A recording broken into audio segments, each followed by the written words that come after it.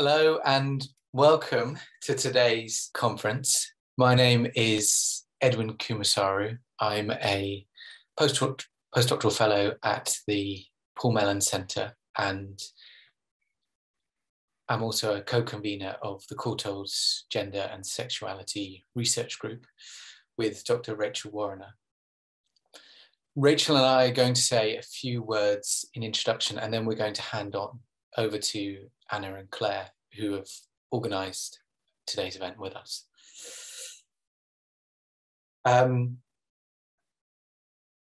So we are absolutely thrilled to be collaborating with the Northern Irish Art Network in organising today's event. And you'll hear from Anna and Claire shortly. But we'll just say a kind of few words now. As scholars who have been interested in the complexity and range of Northern Irish art for many years, we're really excited about today's symposium, which is a chance to bring together scholars and artists doing important and original work in the field. With this conference, we also want to draw on and continue to build existing research, and also to think about areas that would benefit from further attention, such as trans politics or race, for example. Our aim is to help cultivate current or new professional relationships, and for today's conversations to continue after the event. The collective nature of a gathering like this, with the opportunities to exchange knowledge and build intellectual support networks, has resonance outside the academy. Array Collective's recent Turner Prize win, alongside decades of feminist and queer activism in Northern Ireland, is testament to the long histories and current momentum behind the subjects under discussion today. Such artists brought into being or pictured otherworldly places, attentive to spaces of resistance within Northern Irish society, as well as imagining possibilities beyond electoral politics. Ursula Burke's Indian ink and gouache drawing After Franz van Bloemen was banned by Banbridge District Council from exhibition at the F.E. McWilliam Gallery in 2014. Reinterpreting 17th and 18th century Dutch Arcadian landscape painting, Burke's drawing featured a voyeur behind bushes, watching two men having sex in a rural landscape, framed in the distance by a castle. Like Array's performances and installations, After Franz van Bloemen paid tribute to Northern Ireland's subversive practices, while also picturing surreal spaces that rub up against and exceed its social conservatism. The 2010s in particular saw a wave of feminist and queer organising and art making. In 2019, Westminster legalised same-sex marriage and decriminalised abortion in Northern Ireland, although the Northern Irish Health Minister has not commissioned abortion services since. Artists have worked with and against political currents in Northern Ireland since 1968, either in conflict with conservative politicians or in alliance with progressive movements. Contemporary art has offered a space to think critically about Northern Irish society, to process collective struggles and violence, while imagining alternative worlds and possibilities, to speculate, experiment, and demand something different. Activists and artists have offered visions of Northern Ireland beyond dominant narratives propagated by the press or politicians. Today's conversation will think across decades, considering both enduring forms of oppression and collective efforts to challenge such systems. We are thrilled to welcome Dr. Fiona Barber and Emma Campbell, who will each be giving a keynote lecture. Between both will be 2 panels, which will address subjects including, but not limited to, contemporary activist visual cultures, recent performance and choreography, the Derry Film and Video Workshop, feminist artist groups of the 1980s, homoerotic painting. To conclude the conference, Professor Maria Fusco will give a screening and performative reading. We'd like to take this opportunity to thank all our speakers, our collaborators Anna and Claire, Ursula Burke for letting us use her work to advertise the event, and the Courtaulds Amazing Research Forum team, Layla, Grace and Acacia for all their support. Just a bit of housekeeping. To ask questions during the talk, please write them in the chat and the chair will pose them to the speaker during the discussion. Captioned recordings of today's events will be available in the coming weeks. And if you're the kind of person who uses Twitter, you can also tweet about the day's proceedings using the hashtag FeministQueerNI. Okay, so I'll just pass over now to Anna and Claire there. Hello everyone, welcome. It's so nice to see so many of you joining us today. We're really excited about today's event. And I just want to start off by saying a big thank you to Eddie and Rachel and the whole team at the Courtaulds. It's just been wonderful to be able to collaborate with them on this. So I'm Claire Gormley and I am co-convener of the Northern Irish Art Network, which is part of the British Art Network Research Group, which I'm sure lots of people are aware of, and funded by Tate and Paul Mellon.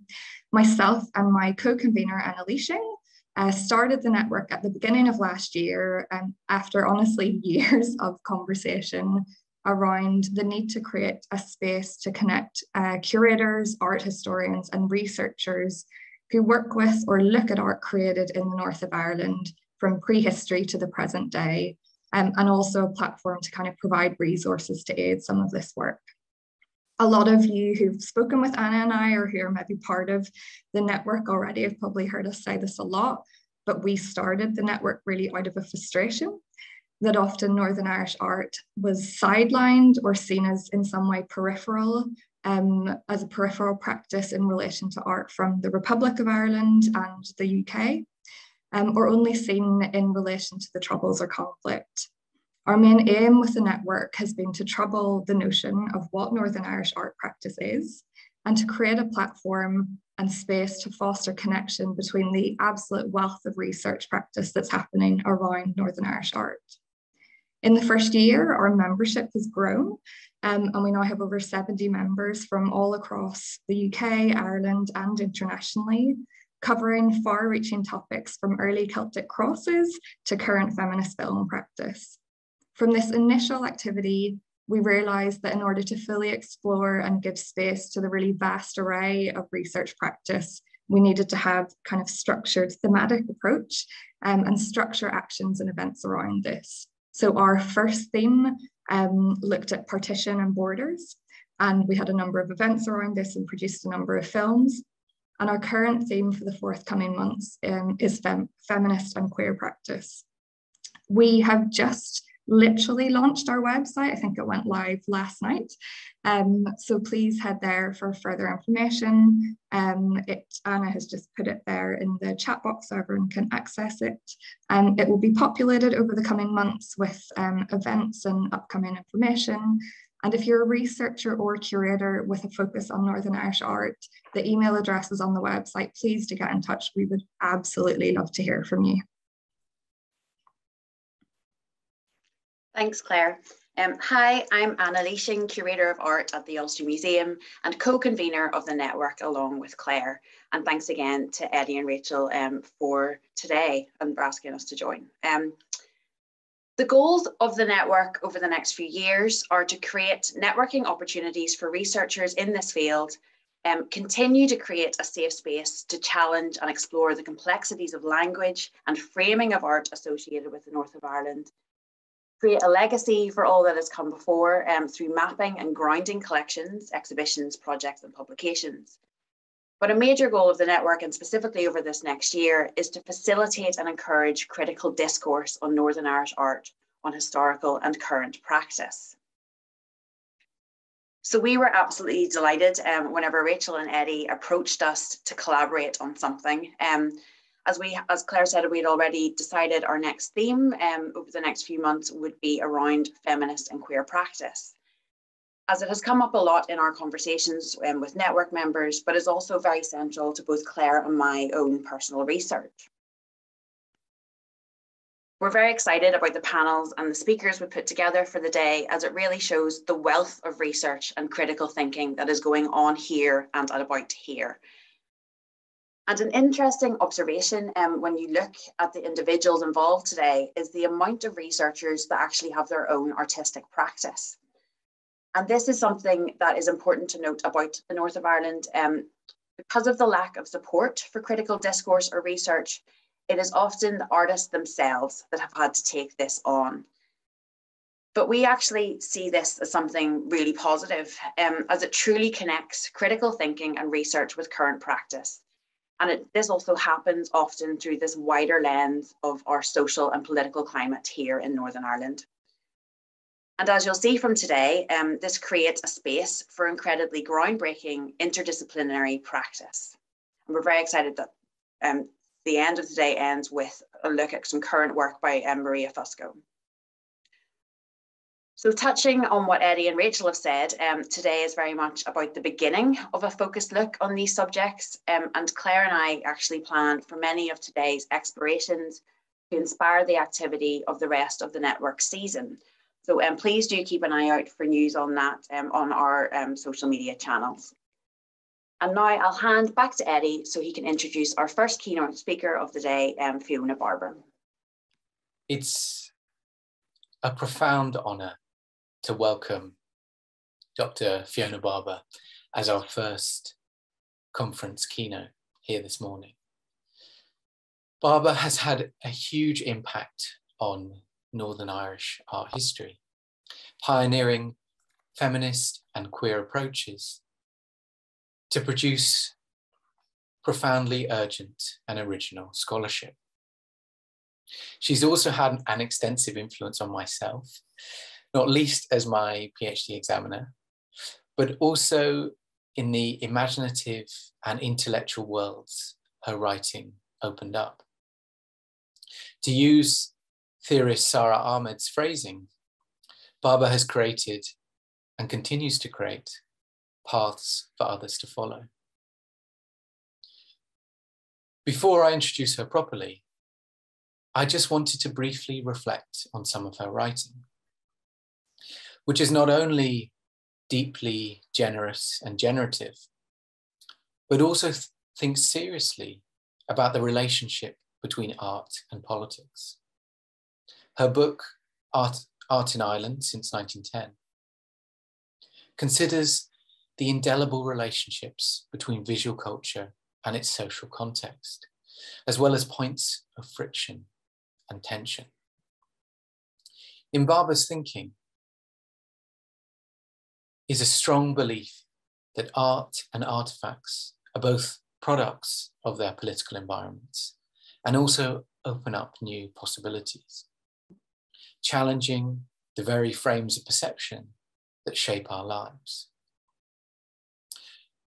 Quote, this is a quote from an essay she wrote: "The past is always present in Northern Ireland, structuring everyday experiences to a degree not generally found elsewhere." She continues, "This level of awareness also informs aspects of the visual. Artists are not separate from the culture they inhabit, but are equally formed by its shared experiences of community, danger, and loss." I think this is a really key insight for me. While this is true of all art history, in a context, or in the context of Northern Ireland, the complex links between image makers and wider society are impossible to ignore. This is especially true for feminist and queer art, as Barber charts in her writing. At times, artists worked against oppressive conservative currents. At others, they were part of a swell of activism pushing for social change, or even both at once. In a recent catalogue essay for an exhibition on women artists and the politics of the body, she co-curated at the High Lanes Gallery, Barber takes up the question of feminist time. She considers, quote, relationships between generations, whether in art practice or feminist politics, tend to figure in terms of rupture and discontinuity, moving on progressively from the past. Yet generational temporalities also involve continuity, an ongoing coexistence, and often complex and mutable interaction with others who have come after. I think such an observation is important for our discussion today, as we will be having conversations both with and against linear ideas of time, to trace enduring forms of social oppression, as well as possibilities for change across decades. In her curatorial text, Barber explains the exhibition's desire to, quote, trouble the temporality that separates past and present, also thereby challenging art historical formations of linear progression. In considering connections, quote, between artworks and generations of artworks across and within time as femage, affinity, or kinship, she insists on, this is another quote, the continuity of an underlying substratum of feminist desire, outrage, and ingenuity. To meet such a visual culture, declares Barber, we need a new language of art history that works in the interests of women. But to her credit, she has been at the very forefront of developing such a language. So to introduce her properly, Dr. Fiona Barber is Reader in Art History at Manchester School of Art. She is the author of Art in Ireland since 1910, co-editor of Brexit Wounds, Cultural Responses to Leaving the European Union, a special edition of Open Arts Journal, and co-curator of the exhibition Elliptical Affinities, Irish Women Artists and the Politics of the Body, 1984 to present, at High Lanes Gallery, and later it moved to Limerick City Gallery of Art. She has written extensively on art in Northern Ireland, gender in Irish art, since the mid-1980s, and in 1987 was a founder member of both the Women Artists Action Group and Northern Ireland Women Artists Group. So if you could join me in welcoming Fiona here today. Wow, thank you very much, Eddie. That's I'll have to try and live up to that, I think, now. It's just wonderful to be here today. I think it's such a great occasion, and congratulations first of all to Claire and Anna for starting the network, and also in particular to Eddie and Rachel, I think, for putting today together. So I'm going to start by sharing my screen now. There we go. Right. Okay, so I want to kind of look at the themes that are kind of raised around issues of how we might address a timely change in Northern Ireland's art histories. What I want to talk about here is, on the surface of it, a fairly simple question. How might the histories of art situate themselves in relation to social change and lived experience in Northern Ireland, particularly from a gendered or a queer perspective? However, as soon as I say that, it's already more complex than it might appear. First of all, this is a question not about art history in the singular, but rather a diversity of histories. And I'll come back to the matter of art history and its pluralities in a bit. But in the meantime, what do we even mean by Northern Ireland? Clearly, this term denotes a specific legislature and territorial definition within the island of Ireland, with specific funding structures for art and culture, both within Northern Ireland itself and the British state. but also within Ireland as a whole. All of these are important aspects of the supporting structure that have shaped the development of art in Northern Ireland, and in turn, its representation within art history to this current point, where we can begin to ask the questions that are being raised within this event today. It is important to acknowledge the North's specific circumstances, while at the same time we consider how feminist and queer art histories of Northern Ireland might be shaped and determined in relation not just to Ireland as a whole, but in relation to the North's status within the United Kingdom, however problematic that may be. After all, it was Northern Ireland's political status within the UK that has allowed the Array Collective to be selected for and eventually win the Turner Prize, even while addressing very specifically Northern Irish issues around feminist and queer politics. And historically, mobility to Britain has also played a significant role in the lives of women and queer people in Northern Ireland, not just in terms of economic opportunity, but the necessity of a boat trip to Liverpool for an abortion unavailable closer to home, or the chance to live a life in a more welcoming and supportive environment beyond sectarian binaries. Meanwhile, within Ireland, cross-border mobilities have also played an important part in the development of different identities within art of the North. Gerard Dillon's journeys to the island of Inishlecan off the Galway coast built on the precedents of Paul Henry or John Luke, for example, and enabled his envisaging of Connemara as a site of queer fantasy from the 1940s onwards, that subverted the primitivist heteronormativity of Luke or Henry's versions of rural life in the West. And then in the 1980s, later, the comparative ease of a train connection from Belfast to Dublin facilitated the development of a collective identity for feminist art in Ireland. This happened first in the South, with the emergence of the Women Artists Action Group in 1987, and then in Belfast with the formation of the albeit short-lived Northern Irish Women Artists Group, both of which I'm proud to say I was involved with at the time.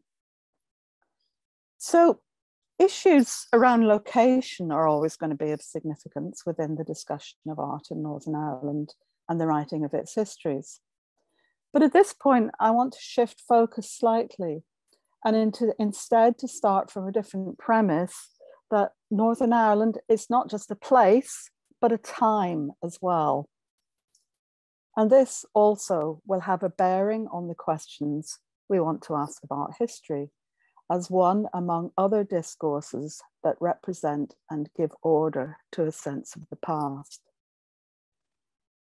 The present, the present in Northern Ireland is made up of not just one sense of time, but many, determined by a number of different temporalities. All of these are troublesome in different ways rather than being in any way settled. And are of course, they are not experienced in isolation, but continually in conjunction with each other. There is the post of post-conflict, which leads to a range of other temporal figurations.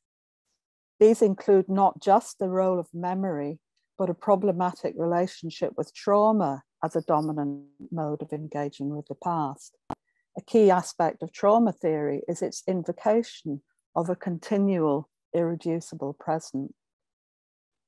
And of course, the significance of the Troubles is also located within a much longer time frame that also presses upon the present and includes the normative linear chronology of the Northern Ireland state, commemorated in its recent centenary, and of which more later, in addition to other more embedded histories of conflict and repression.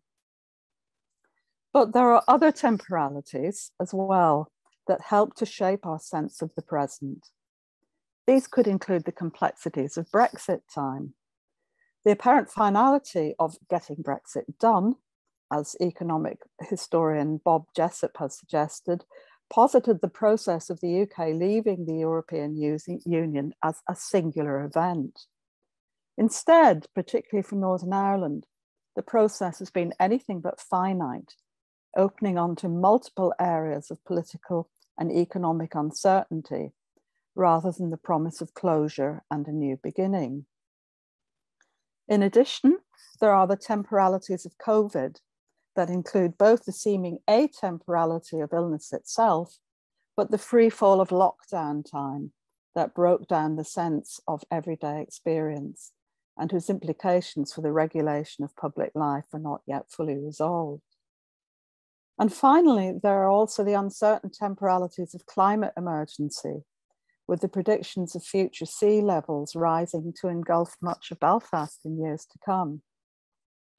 More recently, and also specific to Northern Ireland, however, the emergent histories of queer art in the North need to be situated within the context of struggles that continue to be fought on different fronts, despite reforms that include the introduction of same-sex partnerships in 2005, or the legislation of gay marriage in 2020. And similarly, feminist accounts of women's art practice also need to be situated in relation to the continual struggle for the control of women's bodies in Northern Ireland, whether through the appalling treatment of rape victims or the failure to implement the law that decriminalised abortion in 2019, a year after the success of the repeal movement south of the border. So why is this significant for an interrogation of Northern Ireland's art history? Well, how we engage with the past is filtered through our concerns of our lives in the present. Discussions around the significance of queer and gendered art practice in Northern Ireland and its historical representations are themselves enacted in the context of some of the factors I've just suggested, plus others that shape and determine lived experience of these identities. And although it may not be generally formulated as such, I would suggest that we're all living through an unprecedented breakdown in our sense of time. And as a consequence, the previously normative narratives of the past are up for grabs. And since art has provided a visual touchstone at each point in these temporalities, a place where the contradictions of lived experience become selectively visible, this includes the writing of art histories as having a particular significance within formations of time. So, what kind of art histories might be useful in order, for example, to situate women's art of the present in Northern Ireland in relation to the past? What type of connections could be made, for example? So here are two very different examples of affinities between contemporary practice and work that's gone before. And I want to start with one where the initial connections have already been mapped out. Firstly, the work of 8 women painters collected together in the Penumbra exhibition at the F.E. McWilliam Gallery in Banbridge, curated by Rian Coulter and Louise Wallace, and which sadly had to be curtailed due to the first lockdown in 2020. The catalogue introduction points towards a lineage of exhibitions of women's work in Ireland that included elliptical affinities that I was involved with in 2019 to 2020, but also by implication, the groundbreaking exhibitions of women's art in Dublin in 1987, in addition to the significant role played by women artists, such as Mamie Jellett or Nora Mcginnis in introducing modernism to Ireland in the early 20th century. Now, this is really valuable. And in addition, a further example of a genealogy that might help to position the work of current artists in relation to preceding earlier practices of women's painting in Northern Ireland might be to suggest a kinship with the pictorial interests, rigor, and interrogative power in works by an artist such as Barbara Freeman, who has worked in Belfast since the mid-1980s and who I think is a key figure who has been often overlooked, I think, in the development of women's painting in the North since then. Secondly, another very different example might be how the recent work of Jennifer Trouten can be positioned in relation to both present and past, not just of women's art practice, but of female experience and feminist resistance. Trouten's exhibition, one of many installed at the Norton Gallery at Queen's University in late 2021, deals with the generally unspoken and unacknowledged realities of women's experience of abortion in Northern Ireland, whether this is achieved by travel to England for a termination or through the homemade means of ending pregnancy that uses materials available in the home or garden. So this is work that deals with both past and present. And although the historical research that underpins this work is derived from Northern Ireland, the recurring imagery of Ireland as a whole situates this specific experience within the wider context of both north and south of the border.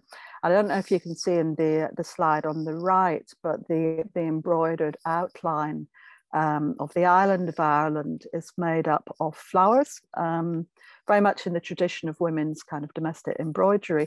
But each of these flowers is a flower of a plant that has actually been used to facilitate abortions. So in terms of art practice then, Trouten's one of many not only demonstrates a kinship with recent artwork problematizing the female body in the context of the ultimately successful campaign to repeal the 8th Amendment of the Irish Constitution. It also has affinities with earlier moments of resistance in Irish women's art practice of the 1980s, when the legislation enshrining the sanctity of the unborn child was first enacted.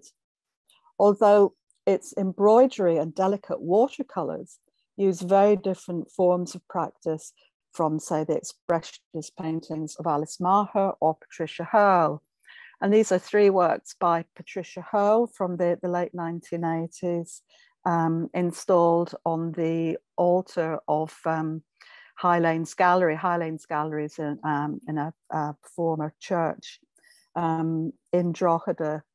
And these are works that were made very much in the context of the emergent feminism of the 1980s and feminist art movement in Ireland, in the context of the restrictions of church and state on women's bodies and women's sexuality. Now, these types of readings that I'm suggesting here are largely missing from the more normative accounts of Northern Irish art, which historically have been bound up with the art historical canon, the main function of whose narratives is the establishment of qualitative distinctions as a means of ordering and classifying relationships between works of art.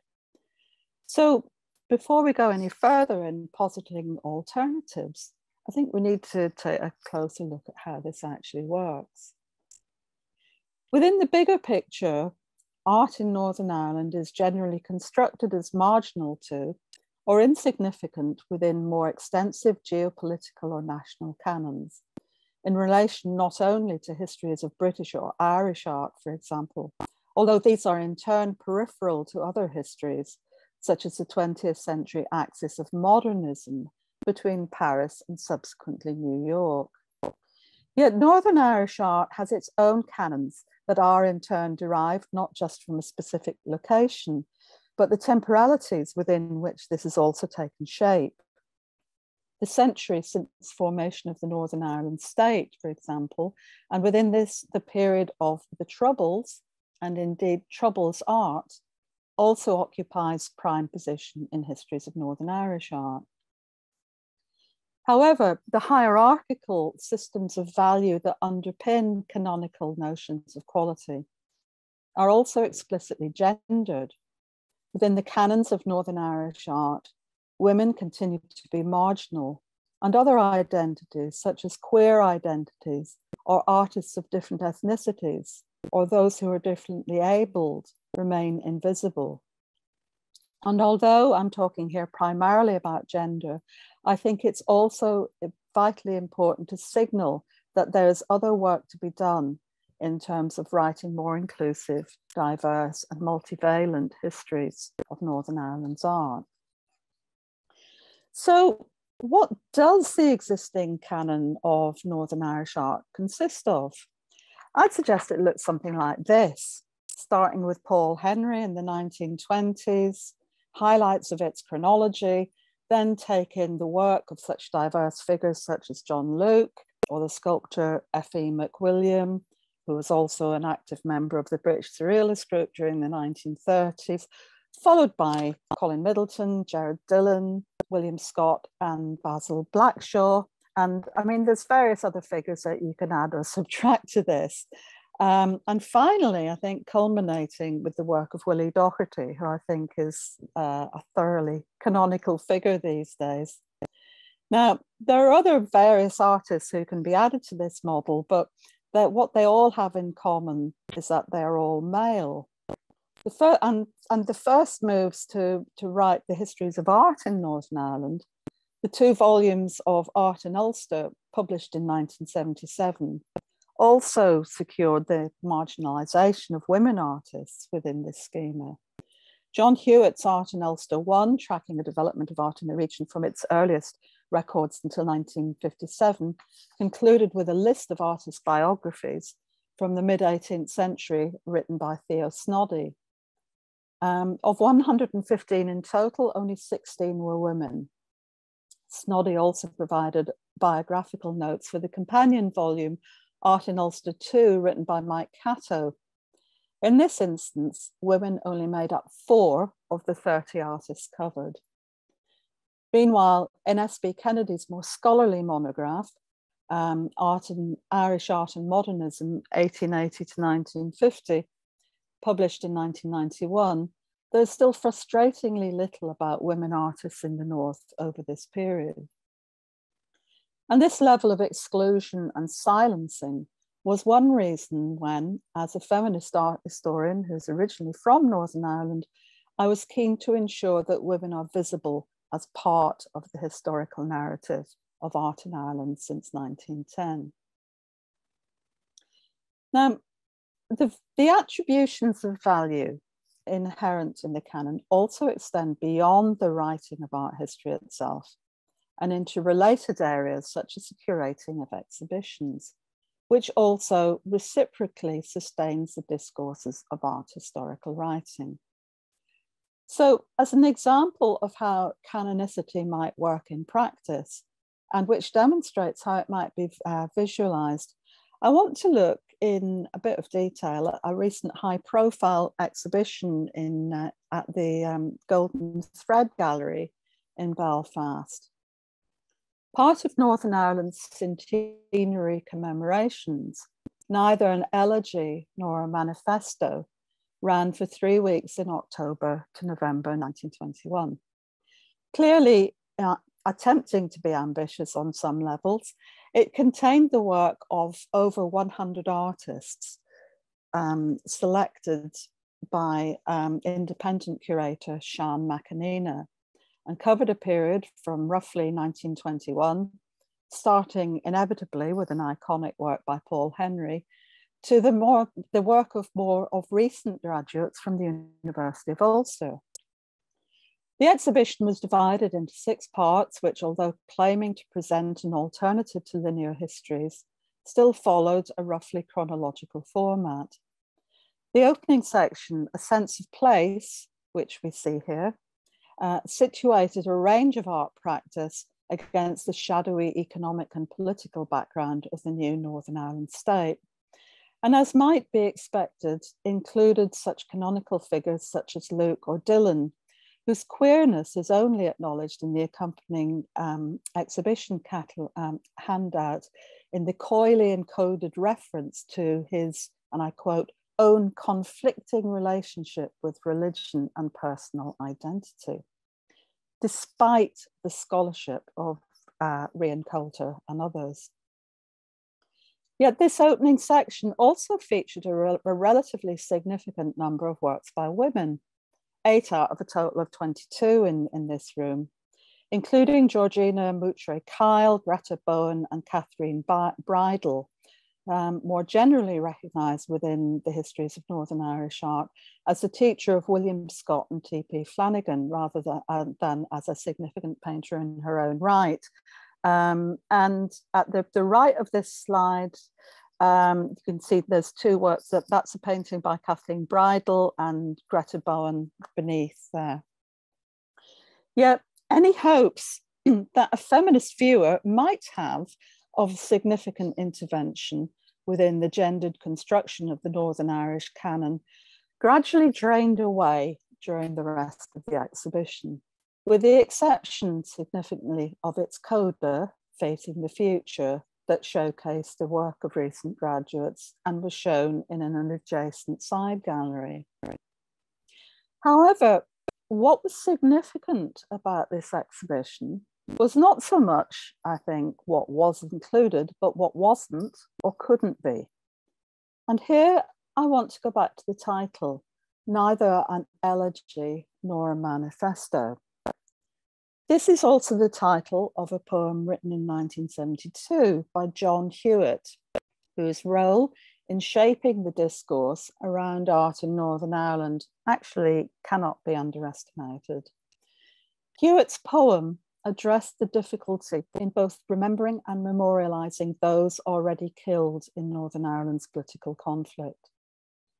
Yet, as Fran Brayton has observed in an essay from 2011, this is an uneasy poem that is caught between 2 temporalities, the past evoked by elegy and the future suggested by a manifesto. The contradictions of memory and memorialization are played out instead very much in the present. Now, little of this sense of unease and tension, however, is present in the seamless narratives of Mckenna's exhibition. Hewitt's renown as a poet was matched also by his reputation as a significant and innovative curator, promoter of modernism, and champion of a distinctive regionalist culture in mid-century Northern Ireland, also invoked in the accompanying handout for the Golden Thread exhibition. In addition, as we've seen, he also wrote the first survey history of Northern Irish art, whose conclusion in 1957 marked a cessation in Hewitt's own influence in the region. Now, so far so good, but no mention in the Golden Thread exhibition of Hewitt's radical politics, his anti-sectarianism and active socialism that saw him losing his job as keeper of paintings at the Ulster Museum and being exiled from Belfast during the Cold War paranoias of the 1950s. Where Hewitt actually ended up was Coventry in 1957, becoming the first curator in the newly opened Herbert Art Gallery.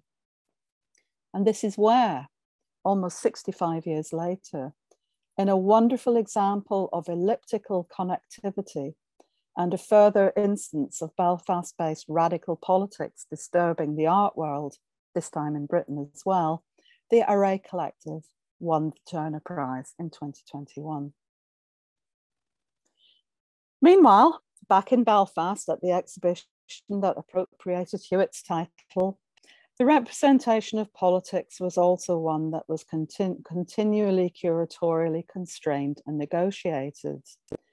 The chronicling conflict section did actually appear at first to address the paradigmatic representations of conflict related to art in Northern Ireland, to stretching beyond the Troubles alone to include a recent work by Joy Gerard depicting a Black Lives Matter protest in Belfast, plus an earlier painting by Cherith McKinstry of a Vietnamese family dating from the early 1970s. I've just realized that you can't actually see any of these work by women that I'm citing in this slide. In addition to the other women included in this section, Catherine McWilliams, Ursula Burke, and the often overlooked Tower of Babel. However, any potential impact of their presence was undermined in various ways. And I want to single out just one instance that relates to Catherine McWilliams' wonderful painting, Girls on Motorbikes, that was included. In the exhibition handout, the darkness surrounding the figures is described as, and I quote, representing difficulties the girls were experiencing, which is miles apart from what we now know about this painting. Based on a photograph taken by the artist in 1972 of girls in the street in the Catholic New Lodge area of Belfast, it later emerged that one of the figures on the left was actually Liz Mckee, who soon after became the first woman to be interned and subsequently charged with IRA membership. So this is a lost opportunity in this exhibition to actively challenge the gendered stereotypes of conflict. Women's agency is once again submerged in the victimhood suggested in the prominent display accorded to Effie McWilliams' Women of Belfast 5, this sculpture in the front. And I should stress, despite the similarity in names, there is no relationship between Catherine McWilliams and Effie McWilliam. So, but then again, I think one should also say that in an exhibition that was funded and sponsored by the Northern Ireland office, any kind of sense of controversy of that kind was unlikely to be kind of acknowledged.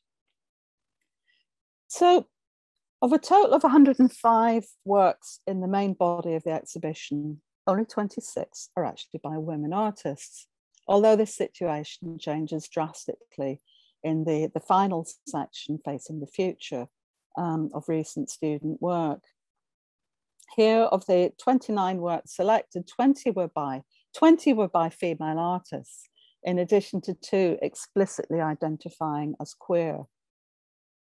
This massive gender difference between the work of female graduates and the work selected for established collections and studios in the exhibition is borne out by research carried out for the London-based Freelands Foundation by Kate Macmillan.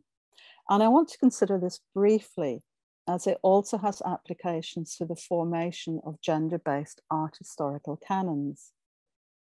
The Foundation publishes an annual report on the representation of women artists across all sectors of the art world. And although this focuses on Britain, it would be interesting to develop the report's findings in relation to Northern Ireland as well. And I'm just going to be very selective here.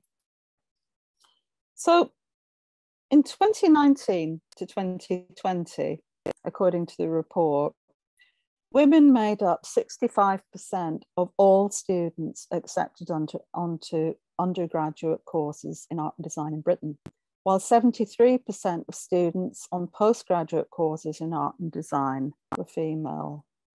Notably, also for the first time since its inception in 2014 to 2015, the latest Freelands Foundation report includes an additional analysis based on ethnicity, revealing other areas of underrepresentation in art education, with only 18% of undergraduate art and design students identifying as Black, Asian, or mixed race, and a shocking 6% of postgraduates self-identifying as Black or brown.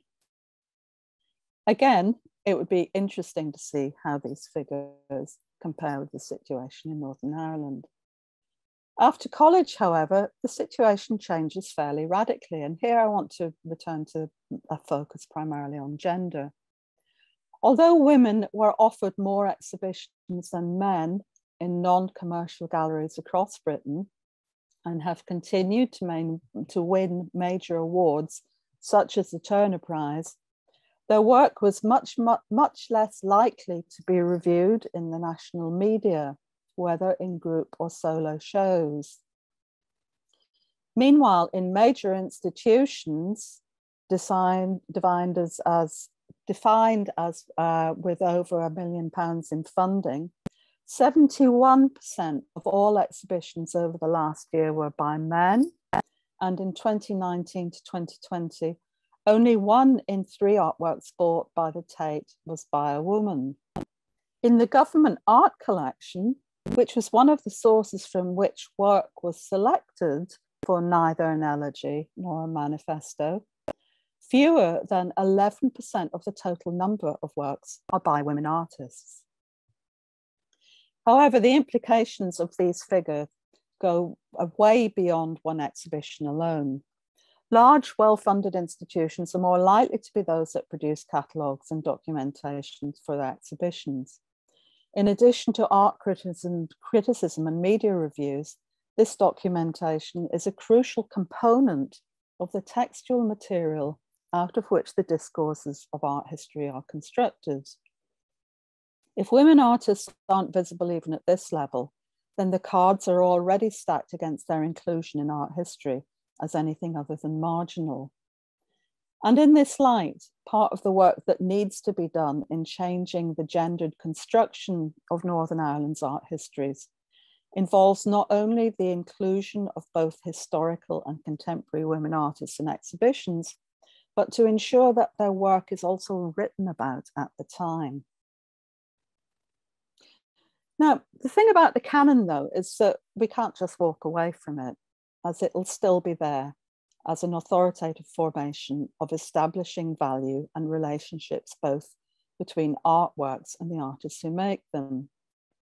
Feminist art historians such as Griselda Pollock have long argued that a more effective strategy is to intervene within canon formation, to change its systems of reference so that women and other excluded artists are recognised on terms that give value to their work. Our canons can therefore be oppositional to the master narratives of art history, and we can fill them full of whatever we want. And as Anna Brzezinski argues in her edited collection, Partisan Canons from 2007, the canon itself as a discursive structure is empty and meaningless until it possesses contents that can be ordered into a coherent historical narrative. So what kind of histories do we want these to be? Currently, women are only a negative capacity within the canons of Northern Irish art, signified by terms such as lack, exclusion, marginalisation, invisibility. This is a representation of the past that is profoundly damaged and damaging to our sense of our own worth and identity in the present. So what might an alternative be? What might a history that prioritises other terms of reference for women around different forms of connectivity, for example, actually look like?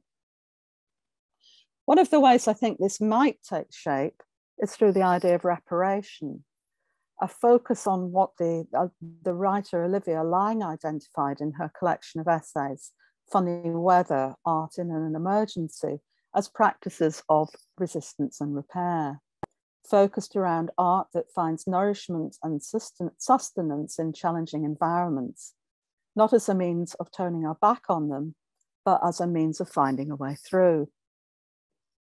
Now, I think my own interest in reparation, has taken shape primarily in relation to contemporary practice before I started to think about how this might actually apply to art history and histories of Northern Irish art in particular. And I think this is due at least in part to the fact that I work in an art school, which means that my ideas about art history are continually being developed in the context of current practice, both by my students and colleagues. And I want to give a couple of instances here, all of which are in different ways underpinned, I think, by a sense of trauma and damage. One has been in the work of one of my PhD students, Sarah Davis, whose practice-based research has explored the contradictions and sense of loss embodied in Anglo-Swedish diasporic identity as a Swedish migrant in the north of England. Her photographic and performance work around the notion of diasporic touch combine to make something that replaces that which is no longer accessible, as in the series that Sarah has entitled The Little Gems of Sweden, where her photographs of trees in her local park in Manchester do not just stand in for the now unavailable forests of the Dalarna region of Sweden, which was her former home, but become the basis for a new set of images situated within new ways of negotiating life when the familiar past has been lost. And another source, I think, for my own interest in art practice as reparative comes from when I was recently looking at textiles and handcrafted practice in the context of climate emergency. And I think I'd argue that both of these are kind of practices that restore a sense of embodiment and a human scale in the face of the unthinkable and unmeasurable dimensions of climate emergency. And this in particular was focused around a rereading of the large textile installation, The Knitting Map, which we see on the left here, made in Cork in 2005, and a recent exhibition at Tate St. Ives, Strange Attractors by the South Korean artist Haegu Yang. And what we're looking at here, these are actually kind of church kneelers, which were sourced, the imagery or the form was sourced from a local church in Cornwall near the gallery.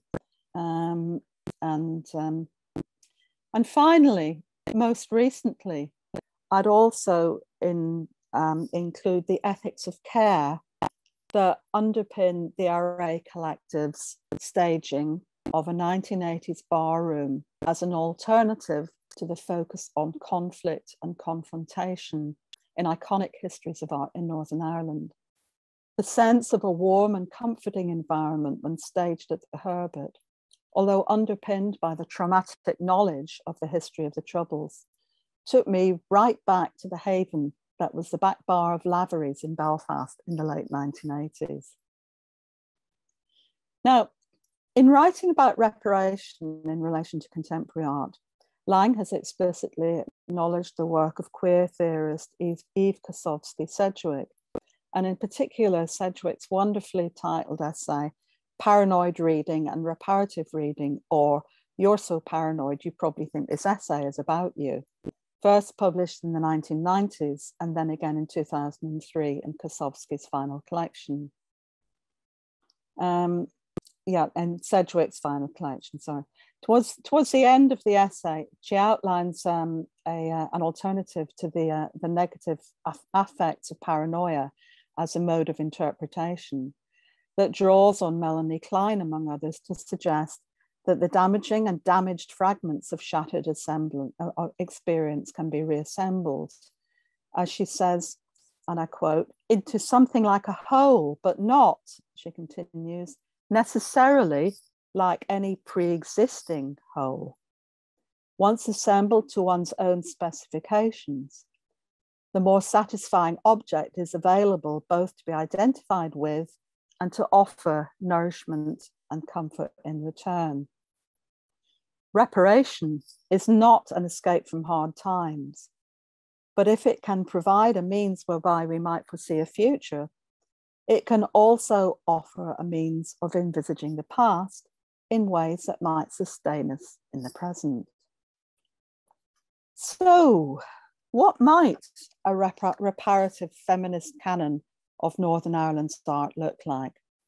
How might we begin to design a system of representation that fits our purpose?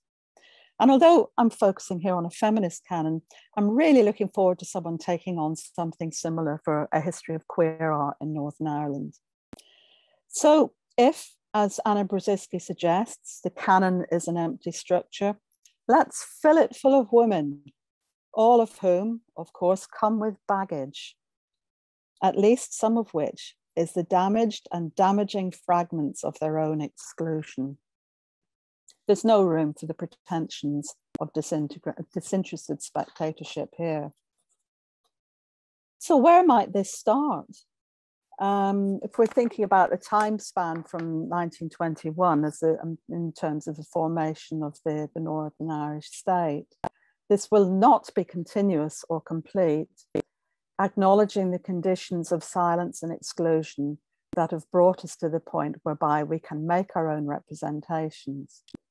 Now, in many instances, the work around reclaiming these artists is already in progress, but putting them in relationship to each other helps not only to construct a narrative, but to build up a more complex picture of the ways that women artists have worked in and of Northern Ireland in the past. And I want to end really by just showing a few examples, I think, of what this might look like, what a feminist canon of women's art in and of Northern Ireland might consist of. So the first couple of artists' works really stresses the interconnectedness of art throughout Ireland also. So I'd want to start probably with somebody like Margaret Clarke. Born in Newry as Margaret Clarke, she after training in Dublin, spent her working life there. Her remarkable work as a painter overshadowed by her famous husband, the illustrator and stained glass artist, Harry Clarke. I'm suggesting in my women's canon that she occupies an equivalent status to an artist such as Paul Henry, also a Northern artist who settled in Dublin and whose depopulated landscapes and depictions of a rural peasantry in the west of Ireland played a major role in the formation of cultural nationalism in the early years post-partition. The work of Margaret Clarke during the 1920s also, in very different ways, articulated aspects of the changing conditions of the Free State. By comparison, she worked mainly in portraiture, partly through economic necessity, but she also, in the mid-1920s, produced a remarkable group of paintings focused around female subjects. And at a time when women were being increasingly excluded from public life in the increasingly reactionary Free State and confined to a role within the nuclear family, the women in her paintings are full of agency and complicated desires. And these are just two examples. Mary Magdalene, her kind of take on the religious painting, and also The Wife, the Haircut, which is a painting that's completely full of menace in it, and suggestive of its reworking of the kind of the iconography of Judith and Holofernes. And I think within the context of women's gradual exclusion or from public life at this point, they become increasingly significant.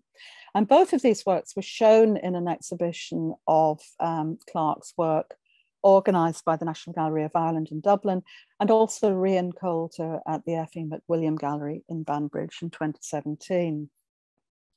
Another figure who might be included in the women's canon might be Nora Mcginnis. Whoops, let's just go back. Nora Mcginnis, who also similarly, originally from County Derry, developed a career in the mid-century based around mobility and cosmopolitanism, studying both in Dublin and France before working in London and New York, prior to her return to Dublin in 1939, where she subsequently became not only the chair of the Irish Living Art Exhibition after the untimely death of Mamie Jellett in 1944, but also with another woman artist, Nana Reid, represented Ireland for the very first time at the Venice Biennale in 1950. What about the role of women within the fragile avant-garde groupings of art in Northern Ireland during the early to mid-20th century? The Ulster Unit, which was a kind of an avant-garde group, basically kind of initiated by John Hewitt in conjunction with other artists. Although it's predominantly known for its male painters such as John Luke, also included several women such as Kathleen Bridle, who we've seen before, and Mabel Annesley, in addition to others. And again, I'd really like to acknowledge the work of Anna Leaching here, and really kind of bringing Mabel Annesley to prominence again, allowing us to see her work as part of the Ulster Museum's exhibition of women printmakers. But there's also, I think, another kind of site of feminist scholarship in an online research project entitled Women of the Ulster Unit, that's, I think, still currently being undertaken by Maeve O'Lynn and Laura Morgan. And finally, I just want to end with a final kind of grouping. The work of the kind of the affinity and friendship, sustaining them both through their development of a modernist practice, between Deborah Brown and Alice Berger Hammerschlag. Brown being one of the most kind of innovative sculptors in Northern Ireland throughout the 1950s, late 1950s and 60s. And I think it's also important to remember that this was that this kind of affinity and support between these two practitioners was also reinforced, I think, as part of a wider network of women in Belfast at this point. Mary O'Malley, director of the Lyric at this point, and also Anne Cruikshank, who was keeper of the Ulster Museum of Paintings in Belfast from the late 1950s onwards. It may not have been necessarily have been a kind of a sort of a feminist kind of networks necessarily in the way that we might understand it now. But it makes, when I was looking at these again, it just made me think that when we were putting together WAG and the Northern Ireland Women's Art Group in particular, if we'd been aware of these precedents and this sense of affinity and a kind of lineage that stretched back to women organising themselves and working together and supporting each other within Northern Irish art, things might have been a bit different. So I'm going to stop there. Thank you very much. Fantastic, thank you. That was such a brilliant, thoughtful, thought-provoking, kind of generative, and really exciting lecture. I absolutely love that. I really adored how kind of conceptually complex it was, thinking deeply about the politics of time, as well as how kind of searching and searing, and also it's call for reparation and repair, and the kind of alternate canon that you proposed. That was wonderful. Thank you. A real privilege to hear. And thanks, Eddie. You know, such an honor to have you address the conference today. On behalf of Anna, I'd just like to plug, you can get the publication for Making Her Mark in the Ulster Museum shop, if you're interested. We have time for a few questions. I have some on my own, but I'm going to go straight to the audience. Please, if you have any others, feel free to drop them in the chat. And if you'd like to tweet about the event and Fiona's amazing keynote, the hashtag is feminist queer NI. So I'm going to start with a question from Anna, who says she'd be interested to hear more about your own personal research journey when trying to unearth these stories about women artists, particularly in terms of access and the amount of material. I was wondering if you said anything about.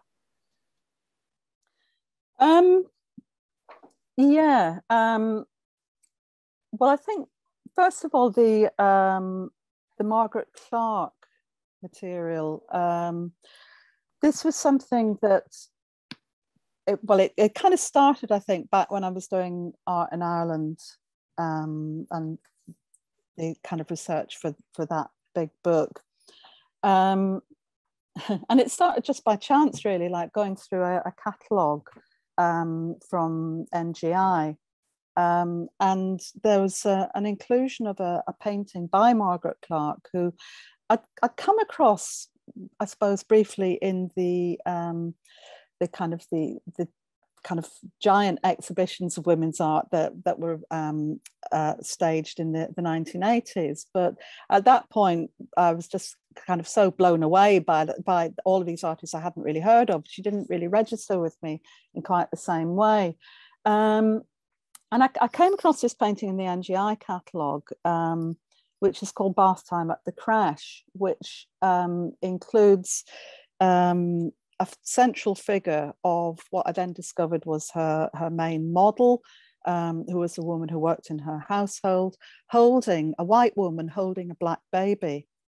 And the catalogue described it as being as the painting containing a strange disjuncture and a strange kind of sense of awkwardness. And it then went on to describe this in terms of the space in the foreground and the space in the background. I thought, hang on a minute, there's something really radical that's not actually being said here, that isn't actually being noticed. And it was from that kind of sense of curiosity about what wasn't being said that then made me look much more closely into Margaret Clarke.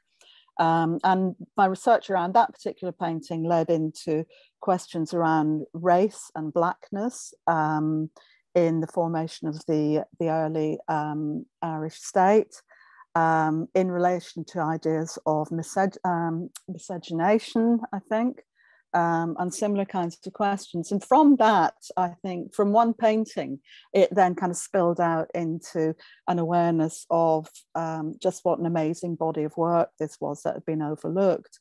So that's I suppose, one kind of area as well.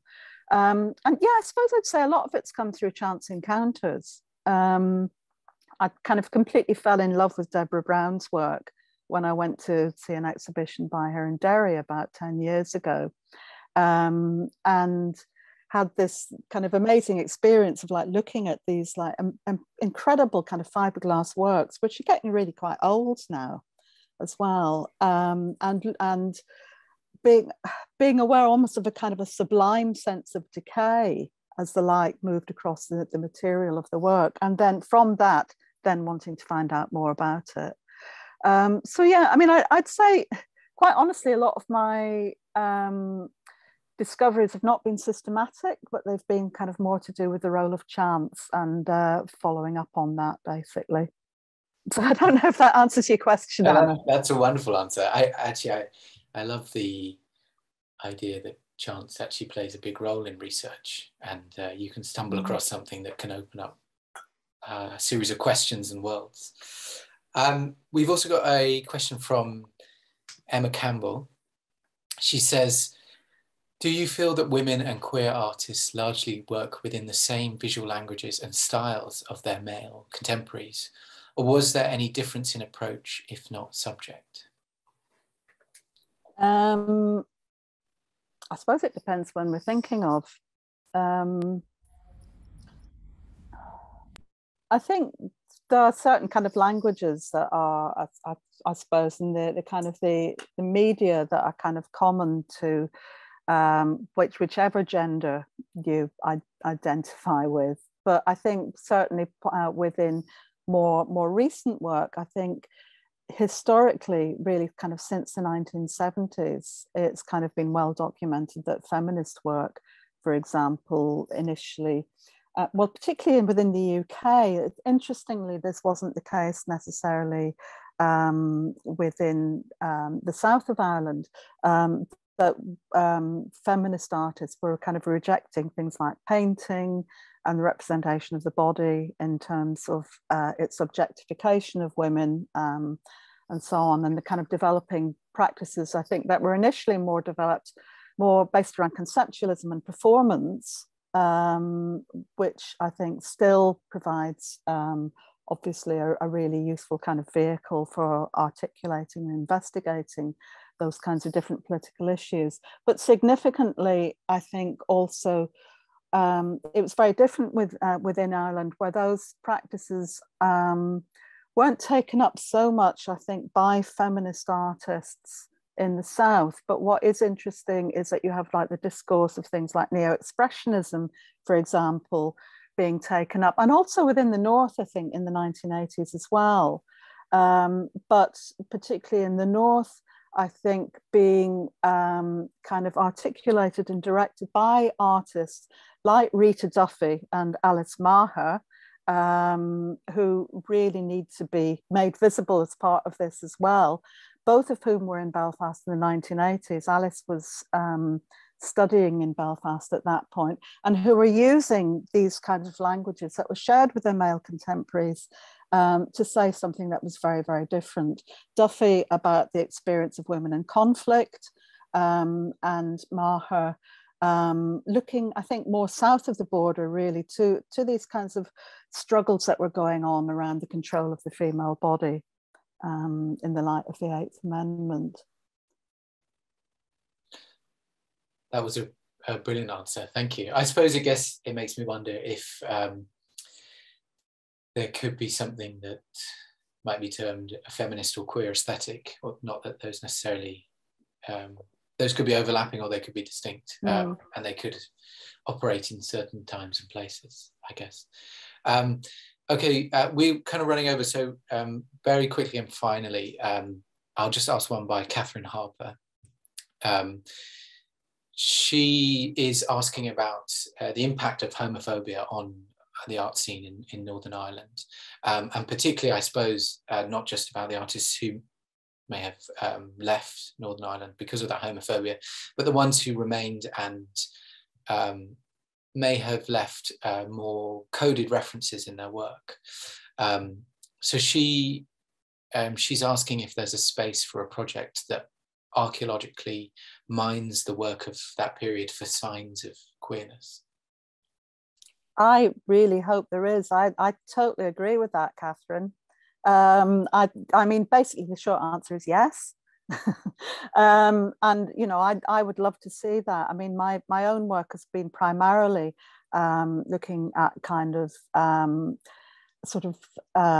feminist readings. And I think, as I was trying to say, what I would love to see is somebody kind of taking on similar questions and other questions that are specific to kind of queer experience in Northern Ireland, and really using that as a means to kind of write the, you know, kind of make visible the archaeology of that practice in a particular way.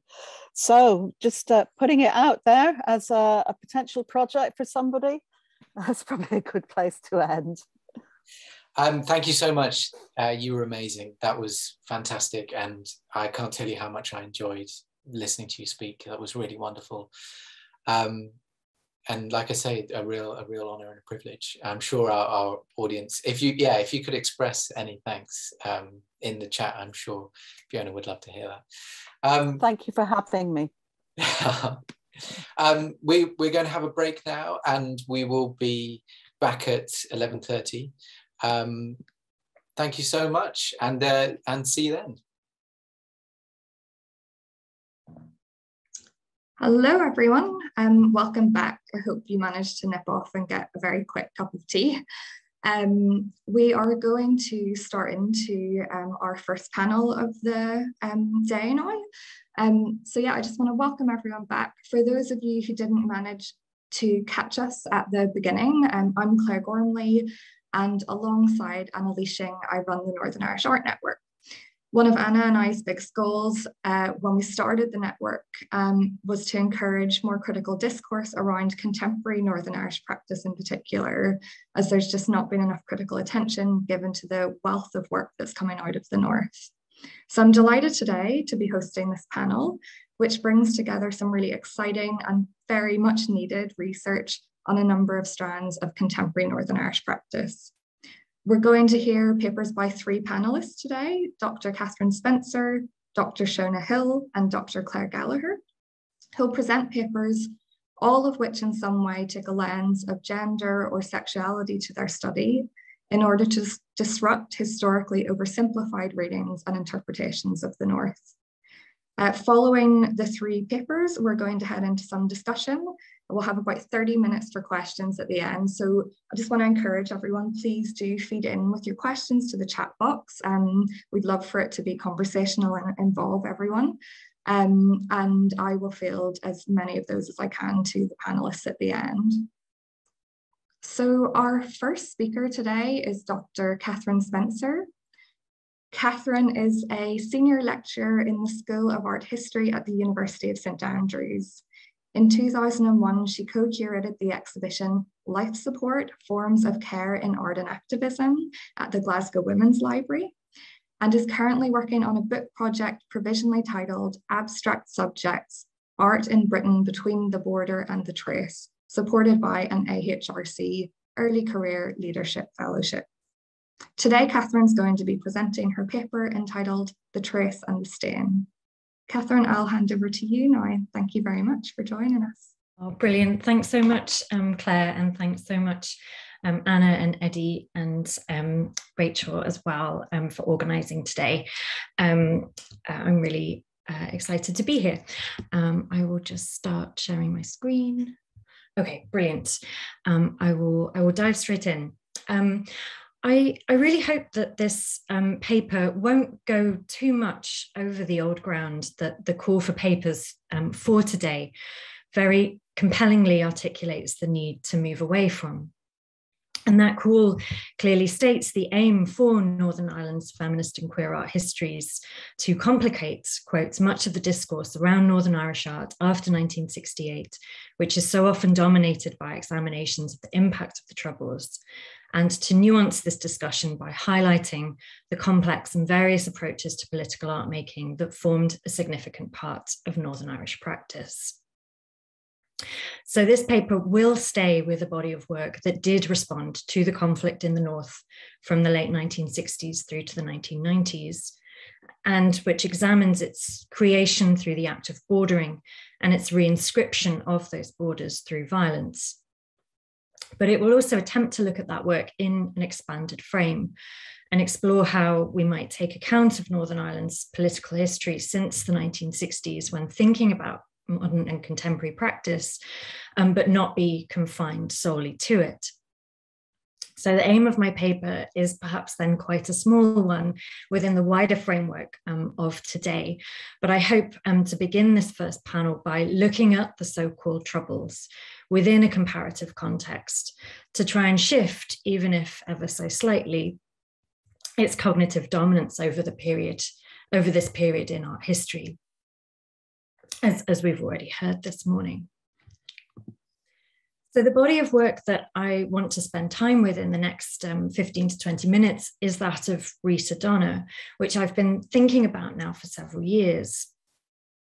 Donna was born in England to an Irish mother and an Anglo-Irish father. And during the 1970s, her work increasingly became focused on the conflict in Northern Ireland.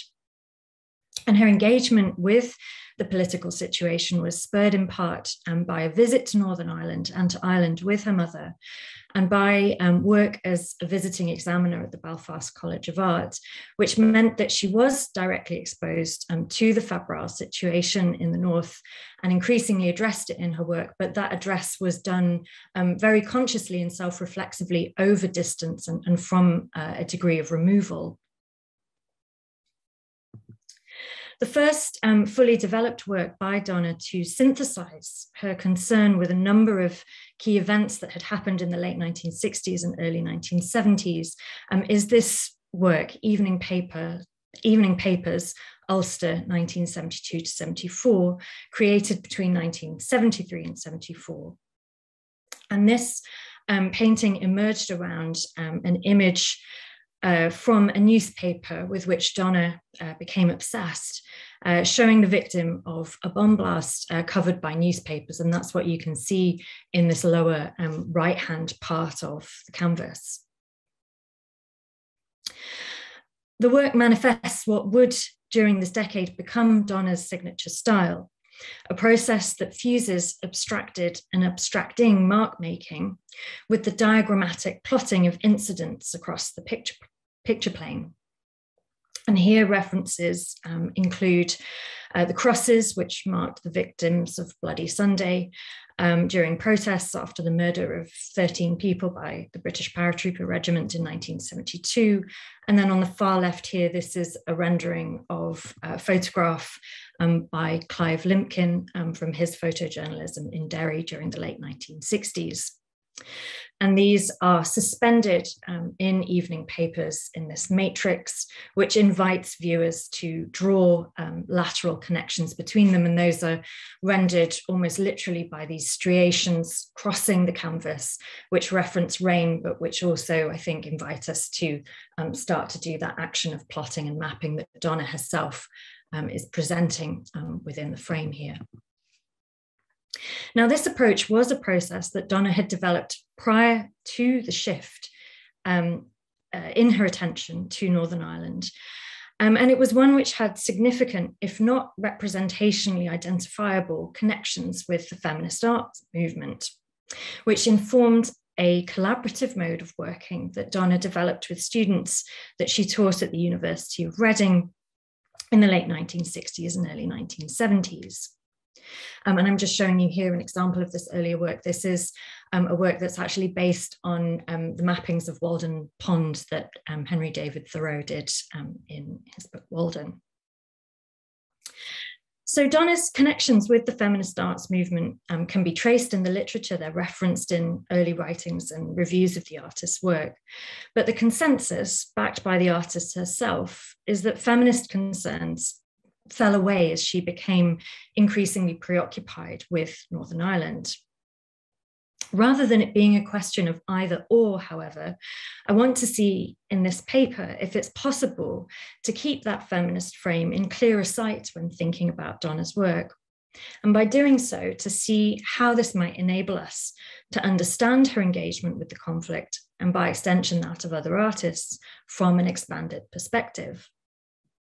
And part of the reason that I want to do this is to explore how Donna's handling of two particular forms of mark making, the trace and the stain, result in works which acknowledge the traumatic impact of events in Northern Ireland, but which simultaneously seek to destabilize the dominance of fixed signifiers in a context where that fixing is often a feature and even a generator of violence. Now, tellingly, in going back to the early discourse surrounding Donna's work, it's possible to detect beneath the surface of a lot of criticism about the artist and early exhibition reviews, a sense of surprise that her artistic involvement with the British occupation of Northern Ireland and the sectarian violence between nationalists and Republicans had endured during the 1970s and become the focus of her practice. There's a real sense of, oh, this is what Donna's going to be staying with. Prior to this, Donna's work had been concerned with mapping and diagramming in a wider and less specific way, although that changed during her time at the University of Reading, as I'll address in just a moment. And this approach of Donna's grew from her studies at the University of Newcastle with Victor Pasmore and Richard Hamilton, whose partner she would become, on their basic design course, which emphasized the schematic plotting of visual phenomena on paper and canvas. However, it seems that it was through teaching and through interacting with her students that Donna began to use this cartographic process to really relay her own particular concerns. And the women's liberation movement played a key role in this respect, as the journalist Sasha Craddock related in a 1995 article about the artist, and I quote, "Donna acknowledges that her work has precedence in early modernism. She found, though, that before her own generation, artists used to be fiercely divided. You were either an abstract artist or adamantly and apparently conversely figurative. It was the women's movement that allowed Donna to overcome these divisions. Students and younger artists encouraged her to incorporate both public and private, decorative and expressive, geometric and descriptive, verbal and silent, serious and playful into her work. Previously, she says, women artists worked under a sort of counter pressure, often reacting by throwing themselves into geometry or a theory or a system. The risk was, and this is Sasha quoting Donna, losing the part of yourself that has to do with feeling. Now, Donna's work of the 1960s and 1970s might not overtly engage with feminist concerns, though this later print that I'm showing on the slide, her Slade print for Bill Coldstream, clearly I think encapsulates the kinds of struggles and dilemmas that Donna's articulating in that conversation with Craddock, and which are kind of catalyzed through the feminist arts movement. This print in particular very vividly underscores the importance, I think, of not forgetting the feminist context for her work. And Craddock's account of her discussion with Donna illuminates that we cannot understand Donna's engagement with Northern Ireland as distinct from the feminist arts movement in England and its impact on her teaching and practice as a whole. Now, this is by no means to suggest that this relationship was straightforward, but rather that the work Donna made about Northern Ireland might also ask us to question what we think feminist art looks like. In a 1977 special issue of the journal Studio International dedicated to women's art, the critic Caroline Tisdall grappled with this issue of situating Donna's work in relation to the premise of the edited volume. And this is Tisdall, quote, struggling to think of Rita Donna's work within the context of this woman's issue, which she too finds difficult. At last, a principle emerges, the resolution of opposites, along with a number of conditioning factors common to most women, but largely resolved through the logic of her approach. Quote, my work, this is Donna, can only be one part of my life, and that's why it must reflect the other parts. The tensions within the feminist arts movement around the distinctions to be drawn between art by women and politically feminist art were epitomized by the critiques of the Hayward Annual of 1978, which Donna was a member of the selection committee for, and her work also featured in the exhibition. Created in response to long-standing calls for greater representation of women artists in Arts Council shows, the 1978 Hayward Annual was the first to be selected by an all-woman panel and to include more women artists than men, although it wasn't an all-woman show, as well as being subjected to a wave of misogynist reporting, which you can see an example of on the slide here, a biased show, Women Take Over the Hayward. It was also heavily criticised by feminist art critics and historians, notably by Griselda Pollock, in a very useful and incisive analysis for Feminist Review. An extended review in the feminist journal Red Rag, meanwhile, argued, quote, it has been said that we as feminists should support this exhibition of mainly women's work, but I think not. Feminism is more than equal rights. It involves analysis, criticism, and redefinition of the existing order. The politics of these artists are analogous with the struggle of women to enter the stock market. Now, the review of Valerie Charlton's particular problem with Donna's work within this wider critique of the Hayward Annual of 1978 encapsulates a common thread that runs throughout the response to her practice, exemplified by works like Bystander, which I'm showing on the slide, over the years. And I think it's worth quoting it here because it makes what is an oft-repeated point, but within the context of a feminist analysis for a feminist journal. So Charlton writes specifically now of Donna's work, quote, the problem lies in the contradistinction between the painful images of covered bodies and the cool, over-aestheticized painterly style. The struggle to convey tangible ideas, thoughts, feelings is the same as the struggle to find a visual language which isn't already locked in its own historical associations, end quote. However, for all the significant problems with Hayward Annual of 1978, the Red Rag Review misses, I think, the way in which Donna was grappling with visual language as much as with content, in a way that was informed by the feminist arts movement, and with a desire to keep hold of what Donna described as the part of yourself that has to do with feeling, she put it.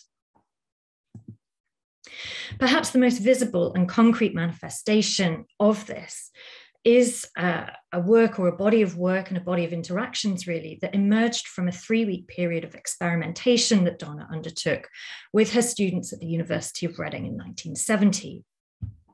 In a move that parallels multiple art school experimentations of this period, Donna developed a sustained activity with her students over 3 weeks, during which they painted one of their teaching rooms white and then proceeded to create a grid on the floor. And this was very much a collaborative activity that was led by the students. And this grid then served as a stage for a number of different activities and artworks that they led. And these ranged from relatively traditional activities such as life drawing, and then kind of developed from there into a series of experimental interventions, such as a performance by the artist Anne Bean, who was a student on Donna's course at the time. And Bean has credited her experience with Donna and of the White Room in particular as significant factors in the subsequent development of her subsequent career. Bean describes the experience in terms that echo Donna's articulation of how she gradually made home for her personal content within the geometries and lines of her basic design training.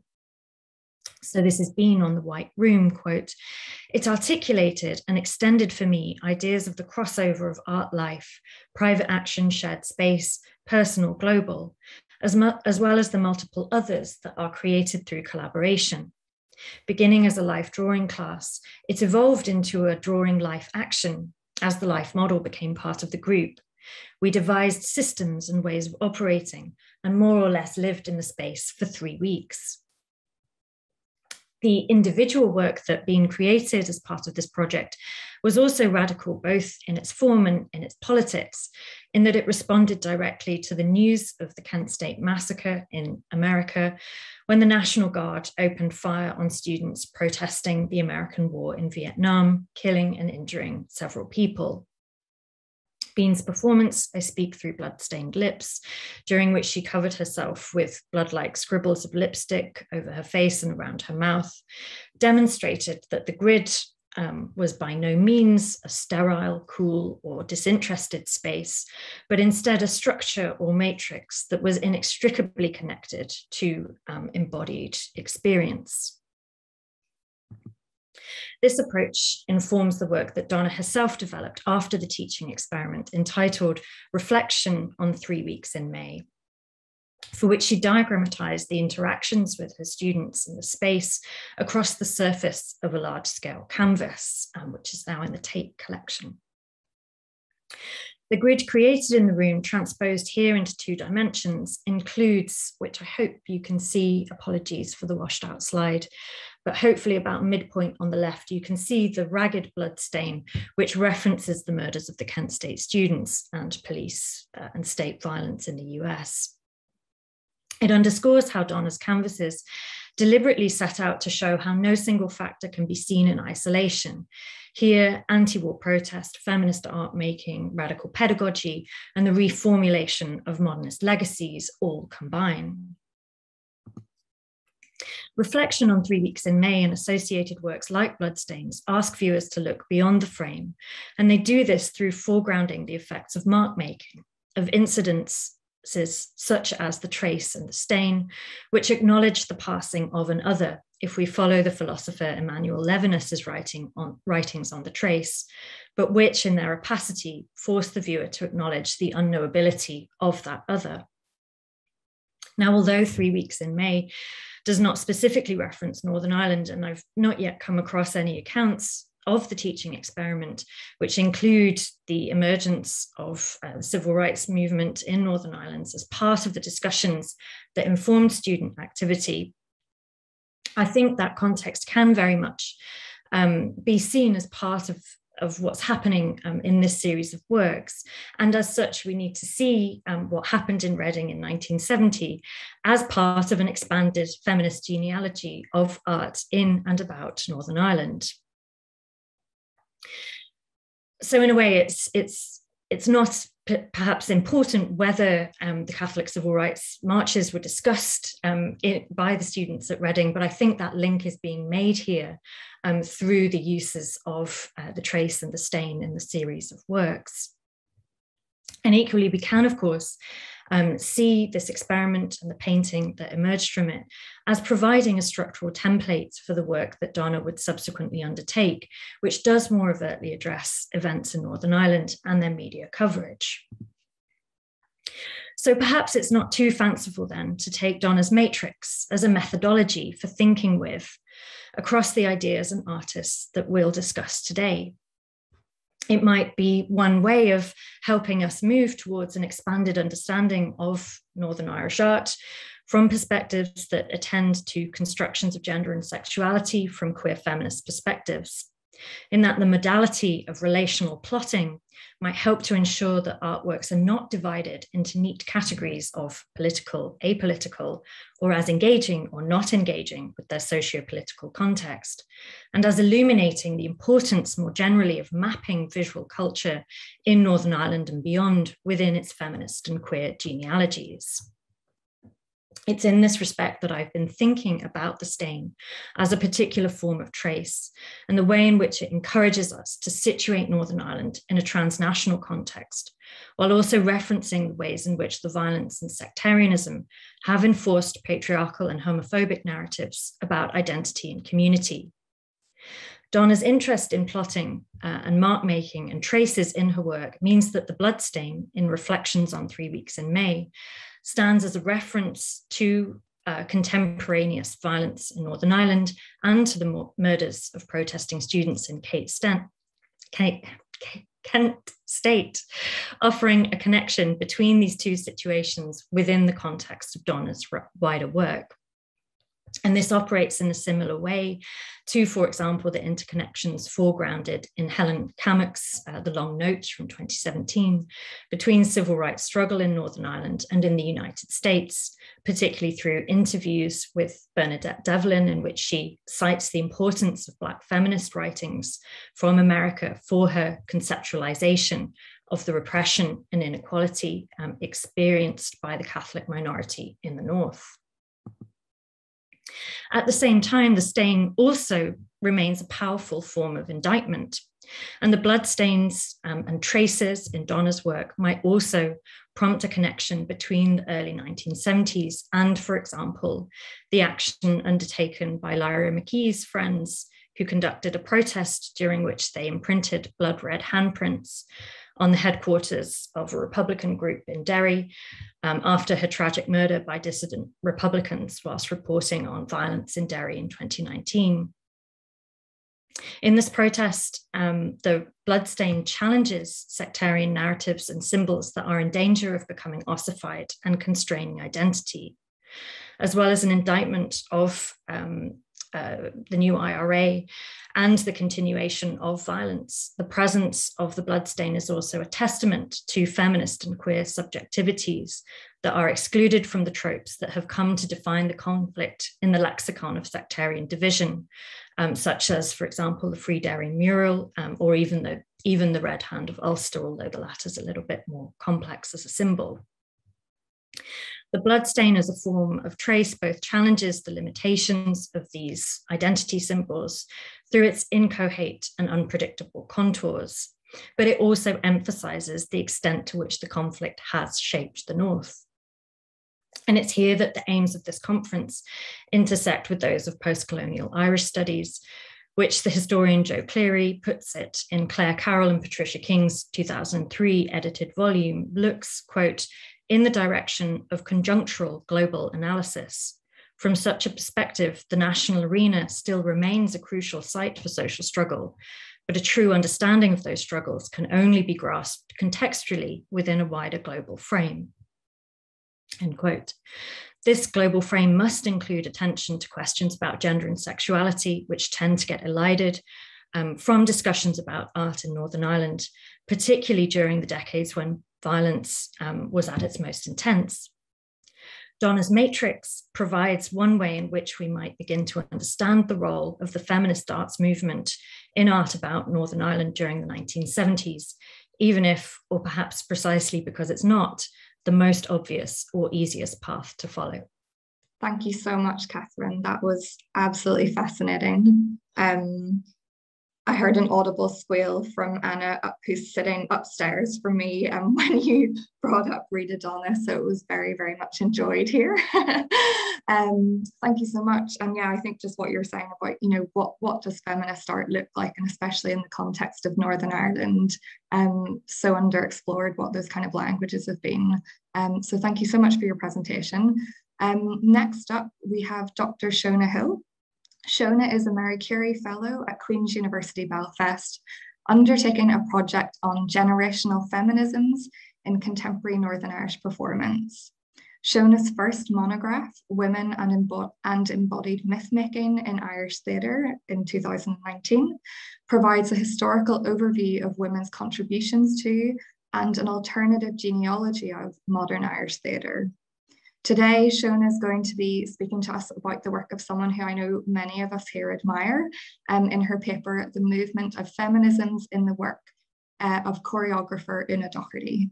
So Shona, I shall hand over to you. Thank you so much for joining us. Great, thank you, Claire. And thanks to all the organisers for having me here today. It's a really fantastic programme to be part of. So I'm just going to share my screen here. So in this paper, I will explore the range of feminisms which move through the work of Northern Irish choreographer and dancer Fiona Dougherty. I'm going to focus on her choreographies for groups of women. So that's the Sugar Army episode from Hard to Be Soft, and then Lady Magma.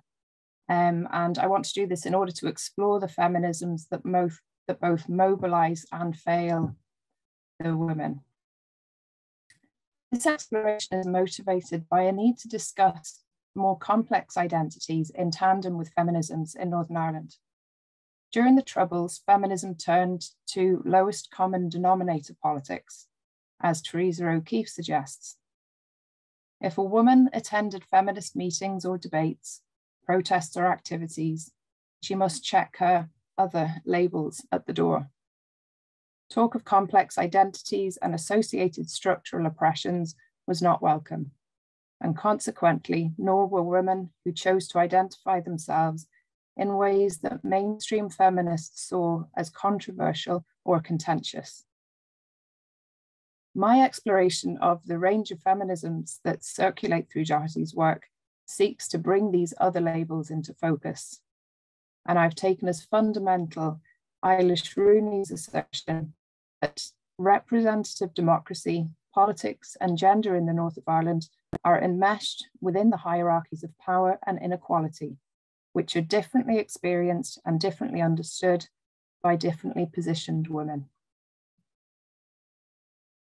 So I'll start with Sugar Army, the second episode of Hard to Be Soft of Belfast Prayer, which premiered in 2017, and it's structured into 4 episodes. So I'm just looking at the one episode. Sugar Army is danced by a fierce band of teenage girls, a younger generation who have grown up post Good Friday Agreement and come of age in an era of austerity politics.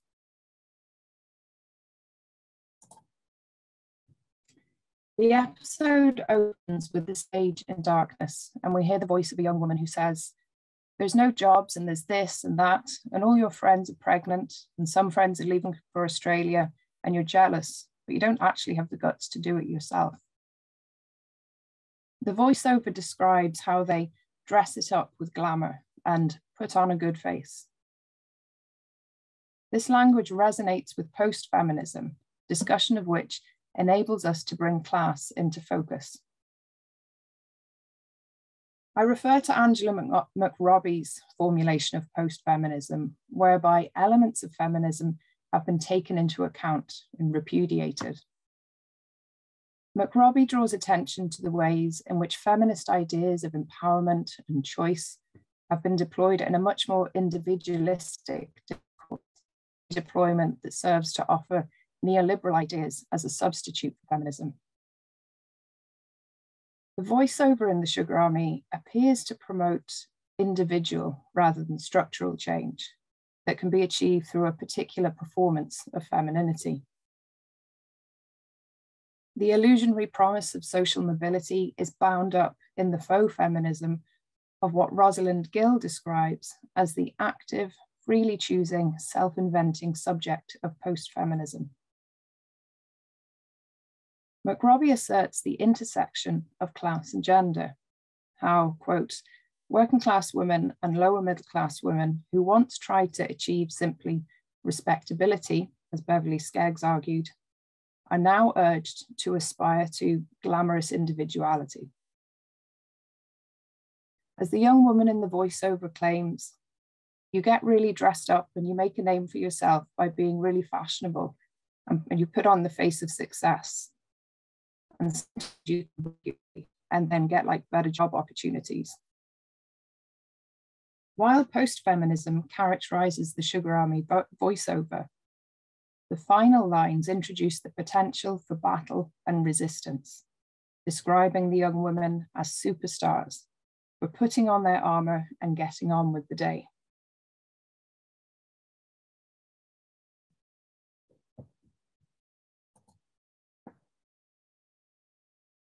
As the lights come up on the Sugar Army in what Dougherty describes as a bright white limbo, this is not the softened Deleuzian luminosity of the spaces of attention, which McRobbie argues disguises regulative dynamics. Instead, we see the army assembled to reject a classed and gendered respectability politics and glamorous individuality. In the dance that follows, Dougherty makes visible a feminism which defies class-gendered expectations and counters a post-feminist girl power that can be bought to achieve the face of success. Dougherty takes inspiration from a range of popular influences to effect this. Firstly, she draws on hip-hop culture. This is recognizable in the army's uniform and also the choreography. Dougherty worked with an existing world champion group routine from East Belfast's Agen dance crew, choreographed by Anika Graham. This crew formed the Sugar Army for the premiere in Belfast and some of the tours that followed. That's the group that's pictured here.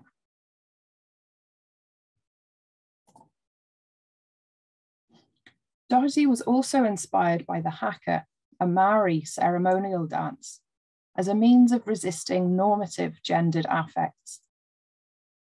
Dougherty says that she wanted to counteract the Instagram disease young girls are faced with. So she appropriates the movement and facial expressions of the haka to confront the emotional range of a respectable femininity or glamorous individuality. The affective terrain is reinforced by David Holmes's soundtrack, a moody industrial soundscape with a nod to post-punk.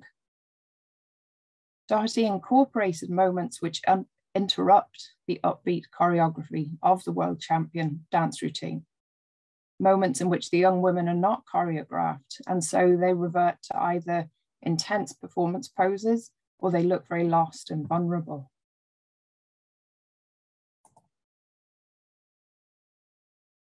These performance poses default to a hypersexualized, commodifiable femininity, which both draws on glamorous individuality and refuses expectations of a good girl.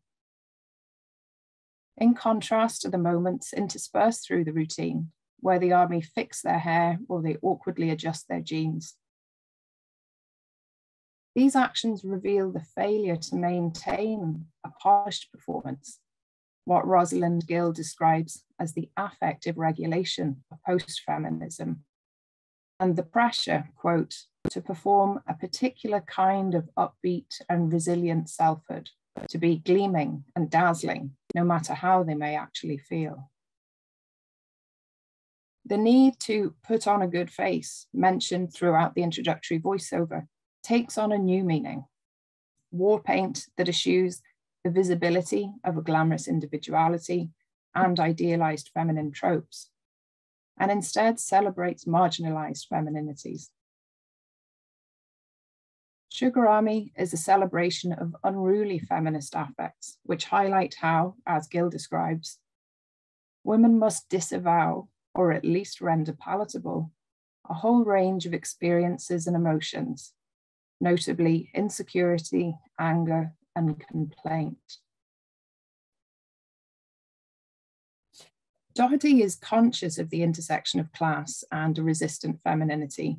And in an interview, she's referenced the legacy of the working class women of Derry's fabric and shirt factories, stating, "Sugar Army is an ode to this female power." This power refuses class notions of the appearance and affects of a respectable and conventional femininity. Dougherty's desire to broaden notions of identity and community in the North is reflected by her use of sources outside of mainstream popular culture and beyond Northern Ireland.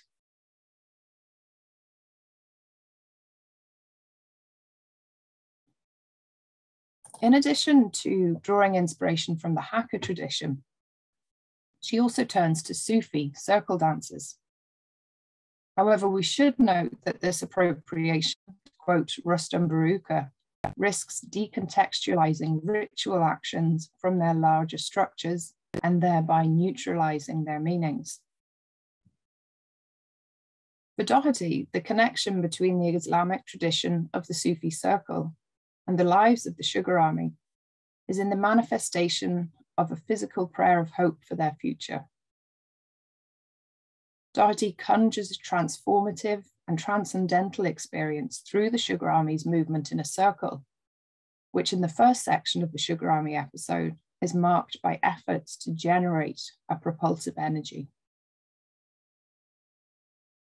Their capacity to come together as a community is key to their struggle for expression, as individuals and as a group. And therein lies their strength, or as Dougherty puts it, the power of this section is if the girls truly love each other and truly believe in why they're doing this dance.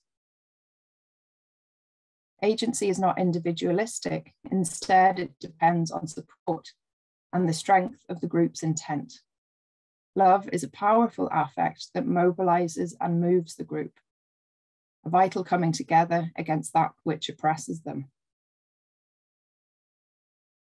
Just as the men in the other episodes of Hard to Be Soft, of A Belfast Prayer rather, find it hard to be soft, these young women also hide their vulnerability as a means of survival, putting on their armor and getting on with the day.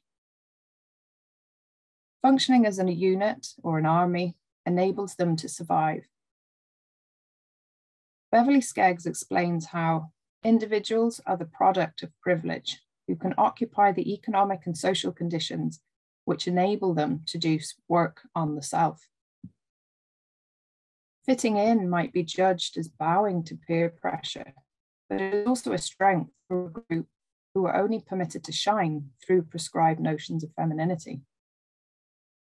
In contrast to an aggressive and individualist post-feminism, the Sugar Army wield a more nurturing power. Dougherty assembles a new Sugar Army in each touring location, and she modifies the choreography to reflect the group's different experiences. So there is the potential to address the intersections of marginalized experiences and femininities.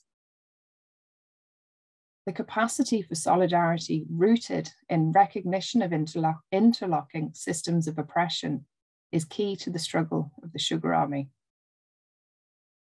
Intersectionality, as outlined by Kimberly Crenshaw, highlights the consequence of the imposition of one burden that interacts with pre-existing vulnerabilities to create yet another dimension of disempowerment.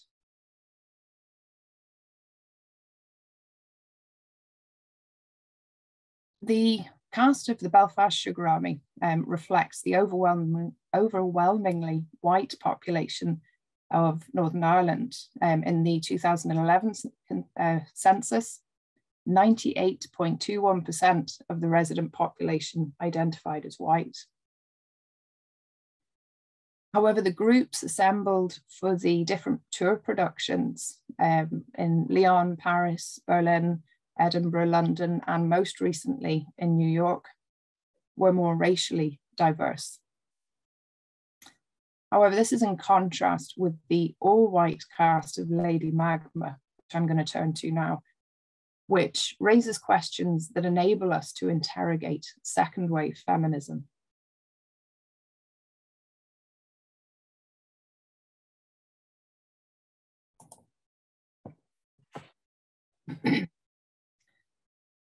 Dougherty has described Lady Magma, The Birth of a Cult, as an ode to the Sugar Army fight.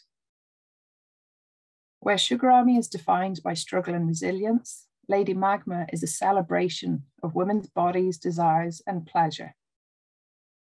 Dougherty talks about the experience as a healing ritual, both for the audience and for the dancers, quote, to love and to trust their bodies. It cannot be stated what shameless secularists was. The Northern Irish premiere, which was on the 31st of October 2019 in the Mckee, was performed in the wake of a period of intense focus on bodily autonomy with the campaign to repeal the Eighth Amendment. The campaign for repeal was defined by the huge outpouring of women's experiences in the public realm, an act which brought women's bodies to the centre of national discourse to refute a historical culture of shame.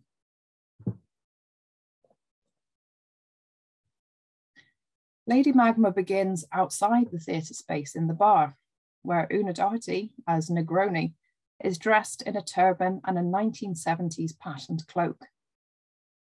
Negroni leads the audience through some breathing exercises, urging them to leave the judgment behind and to embrace a new you.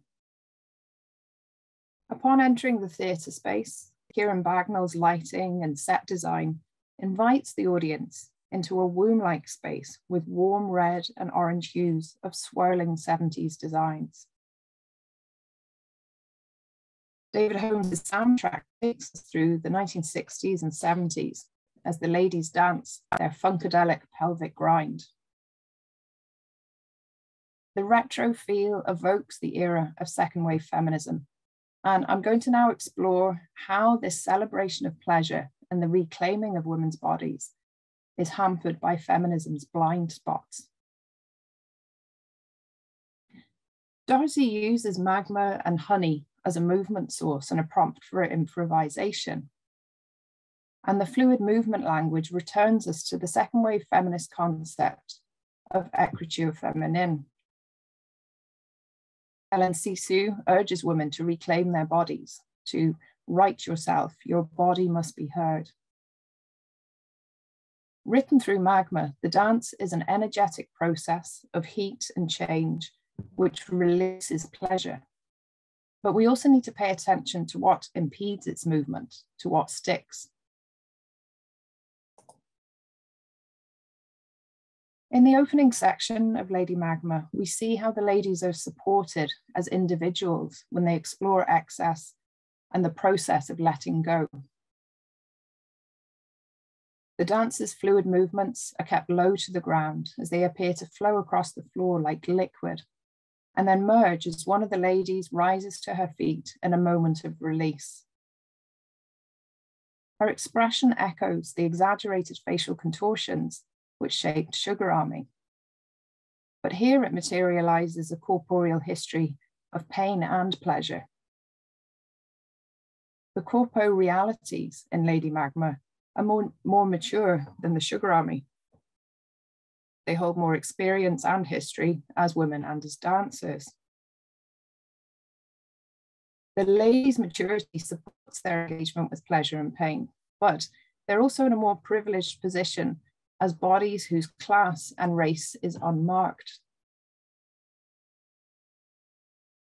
Connolly and Cowrie note that the lack of attention to race issues in Northern Ireland is, quote, actually a reflection of the way in which white settled people's power and privilege has become a normalised and taken for granted aspect of life here. What makes the invisibility of whiteness in Lady Magma all the more jarring is Dougherty's use of Black culture in the work. The final section sees Pink Breath, danced by Aoife McAtamney, take centre stage and sing. Dougherty took inspiration from jazz singer Abbey Lincoln's wordless vocals in Triptych, Prayer, Protest, Peace, and she asked McAtamney to learn it. In Sugar Army, the girls struggled to be heard, but voice is celebrated in Lady Magma. Dougherty recuperates Abbey Lincoln's prayer to express silenced experiences, yet, though she draws on Black culture, this is at odds with the all-white cast. Dougherty is not unaware of this and honestly addresses the issue in her book on Lady Magma.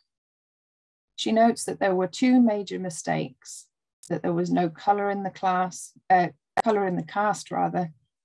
that there was not enough of a mix of body types.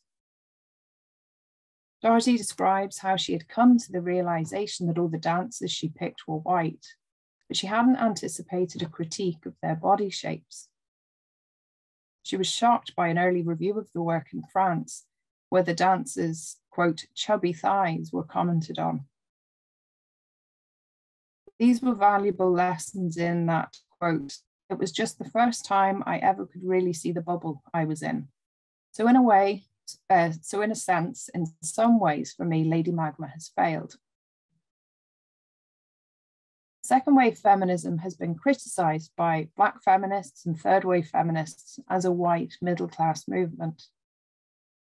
The intersectionality which developed in response to this critique circulates through Sugar Army, but it is not brought to bear on Lady Magma.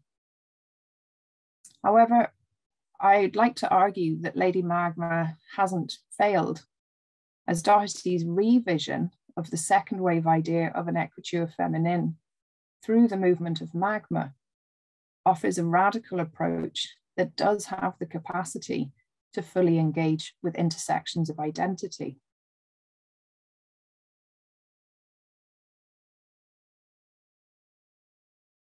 The movement language of honey and lava explores viscous substances imbued with resistance.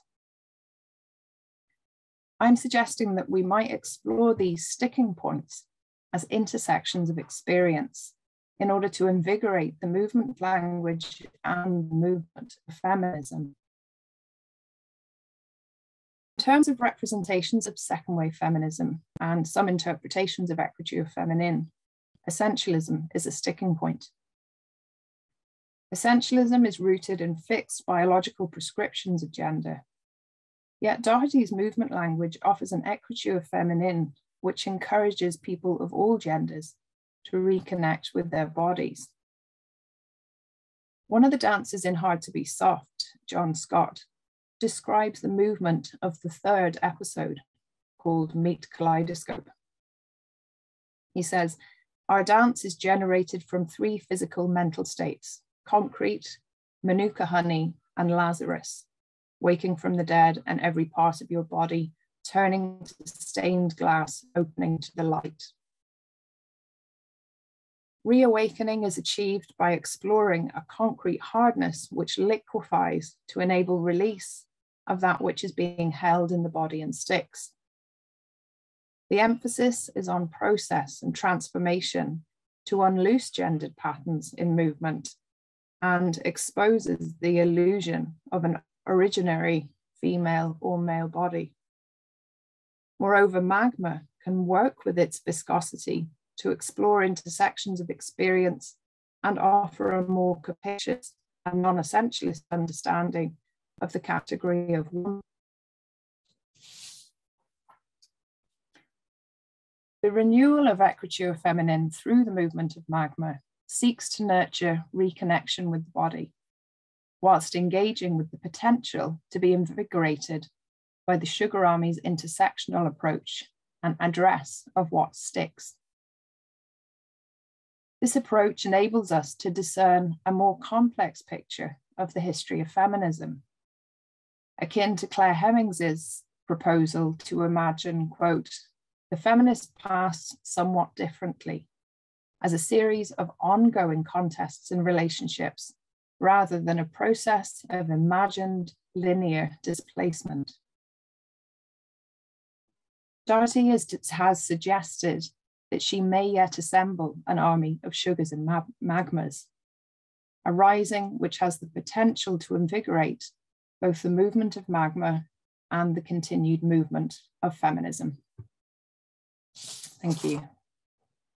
Thank you so much, Shona. That was absolutely wonderful. And I think having seen so much of Una's work live, it was just great to hear your kind of really detailed analysis of it. There's so much to give in Una's work, and it's such kind of a fruitful area of study. So next, our final speaker for this panel today is Dr. Claire Gallagher. Hi, Claire.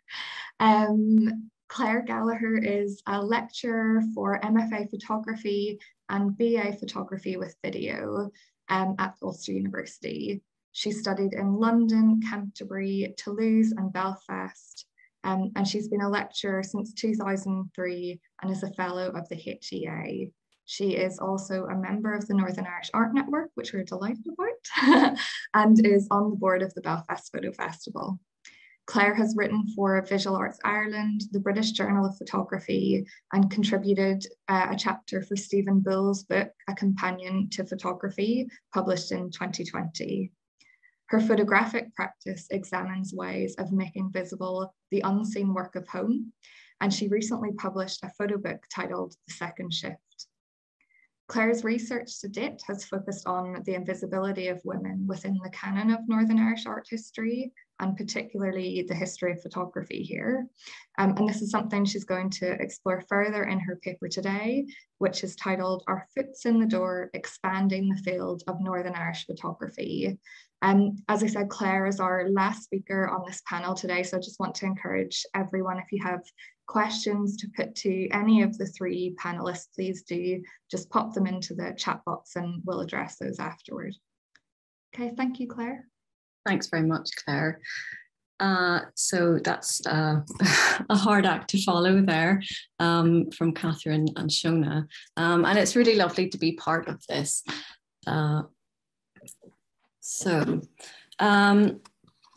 Yes, I'm going to talk about the development of Northern Irish photography and its particular sensibility.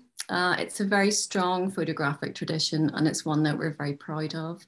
But much like Fiona was saying earlier, the imbalance of voices and subject matter within its history has become really, really difficult to ignore.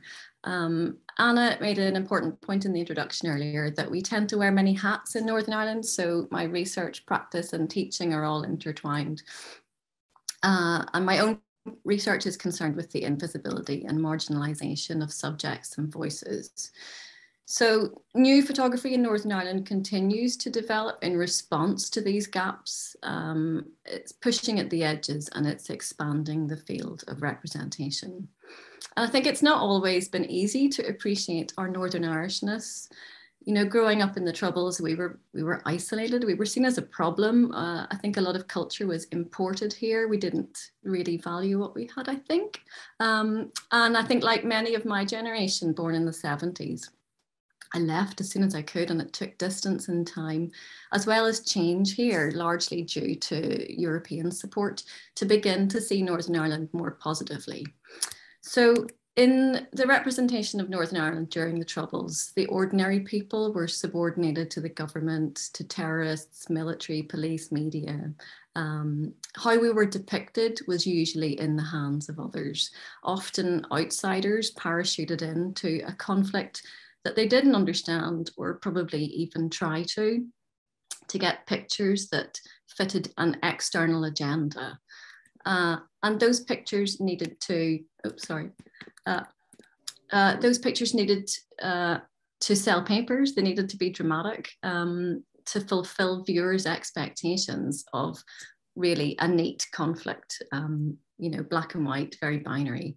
And it left little room for complexity in the images or in the narrative either. And these images are by Magnum photographers, so they're probably the better ones. And that mismatch between what we saw in real life and on TV and in newspapers, I think caused us to collectively develop a mistrust of images and a keen awareness of the agendas that lay behind them. So this is a quote by Willie Dougherty, who witnessed Bloody Sunday as a child and was deeply affected by the misrepresentation of his experience by what was shown in the news. And our homegrown Northern Irish photography really emerged in response to this mistrust of images.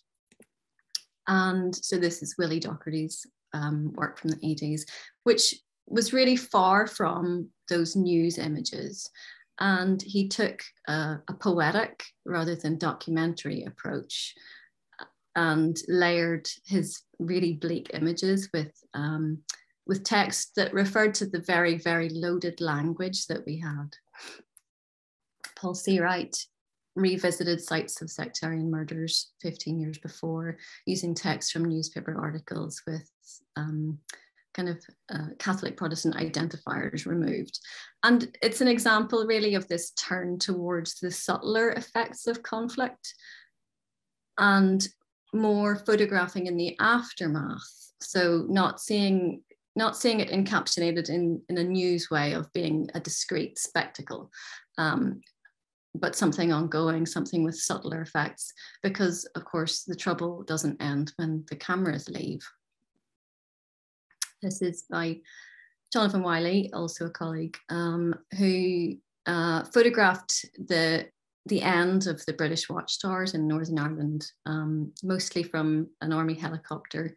And that different relationship of height sort of changed how we were positioned in relation to those very oppressive structures which we'd grown up surrounded by, overlooking us, looking down on us.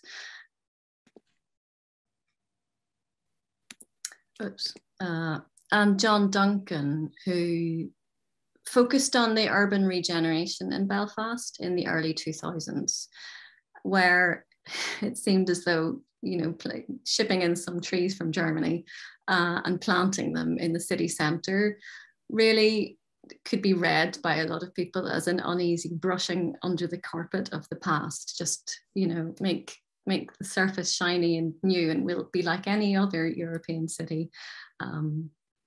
Nothing to see here. So, you know, there are very interesting publications about Northern Irish photography, Colin Graham, Declan Long, you know, that examine and explain the history and the sensibility, but that the extent of the gender imbalance really is hard to ignore. And as Fiona has already pointed out in relation to the Golden Thread 100 Years exhibition. And it's also replicated across institutions. I was gobsmacked to see, maybe not really actually, the Ulster Museum collection has more photographic works by one man than by all of the women combined. Oh, God. Yep. And of course, other voices are missing, you know, the queer, trans, people with disabilities, migrants, and other subjects are missing. What about home or family or sexuality or, you know, emotional responses to things? And actually, you know, the conflict from a female perspective, you know, we're half of the population and we experienced it too. Even the impact on women in particular. So, you know, what was it like to be a teenager going to nightclubs that were full of squaddies, for example? And I think literature from Northern Ireland has really had a strong turn towards this recently. I think Milkman by Anna Burns is an incredible example of that, and The Stories by Lucy Caldwell. But I think these omissions matter deeply. you know, because they say that some experiences, some subjects, some people actually just don't matter. So my own research is concerned with the nature of omissions, these blind spots within wider culture, the subjects which aren't shown or studied or talked about, and particularly within art and photography. So in my case, the hidden work of home that women do in the second shift on top of their real work. And photography is a bit of a problematic art form. It's full of contradictions. It's probably the most democratic visual medium. It's accessible to most people pretty much every minute of the day. It's often seen as separate to art. It's too real to contain depth. It's just seen as simple, obvious, artless. It has possibilities, you know, it enables us to document almost anything, yet what's considered appropriate subject matter tends to congeal into narrow and fixed tropes. So I lean on Jacques Roncierre in my research and his concern with how voices and subject matter are, as he termed it, policed by various gatekeepers, traditions, expectations, money, and really by power. He describes it as defining our ways of doing, our ways of being, and ways of seeing. It's an order of the visible and the sayable that sees that a particular activity is visible and another is not, that this speech is understood as discourse and another is noise. So this produces what he conceives as the distribution of the sensible, a cultural terrain of what's understood as meaningful and appropriate and what is otherwise written off as irrelevant and meaningless. So the sensible is literally what can be sensed, what can be heard, felt, seen, and noticed. It's the fabric of recognizable experience.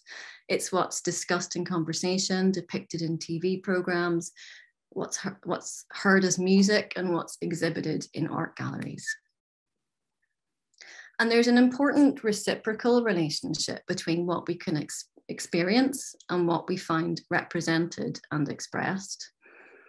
We express what we experience, but we only tend to recognize something as an experience when it's also given expression in everyday life and in culture. So it's really through expression, such as in words or pictures, that we're able to interpret it as experience and not just unintelligible background noise. And we're all familiar, I'm sure, with the archaic diagnosis of hysteria, by which women's illnesses and complaints about gender oppression were defined as deranged ravings and locked up. So this cultural conspiracy of silence delegitimized their experiences and voices. But a particular distribution of the sensible is not cast in stone, as the changing history of hysteria shows. A dislocation in the distribution of the sensible occurs when people, things, or experiences gain an audience or presence and become noticeable. So in making that work, I was angry, I was very angry at the omissions of so many experiences of home from representation. You know, the idea of a tranquil haven really wasn't something I recognized. And I also felt angry at photography, because it seemed to help naturalize an idea of home made up of Kodak moments, which really felt anything but natural. And I felt annoyed at the expectations of photography, that it should be clear and sharp and pristine, because it's apparently just a slice of reality. So I printed this photograph and I deliberately creased the paper before re-photographing it. And I liked that disturbance of the crease, because it seemed conceivably a part of the photograph. You know, maybe it was on the kitchen roll, but it seems maybe a little too extreme. But it also hinted at the unsettling quality of the unheimlich, the unhomely. And pinching the print is also an embodied action. You know, I'm inserting my body into the image where it had been invisible, because like, who does all of this work? How does it get done? The work of home and childcare is physical and it's carried out by somebody. So this mistake in the image reveals both the hand of the domestic worker and the photographer. So As a photography school, we tend not really to work around the edges of what's technically possible with photography, but we aim for what in our lived experiences is significant. And we examine and question and represent that with photography and video. And we're really focused on work that's made with authenticity and an understanding that the personal is, of course, political. So this is work by students. Joanne Mullen made this work about a women's refuge, and she used her own experiences as a domestic violence survivor who'd escaped with her child to a shelter. And it's incredibly sensitive work. You know, it's really, I mean, of course, it's talking about a much bigger thing, but she uses these very close scenes of the refuge and the difficulty of, you know, they need to create a homely space, which is also secure and institutional. It needs to be comfortable, but also impersonal.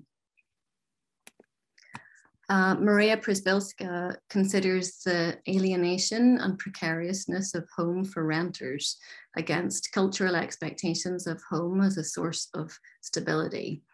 And she draws on her own life as a renter with a child, absolutely desperate to feel settled, but living in 11 homes in 10 years and enduring several evictions.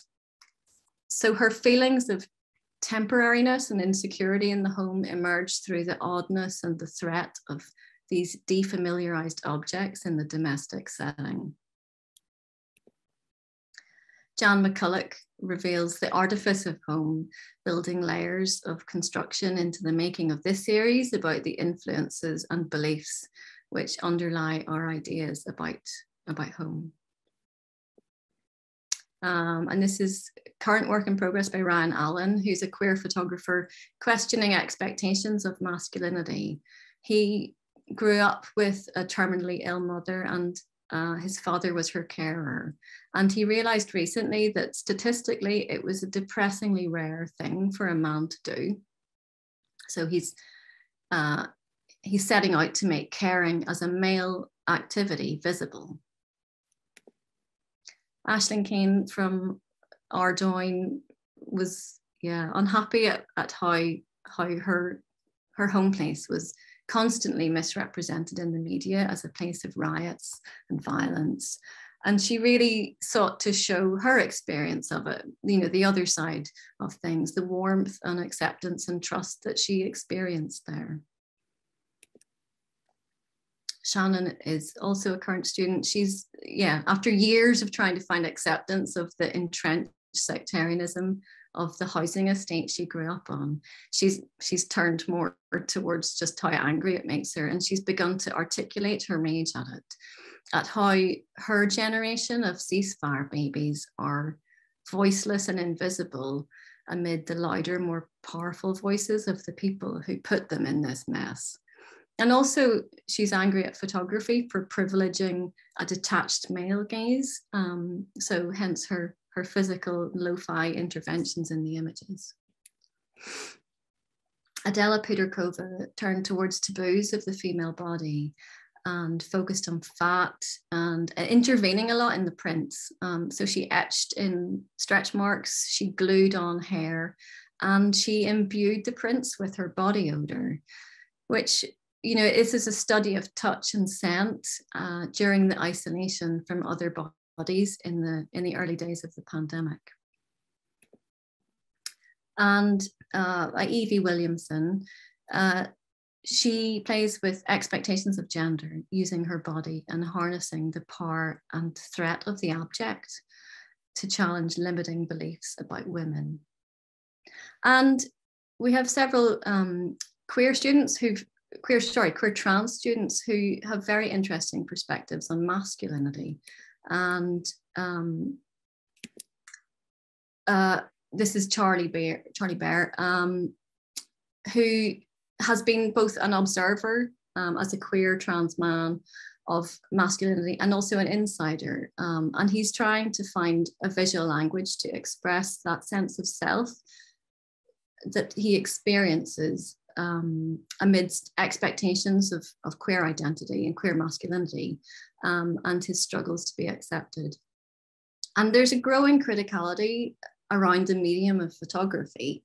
Another trans student, Sam Patton, made a striking point, which is, and it's sort of, I was kicking myself because it's so obvious, but like I hadn't really thought of it, which is, how do you photograph a trans person in a way that makes them visible to the world when they might have had a really difficult relationship with image because their image didn't look like what they felt?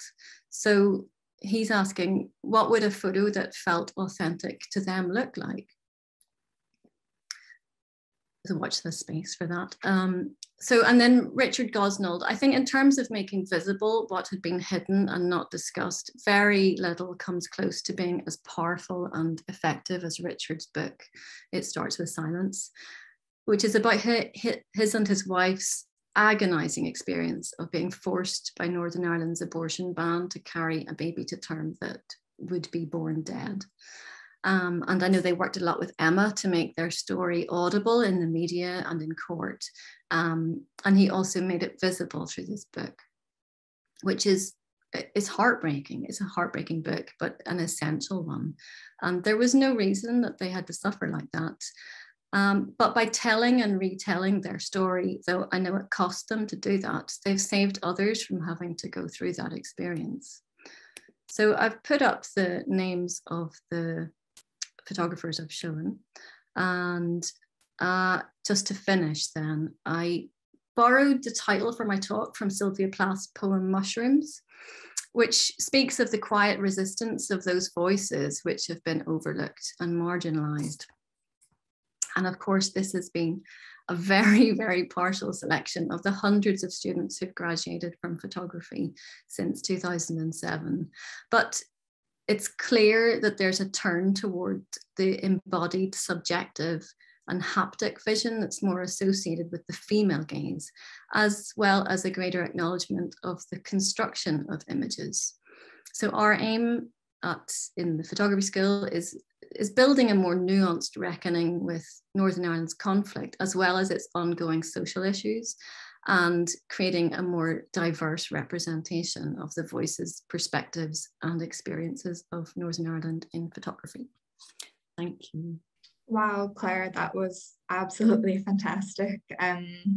You could probably hear because I was somehow unmuted, my audible shock at the lack of representation. I mean, I didn't quite think it was that bad within our public collections, but really striking. And as well as talking about your own work, thank you so much for platforming the work of your students in particular. I think there's no more kind of an act of feminist generosity than that. And yeah, they're very lucky to have a tutor who champions their work so much. And I kind of felt like you were kind of curating a show as you were, and you basically curated a show and had written the interpretation by the end of that presentation, because the links and the subject matter contained within the works, it was just so moving and really wonderful. And I saw in the comments section as well, people were very appreciative to also be opened up to some of those new works by younger artists in Northern Ireland.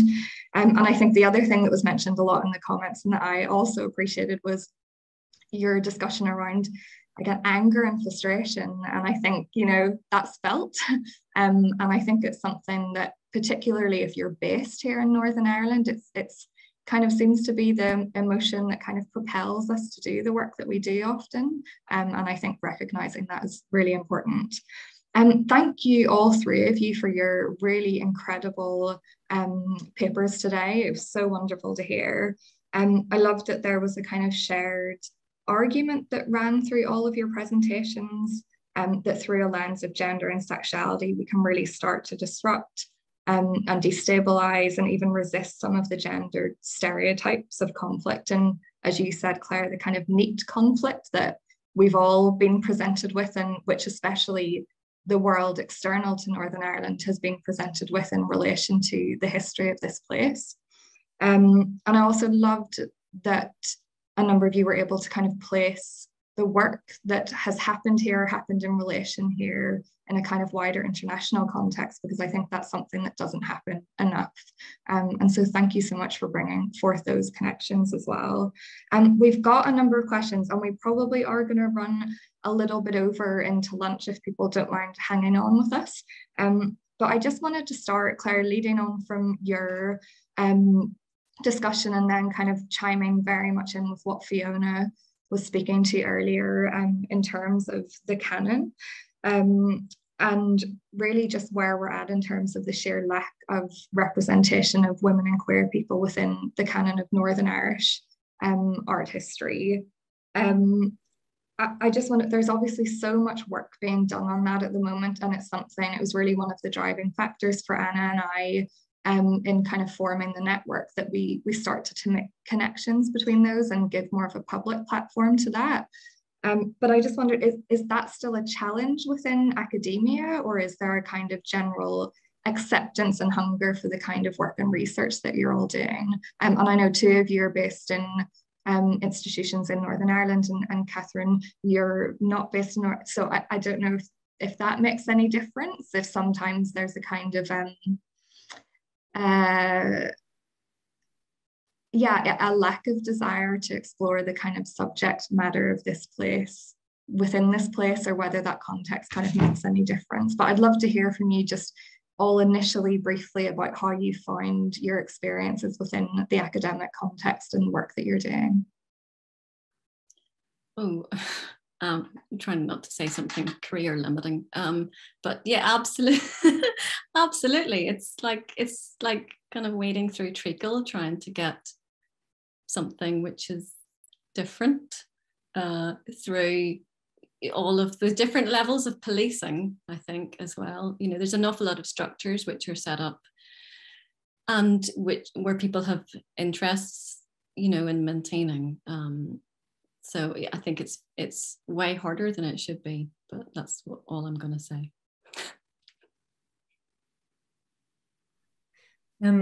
I think what's interesting, I think, with Donna's career, for example, is that because it kind of begins in the late 1960s and comes right up to the present, is that there's a very tangible, I think Fiona referred to this earlier on, there's a very tangible body of criticism that lets you kind of articulate the various forms of gatekeeping and judgment that kind of constrain, obviously in Donna's case, art by women in particular, but that we can also kind of apply to queer artists and see those same gatekeeping mechanisms at work. And they operate, I think, on multiple levels. But they're just so strongly gendered. That's what always strikes me about kind of reading, particularly the early criticism. And that they may not be framed as being about gender, but I think they absolutely are. You know, on the one hand, her work is accused of being sectarian, then on the other it's accused of being too quiet and not strong enough. So I think, yeah, that kind of longer institutional history is something I'm very interested in, and how we grapple with it now.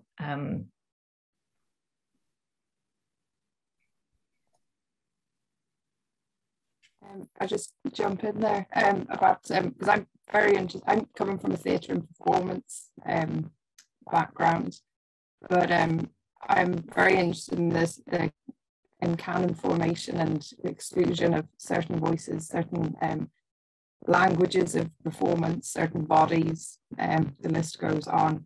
But I think I really enjoyed Fiona's keynote earlier. And that I think it is really important to think about different ways. Like we don't have to accept that formation of a canon, but there are other ways of assembling the work, more radical. And of course, this is the root of all the conversations so far today. And for me, that connects to, and this has come up several times as well, but temporalities. And not being restricted by linearity, because from my perspective, coming from theatre history, history of Irish theatre and modern Irish theatre, a linear history excludes big chunks of women's work. So the only way to avoid continually kind of reperforming that canon is to do things differently and to completely kind of eschew that linear narrative. And citation actually as well is very important in terms of canon formation and disrupting the kind of continued repetition of those linear narratives. Well, on that disruption, a couple of questions from the audience. I've got two questions that are for all of you, but I think I'll ask them together because they kind of lead on from one another. Eddie has asked, today's speakers have drawn attention to both the links and differences between art made by women and a feminist aesthetic. What might the latter look like? And then I have another question. Each of you have touched on the importance of emotion, and especially registering emotion as carrying the potential for a feminist politics. And for each, this has had a formal element to it. I was wondering whether you think there's potential for centering feeling as an aesthetic and an intellectual approach for art history.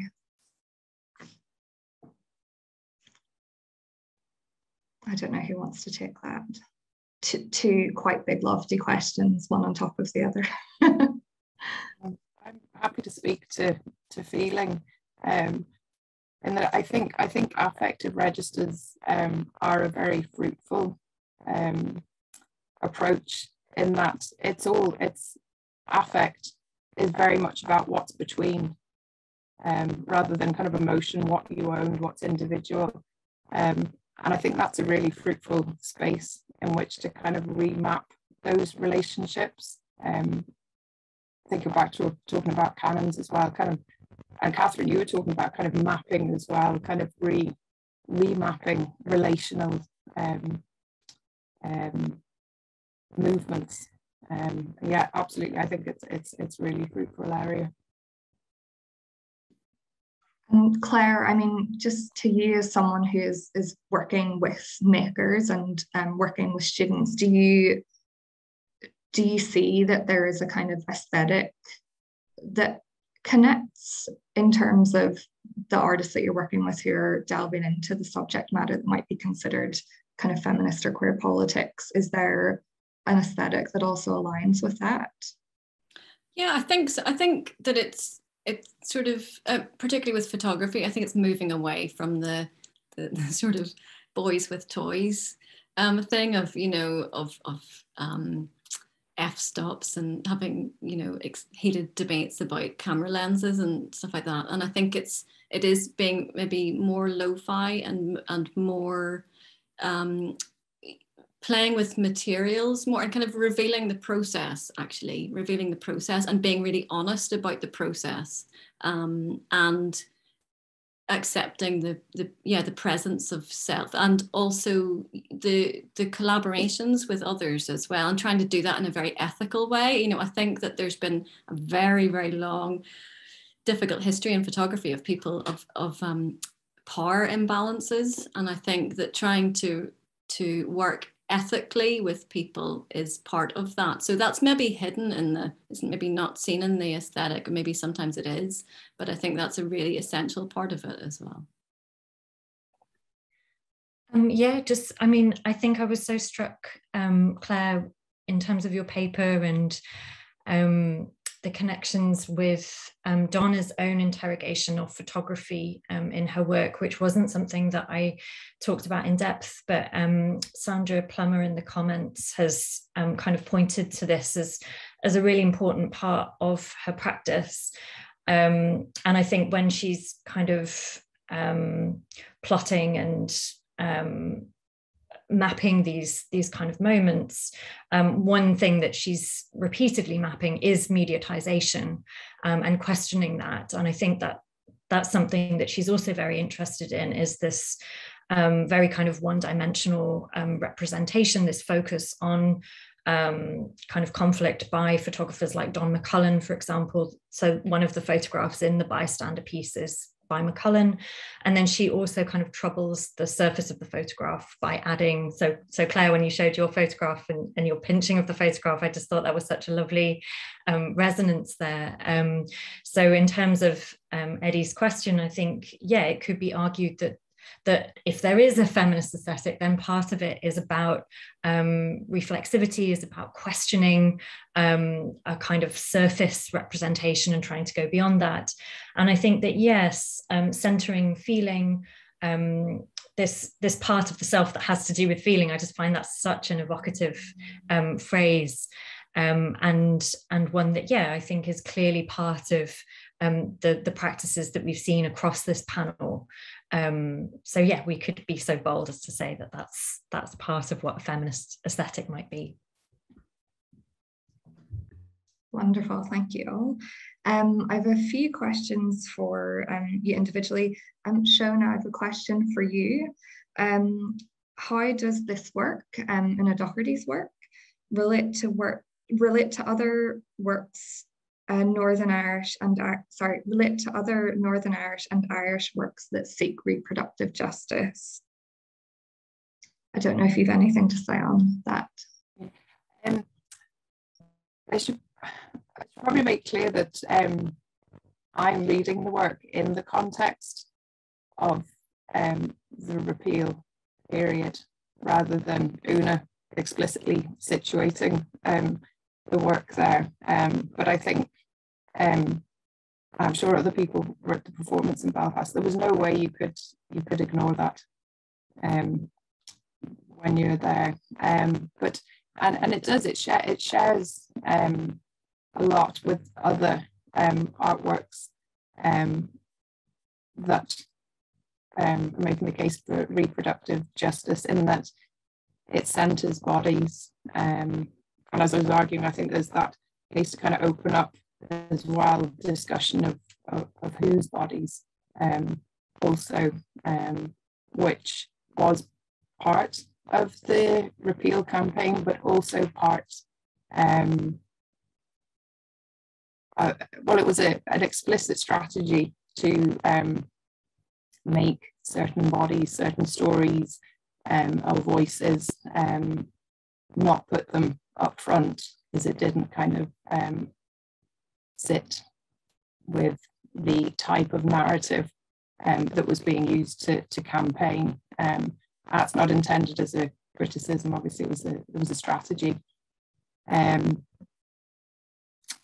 I do think that the work, you can't not see it within that context.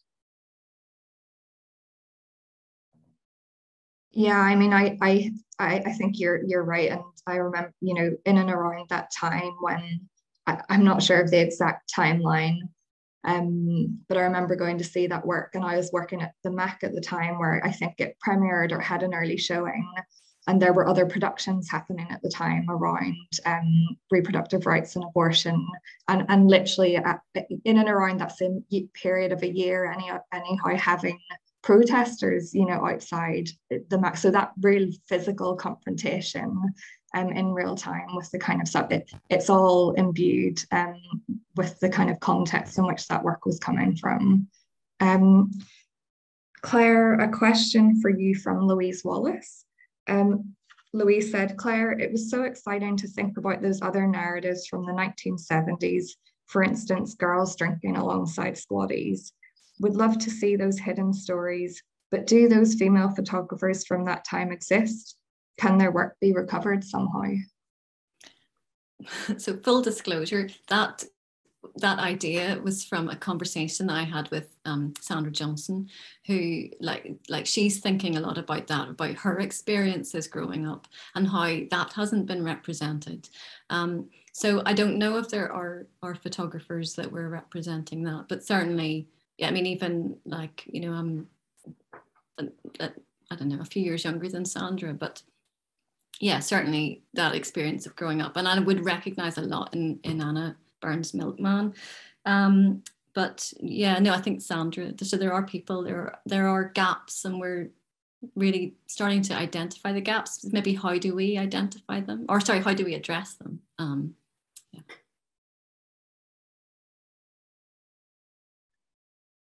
I don't know if I can just jump in, actually. I just, people just might be interested in some photography done by some of the women photographers associated with Format Photographers Agency, which was based in London, but several photographers associated with Format went to Northern Ireland, notably Risa Page, whose archive is now at Swansea University. And there's some very interesting images that Page took. So yes, she has that, Claire, you were talking about people kind of being parachuted in. And so there is an element of that there with her work, because she wasn't based in Northern Ireland, but the photographs that she took focused specifically on the housing crisis. And she wasn't interested in, she didn't want to reiterate photographs of kind of conflict.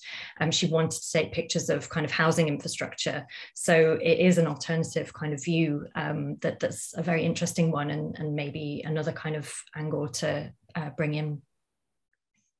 And yes, Emma's just written in the chat. So yeah, Joanne O'Brien is another really interesting. I'll put Risa Page's name in the chat.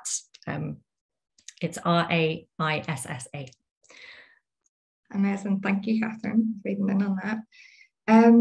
We're going to run over a little bit, but if we can address just a couple of the other questions that have been sent even quickly, we can just run in a little bit over our time.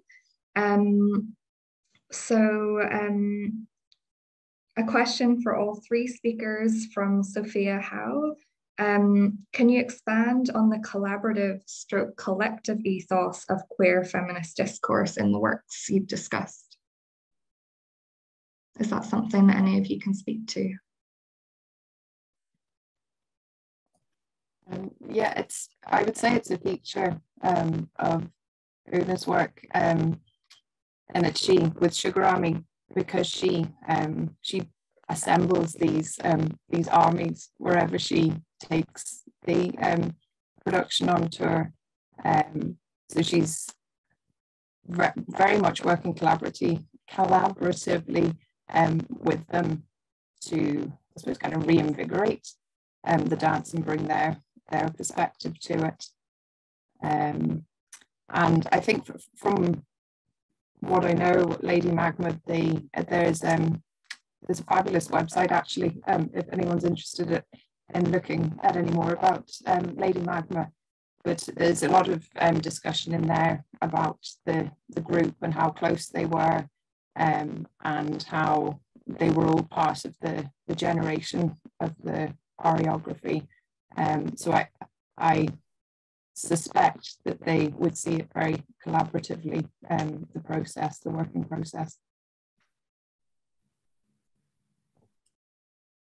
I mean, I think in terms of students, like I can think of at the moment, there's a group of final year students who are making work all about masculinity. And rather than acting as the kind of like, I'm doing this by myself, I'm the kind of leader in this and I'm not sharing anything, they've done the opposite, and they're really building a dialogue and really appreciating each other's perspectives.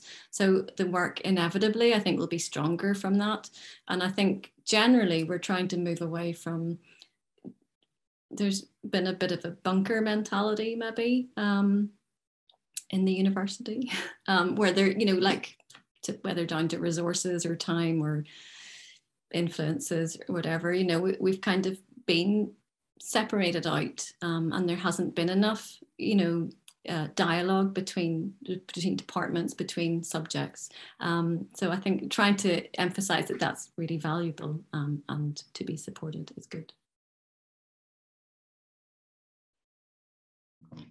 And there's also something in that about kind of interdisciplinary nature as well. And I think that's where we're going to have lots more conversations on the really strong history of kind of collective making and collective action later today, in the second panel and with Emma Campbell's keynote. But I think, yeah, that also does stray into this territory of the interdisciplinary. And I think Una has been someone who, it's been really exciting to watch her career and to see it's so much enmeshed, I think, with the kind of both the community, but also the kind of language of the visual arts community here, and also kind of seeing her work enter these spaces that you wouldn't quite expect it. So Una was in the British Art Show and has regularly kind of collaborated with galleries and kind of visual arts institutions. So there's something about, I think, also that dynamic in Northern Ireland that's both collective, but also much very working across disparate disciplines as well. I think we'll just quickly address one more question, and then we'll finish up for lunch. And again, this is to all or any of you, if you would like to address it, from Anna. And it's something I was thinking about as well, especially Catherine, in your conversation. Anna was asking, do you think that artists who are part of the Northern Irish diaspora or second generation offer a different form of analysis of Northern Ireland or Northern Irish kind of artistic depictions? She's saying we see that with Risa Donna's work, and then also I suppose with Una and in her work in some ways as well. And I just wondered if that was something that any of you were kind of thinking on at the moment.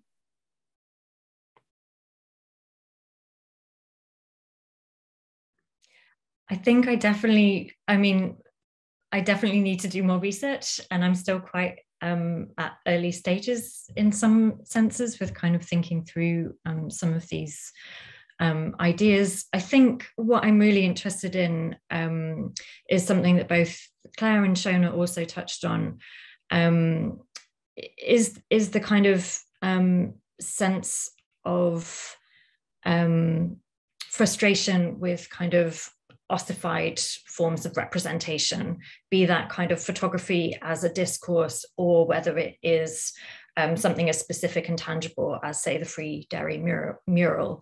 And I think it feels that there is a very strong sense of dissatisfaction with those forms, and what's happening is that they're being very specifically targeted and challenged and complicated in ways that are really interesting. And there's a real sense of wanting to kind of get out from under those forms, which I think, you know, is very much why we're all here today. And yeah, I'm just excited to kind of follow that through more. And I think Donna's practice has, over a number of decades, consistently sought to kind of challenge pre-given forms, and this kind of symbolic concretization that has its own form of violence, I think, really.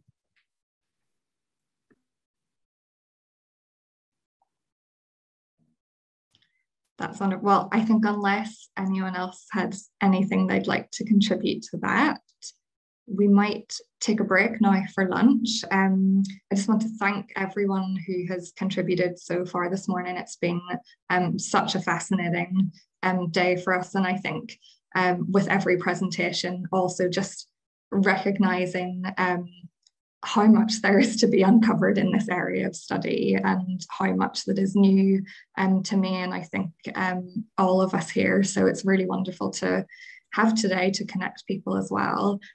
We will be back at 2 o'clock for the second part of the day. Oh, that's nice. Someone, Sally O'Dowd, said buzzing in the panel. So yeah, I think that sums it up. We'll be back at 2 o'clock, and we will have the second panel of the day, followed by our second keynote by Emma Campbell, and then we'll be finishing the day off with a really special presentation by Maria Fisco. So I hope you all can join us then. Thank you so much to our panelists, and we will see you in around an hour. Hi everybody, welcome back to this afternoon's panel for Northern Ireland's Feminist and Queer Art Histories. For those of you who weren't here this morning, let me just introduce myself. I'm Rachel Warrener. I'm British Academy Postdoctoral Fellow here at the Courtauld, and I'm so excited to be introducing this panel, which looks at histories of activism, collectivity, and the ways in which historical queer practices impact contemporary work. I think it's going to be a really interesting panel, and I hope that if you haven't joined us before, just to let you know, the ones from this morning will be available to view on the Courtauld Research Forum's YouTube channel. So if you wanted to catch up with them, please do. Just a little bit of housekeeping in case anyone is joining us for the first time this afternoon. We will be having time for questions after all 3 papers. You can post them throughout in the chat, and we will get to as many as we can. You can also join us on Twitter with the hashtag FeministQueerNI, and we will be keeping an eye on that also. So I'm going to start by introducing our first speaker, who is Dr. Isabel Harbison. She's an art historian and lecturer in critical studies in the Department of Art at Goldsmiths. She's published widely, including her 2019 book, Performing Image, which was published by MIT Press. And she was recipient of research funding from the Paul Mellon Centre to support research work on Northern Ireland, a history of artists' moving image. And her paper today is entitled Try Lizzie Borden, the Derry Film and Video Workshop and Distribution Beyond the Broadcast Ban. So, Isabel, I'll pass over to you. Thank you, Rachel, and thanks for those of you organising for including me. Let me try and share my screen. The title is Try Lizzie Borden, the Derry Film and Video Workshop and Distribution Beyond the Broadcast Ban.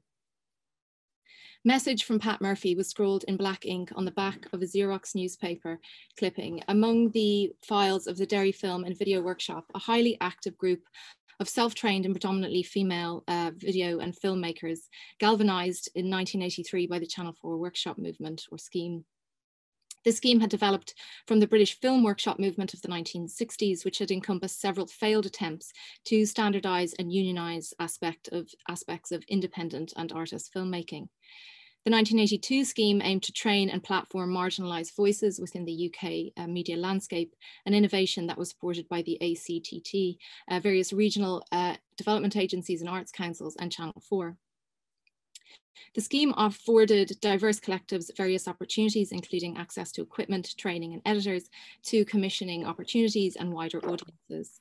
Workshops were encouraged to also consider community building through filmmaking, including by various technical workshops, access to equipment and discursive screenings. By putting on discursive screenings. Selected groups included Amber Films, the Black Audio Film Collective, Sankofa, Retake, the Belfast Independent Video, and the Derry Film and Video Workshop. Channel 4 were then building their reputation as progressive, politically engaged broadcasting platform, and the relationships with workshops were intended to be symbiotic. But some of the workshop's mandates presented threats to various stakeholders, documenting subjects sometimes perceived as being a threat to the state. This was perhaps nowhere more evident than in Derry's workshops, Derry Film and Video Workshop's first major documentary completed under the scheme, which was Mother Ireland, which included the voices of Republican women and which was thus became, amongst other material, and which thus became subject to Douglas Hurd's broadcasting ban in 1988, which obstructed its broadcast on Channel 4 for another 3 years. This message from Murphy, Ireland's foremost feminist filmmaker, offered a set of suggestions of who the workshop might approach to distribute their works internationally in the immediate aftermath of this experience of censorship. And at this stage, it was Margot's feature, Hushabye Baby, that they were looking to distribute. It was a fiction film set in Derry in the early 1980s, tracing a young woman's experience and isolation when she falls pregnant and as her boyfriend is interned and without access to abortion. Try Lizzie Borden, Murphy had suggested to hearken, providing the New York phone number of the US director renowned by the late 1980s for her explorations of gender, sexuality, class, race and labour, as well as how consciousness raising, political organising and direct action might inform methodology in film. By 1990, when Murphy's note was written, Borden had completed 3 features, the documentary Reworking in 1976, and the 2 fiction films Born in Flames from 1983 and Working Girls from 1986. Although Borden's work was distributed by First Run Features at the time, she knew some of the women who ran Women Make Movies, an organisation founded in New York in 1972 by Ariel Doherty, Sheila Page and Dolores Barkowski. Originally intended to teach women filmmaking, it had evolved over that decade to become a distributor of women's films and remains so today. And so Murphy suggested Borden to the Derry Film Video Workshop as a link to Women Make Movies. And she also suggested 2 other options and contacts at the London Video Arts and California Film Institute. What I want to propose in this paper is that this note maps several moments or examples of interconnected feminist networks where the exclusivity of distribution channels or top-down dissemination was eased by peer-to-peer sharing. And it also signals a moment of optimism for Derry Film and Video Workshop, which was vital to some members, but also unavailing to the collaboration's continuation beyond the early 1990s. But looking at some of these connections, I want to explore how works from Northern Ireland contributed to a vital and international feminist filmmaking lineage. The note was found recently by Sarah Grayview while researching the exhibition Open the Book at a Different Page, which is currently running in the Project Arts Centre in Dublin, where Sarah is resident curator of visual arts. And it's also curated with Ciara Phillips. And they phrase it as presenting. They're working very much on, as you can see, on the installation design. This follows Grayview's long-term curatorial engagement with the workshop over the past decade, which, although she had been introduced to them in their work in the mid-90s, her work began with them in earnest when she was working, or when she curated a screening in CCA Derry, Londonderry in 2015, called Film and Video After Punk. And the relationships of this from the screening were to last. And in recent years, Grayview has worked towards the digitization and archiving of the Derry Film and Video Workshop's work with the Irish Film Institute, among other development and film organisations. And she's also curated multiple exhibitions with Ciara Phillips on their work, including It's Not For You, We Did It, which was part of EVA 2021. Her project show is the basis for a catalogue essay that I'm writing, and the basis of that is the paper I'm giving you today. The paper is not only possible because of Grayview, her offering to me of this scan of the document, and her ongoing generosity in conversations with me about the political and art historical implications of the workshop's work. But as well as questioning the legacy and accessioning of their archive material. Aside from this, we've also spoken at length about Lizzie Borden, and like myself, Grayview is a great admirer of her work, its impact on audiences, as well as queer and feminist filmmakers and corresponding theories. Borden has often appeared to me to be a nodal point for feminist filmmaking, Western and beyond, not only because the work was so compelling, but because because Borden was quite open while she was making each one, workshopping ideas and scripting with her contemporaries, fundraising in ad hoc and improvisatory ways, and through prolonged and often social periods of editing in her New York loft.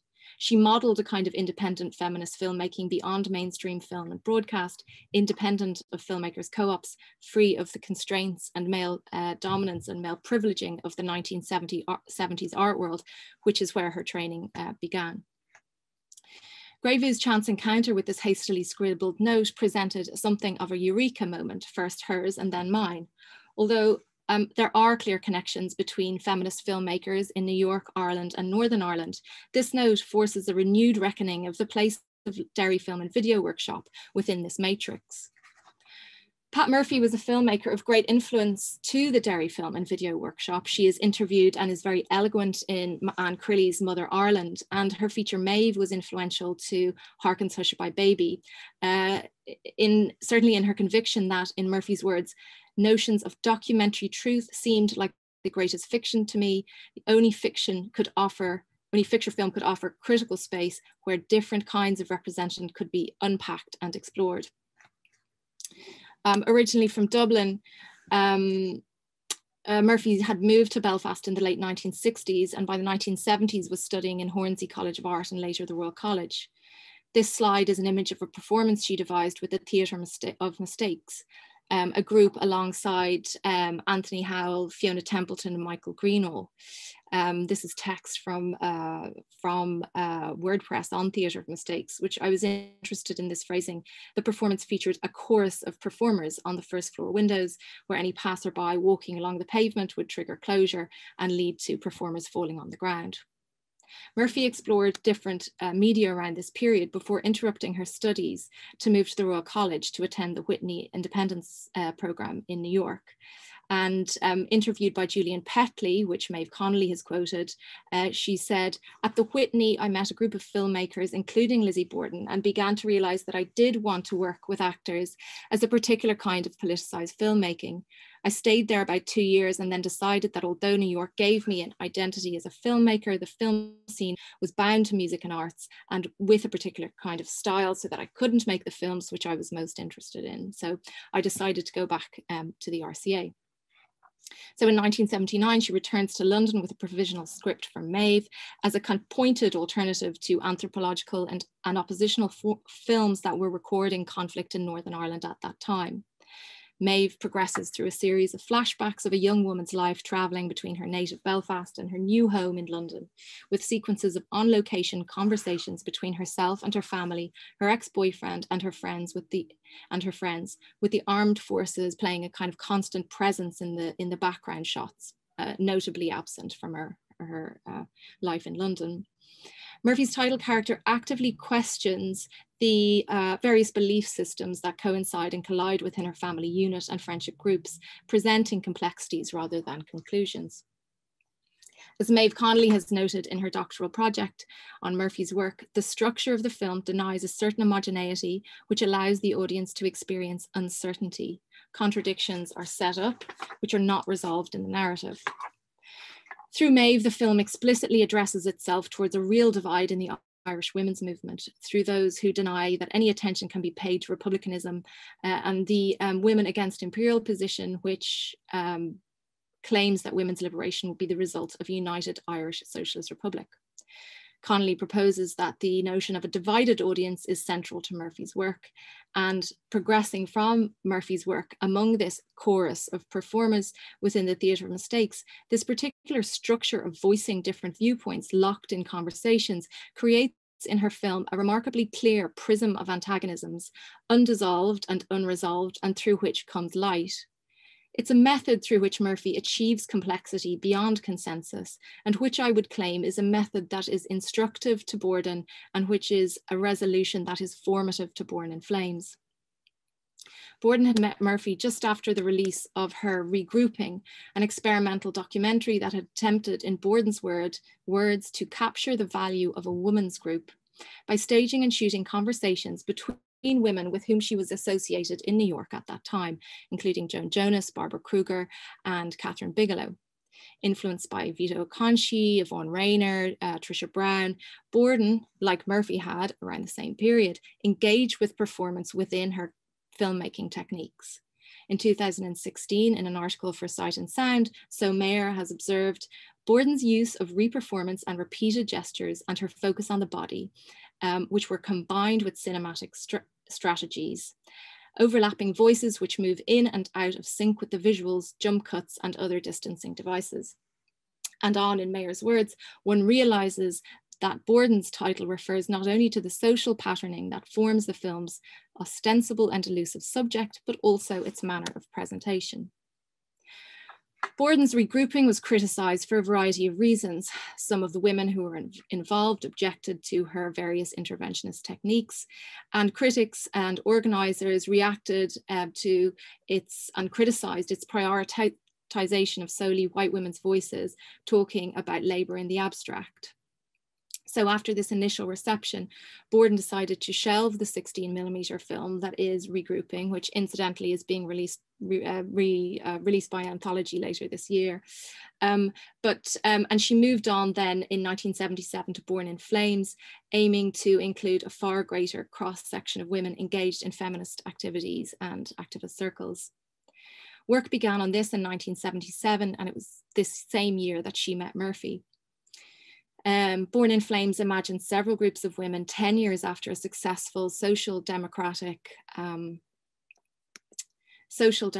war of liberation, who are divided over methods of achieving gender equality. And there's various divisions amongst the women, and the most explicitly articulated of this is racial.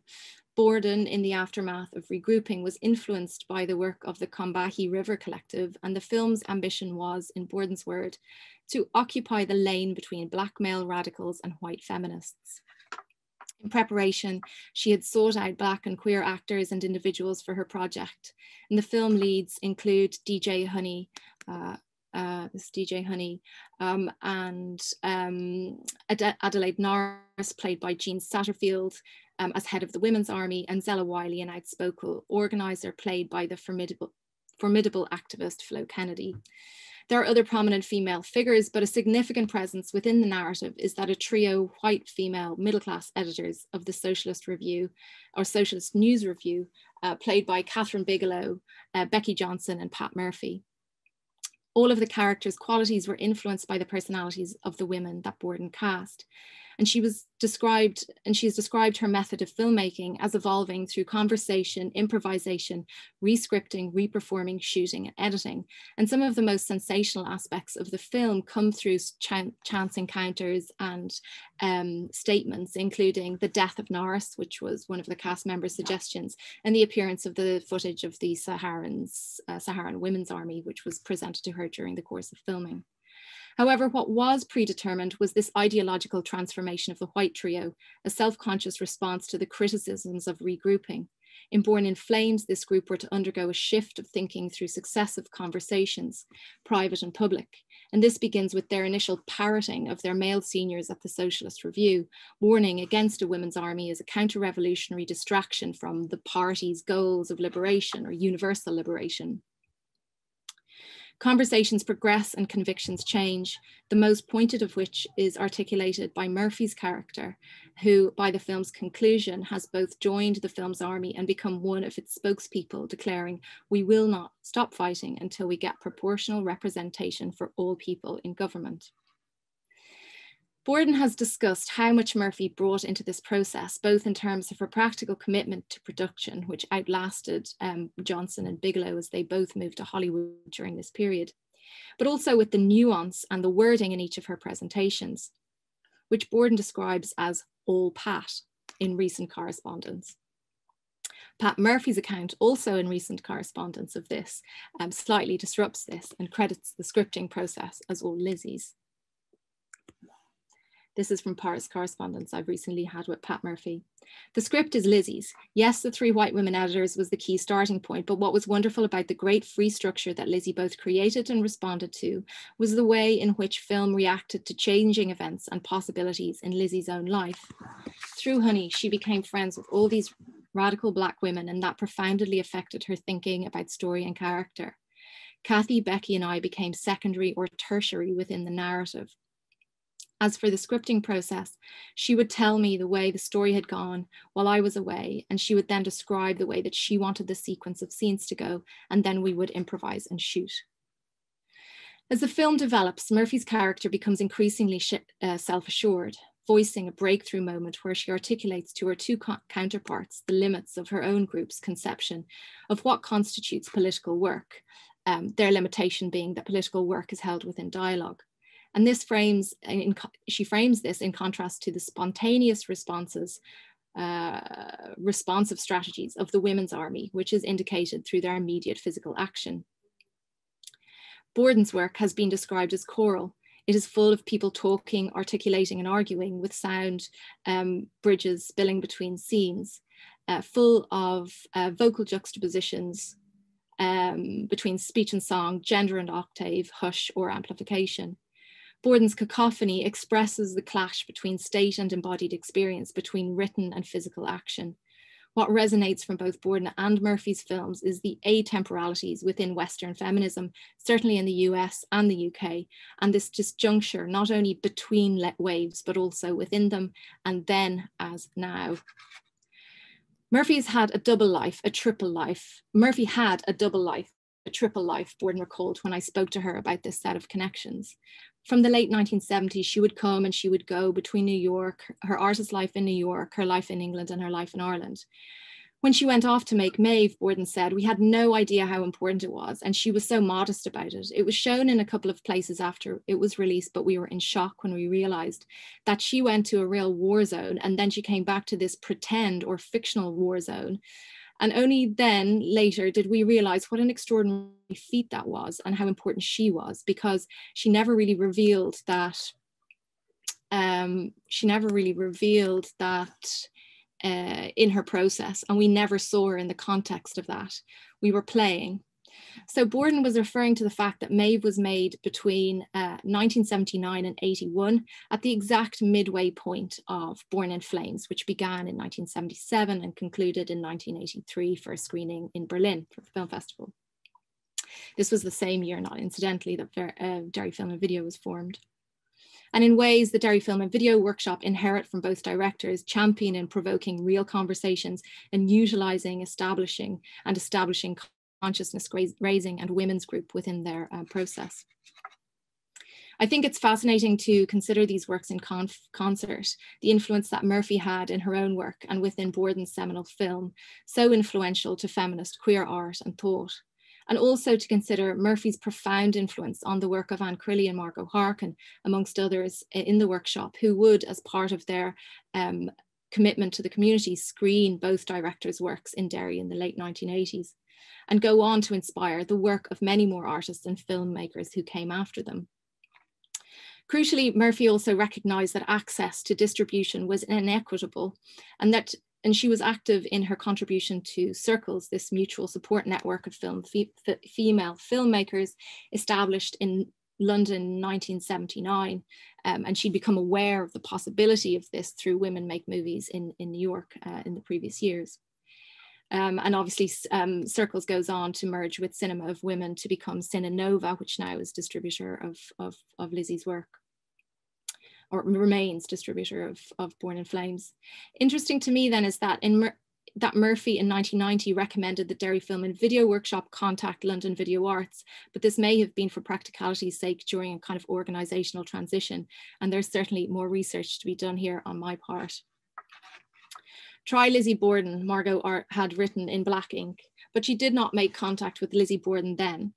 Through Murphy, Harkin found a range of distributors for Hushabye Baby, one of which was Other Cinema in London, established in 1970, and through the Cinema Guild in the US. Again, Harkin has said, Pat was the one that guided us on that. This note reveals how such a network of women filmmakers and distributors promised a vital alternative to the Derry Film and Video Workshop beyond Channel 4 at a crucial moment in their lifespan. And it encourages us to think in greater depths about affinities between their works and those that I would position as the most impactful feminist filmmakers of their generation. More broadly, I see this handwritten note as material evidence of how feminist networks work, how conversations, public and private, can turn to a chorus that can form a network, grouping and regrouping, how they can grow and forge and embolden. Found, scanned, shared, the note became a prompt, a way of thinking about the past and then breaking it. Distribution was so bad in this country, Borden lamented on my Monday evening, mourning her time in LA. I haven't seen the Derry Film and Video Workshop's work in this country for that reason. I want to see Margot Harkin's work because that's my issue, that's my research now. What I'm working on is choice, but it's unavailable in this country. You cannot see it. Then Wednesday real time, through Crilly, through Harkin, through Greyview, through me, the Derry Film and Video Workshop's work arrived on Borden's desktop. Lizzie Borden has been tried. Thank you. Thanks so much. That was really fantastic paper and so interesting to think about that the ways in which those connections just not only kind of allow work to get the audiences that it needs, but also how vital it is to think about geographic locations and their connections outside. I think it's and especially in terms of feminist networks where international connections helped to build the movement in a really profound way. So thank you so much. And I look forward to discussing that further at the end of the panel. So we're going to move on now to invite Alessia to join us. Alessia Cognali is a former co-director of artist-led initiative Catalyst Arts Gallery, and currently a PhD researcher at the Belfast School of Art, with a combined theory and practice-based study on artist collectives and feminist-led collectives dedicated to social justice, civil action, and activism in the island of Ireland. She was 20 to 21 research associate at the Centre for Contemporary Art of Derry, Londonderry, and along with artist Emily McFarland, she is co-founder of Soft Fiction Projects, which started in 2018, an artist-run initiative dedicated to producing digital and printed matter on artist moving image culture. Alessia is a member of Array Collective, which I'm sure everybody knows is a Belfast-based group who create collaborative actions in response to the socio-political issues affecting Northern Ireland, and incredibly deservedly won the Turner Prize last year. Her paper today is called Layering Feminist Methodologies, Self-Organising, Collaborating and Resisting as Praxis in the Work of Women-Led Artist Advocacy Groups in the 80s Island of Ireland. Hello, everybody, and thank you so much, Rachel, for your introduction and for reading my long title all in one go. Okay, I'm gonna share screen now. So my paper today is made by two texts, one spoken and one visual. So the island of Ireland has a long-running history of political and social changes, as we also have been reminded today. The two recent referendums in the Republic of Ireland, the marriage equality in 2015 and the repeal of the Aid in 2018, and the more recent changes in the Northern Irish legislation in March 2020 regards marriage equality and reproductive rights are important milestones reflective a considerable shift in the politics of the island, both in the north and south. These fundamental achievements have been possible thanks to the tireless work of long-established activist organizations, which shaped their roots in the late 60s social and civil rights movement, and in the 70s, Irish Women Liberation Movement. So this complex interweaving of decades of social struggle and being such fruitful terrain for the establishment of experimental art projects, social justice initiatives by artists and activists. Rooted at local level, but consciously allied within the international civil and gender rights movement, women artist-led groups came together in the late 80s in the island of Ireland, and aiming to strengthen the sense of solidarity, mutual aid, and friendship between peers. These collective created professional opportunities such as exhibition, workshops, and symposia, and so giving Irish women artists credibility outside their own community and friends circle. And their work reflect how the social and political environment of the North, the South of Ireland, and the UK are actually strongly interrelated in the feminist experience and artistic production. And ironically, their vital role in the contemporary discourse seems still to be mostly unnoticed within the kind of more mainstream feminist and artist and art scholarship. Through my research, which is still in progress, I intend to connect with this experience with the wider network of past and current feminist initiatives across Europe and UK, as well as method of working together with an anti-hierarchical, feminist-led and experiential driven approach. And as a visual artist myself, working and living in the north of Ireland, but not originally from here, I'm really looking to connect with a genealogy of feminist practice that came before me through archival fragments, most of which were given to me by different artists I've been in conversation with, and as well conversation with those involved in these groups. So layering this experience, implementing a sort of layering methodology allowed me to embrace different perspectives of the research while reflecting the sense of collectivity, intersectionality, and solidarity of the feminist project and its practical outcome in feminist-led organizing. So I will layer my case studies having in mind 5 ethos, key ethos that encompass Irish women-led artist advocacy group, modus operandi, visibility, friendship, support network, self-organization, and experimentation. So let's start. An interesting finding is actually that the initiator of Irish women-led groups are artists from the Irish diaspora, which were inspired by UK-based and women-led collectives, and also Black feminist-led collectives, Irish artists that migrate to UK, urged to get together in response to their underrepresentation and discrimination. And during a recent conversation with Northern Irish-born Anne Talentair, we talk about the lack of support and what she felt at the time, a sense of isolation when she moved to London. Under the suggestion of her partner, she joined the London Irish Women's Centre and the Irish Women Islington Group. So this experience gave her, in her word, a framework to start thinking about issue of underrepresentation in relation to social, economic, cultural parameters. At that point, she hadn't had any formal art education, so the experience of meeting these people was incredibly helpful, and it opened me up, in her word again, to think about colonialism in a way that I had not had before. I've read about this issue, but I never had the direct experience of anything as such. Being part of this group, learning about history and politics with a feminist, anti-imperialist lens shifted my consciousness. And also, it's important to underline that coming from Ireland and specifically from the North, she became more aware of the difference between the two countries in legislations as well as feeling solidarity with other groups that were underrepresented within the arts, such as artists of color. And there was loads of racism, and because of the political environment of what was going on in the North, there was loads of racist attitudes.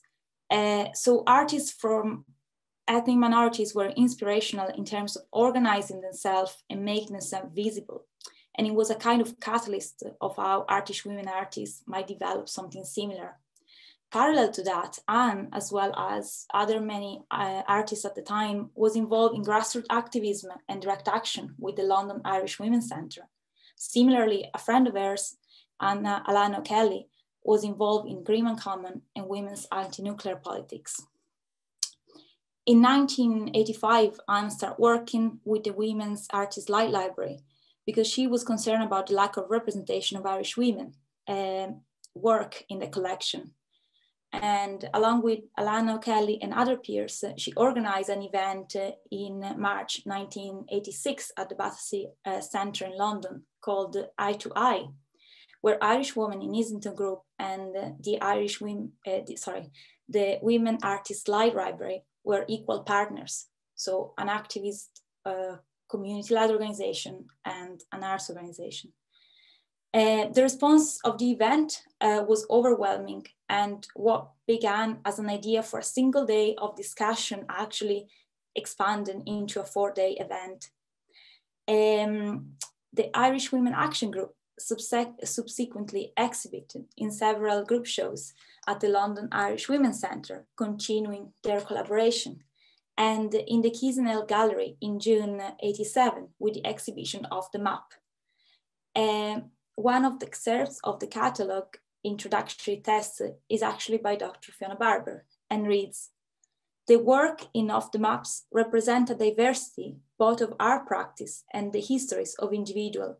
The ultimate intention of such project cannot be prescriptive, but one of opening the possibilities of all women and all the people from ethnic minorities to begin to take control over their own representation." Some of the members of the Irish Women Action Group were then invited to Belfast to participate at one of the first events of the Northern Irish Women Artists Group at the Artist Research Exchange. And this is an example of how the collaboration between Irish women artists started to expand beyond geographical and political barriers. So at the same time, in fact, of the formation of the Irish Women Artists Group in London, women artists started also to self-organize on the other side of the Irish Sea. And a catalyst figure of that movement was what was at the time a young art historian and art critic originating from Ireland and then UK based, which was Fiona Barber. And it's nice that, Fiona was referencing Array in her talk, and now I'm talking a lot about her here. Fiona had just completed at the time RMA in Leeds, and that was an environment that she described where feminist politics and feminist art politics were very visible. And Fiona was also involved at the Pavilion of Women's Photography Centre, which was very important for feminist art and feminist art practice. And she was also aware, of course, of the work of the Irish Women Art Action Group in London. And when she relocated in Belfast, she discovered quite a different environment for artists, and especially for women artists. And at the time, she was sharing an apartment with recent graduate sculptor Louise Walsh. Louise, originally from Cork, was somebody that was really actively involved in feminist and queer grassroots groups, such as the Lesbian Line in Cork, the Women's Place in the Quake Co-op in Cork, and subsequently Cara Friend in Northern Ireland and Women's News in Belfast. And Fiona recalls that despite the lack of Irish feminist-led institution, such as the Pavilion in Leeds, there was a lot of informal talk about feminist art going on. And that's, again, from one of our conversations, the nature of collective feminist politics in Northern Ireland, certainly in Belfast at the time, was to do with real social issues around poverty and childcare and lesbian identities, not to mention, of course, the elephant in the room, the conflict that was ongoing and was very divisive. And there was a real suspicion around women artists, obviously, claiming to be feminist, even in these feminist circles. And the aim of groups like Northern Irish Women Action Group was to raise awareness of the practice of women artists in the North. At the time, in fact, in Northern Ireland, women artist practice was entirely cut out of the art circuit. An international show of artists curated by Brian McCavra had just one woman in it, for example. And it was really a huge urge for emerging women artists to come together to respond to that, as well as willing to create a connection with the many other collectives in Northern Ireland, such as the Artist Research Exchange and the Artist Collective, which many artists, like for example, Una Walker, were involved in these collectives already. So the first attempt to do something like that was an exhibition at the Federansky Art Gallery called Woman to Woman. And 4 months later, in March '87, the same group of artists and some of their peers founded the Northern Irish Women Action Group. And again, just a month later, so we are in April 1987, a delegation of women from Belfast, including artists Una Walker, Louise Walsh, and Fiona Barber, attended the event Out of Pressure, which was organized by the curator of Temple Bar Gallery, Jenny Houghton, with the idea of creating a quick group for practicing women artists across the island. And the meeting was really a catalyst for the establishment of the Women Artists Action Group. And Fiona, just 1 month later, wrote in an article on Women's News, which is like a feminist magazine based in Belfast. The exciting conversation that took place, sharing skills and ideas, show us just how valuable it would be for women artists to be in communication with each other. As a result, it was decided to set up a network of artists throughout Ireland, both North and South, the Women Artists Action Group. There was a real sense of this being an historic occasion. This is the first group of its kind to be set up in Ireland.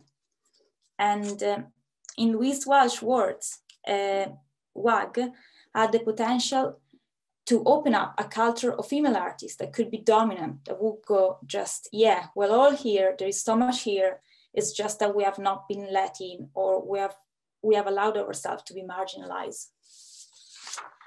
And NIWAG later became part of a northern branch of WAG, and both groups' membership was open not just to artists, but also to art critics, curator, historian, teacher, and whoever work or had interest in the arts. So to take part to any activities, there was no selection process or requirement of formal education, and anybody that was self-identifying female practicing artist was eligible to join. And there was a clear effort to make women's work visible.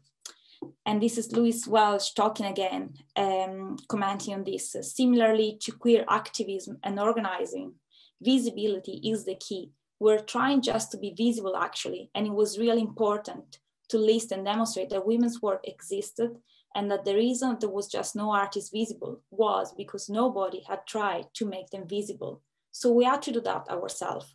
And it was a real self-organizing energy, but also it also created the visibility for other peers, which could look at our work and take inspiration from.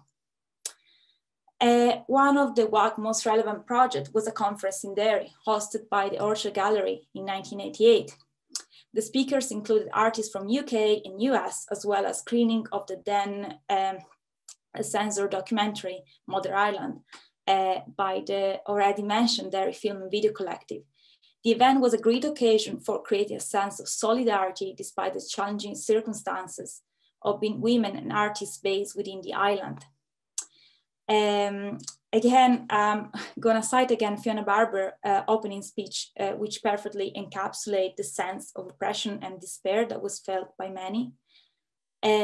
Much important work has been carried out on the relationship between femininity as a social determinant and women's art practice in Britain since the early 70s. In Ireland, however, the suppression of women's sexuality within teaching of the Catholic Church, restrictions of women's control over their own bodies through the limited access to contraception, and the non-availability of abortion are all particularly relevant. In addition, and raising a different series of issues, there is also the question on how we define our position in relationship to the conflict in the North. And that was such a powerful statement and cathartic moment from what Fiona recalls. To resist and tackle this sense of despair and isolation, member of the Northern Irish Women Artists Group and the Irish Women Artists Group constantly mentioned the importance of friendship as a vital support system and as the core value of their collectives. Pauline Cummins recalls that friendship was the key support structure of WAG. While there were some formal meetings, they were more informal, like chats and discussion in the pub. Friendship was very important between artists, organizers, historians, and writers. Friendship was very important to nurture those connections with other European-based groups, such as the International Association of Women Artists, of which WAG was part of this Europe-wide network. And we all remain friends with many international artists through these occasions. In Untitled words, friendship was the rhizomatic kind of structure that held people together. And this idea of rhizomatic structure is extremely powerful. It was absolutely central to my work with the group. There were alliances and networks that, of course, that I didn't even know about, because this rhizome had this long reach in this meta level of experience. And it was something unquantifiable that couldn't minute or turn out into something institutional. And it was just something that was happening organically. And there were certainly direct links between also the artist-led initiatives and the legacy of Irish women liberation movement in the 70s. And so through common practice as Consciousness Rises group, widespread in Ireland, in many cities of the island of Ireland, many women in the 70s came to realize their own experience and struggle were shared by their peers. So nonetheless, after the natural dissolution of the Irish women liberation movement in the mid-70s, not so much was changed in terms of women's rights and body autonomy, for example, although the movement made success in increased self-awareness in the gender inequality between women. And for many activist groups and artists and later generation, method as consciousness rising had to be replaced actually with direct action. So again, is Pauline Cummins that recalls that many women in Ireland were already part of conscious rising group in the 70s. And they were realizing that we need to talk to each other more openly and share our experience. So in WAG, we tackled the feeling of isolation by traveling each other to share our experiencing. And by having a collective voice to question the status quo, this action gave us a great encouragement and confidence. At the same time, there was a lot of pressure to be perceived as professional, as a consequence of being continuously under scrutiny, and the fear of being labeled as amatorial by the press, for example, or by other art critics, or whatever the art establishment around me, women. So across all the group of artists, it's really notable that everybody was very careful of being, of produce things at the highest level of professional competence and awareness, of outing works in terms of publicity, contacting the press and critical text. And actually a key role was given to those that were writing those critical texts and essays that accompany all this PR material and catalogs, such, for example, many essays that Fiona Barber wrote. Talking with Anne Talentire, she recalls that it seems that now a lot of community-based and grassroots art group are actually making aesthetic out of making things by hand or with a DIY approach. But it was very important to not do that so much in those days, because you were already be labeled as less and misinterpreted and not being functioning at the same level to establish institution. So it was actually a political stance to make things in a certain way. In order to break those systems, there were all these mechanisms that we had to put up with. And finally, as I was already mentioned today, there was a tendency between artist groups and women artists to use to prefer specific practice such as performance and video art, what was then called video art, or what we call today artist moving image.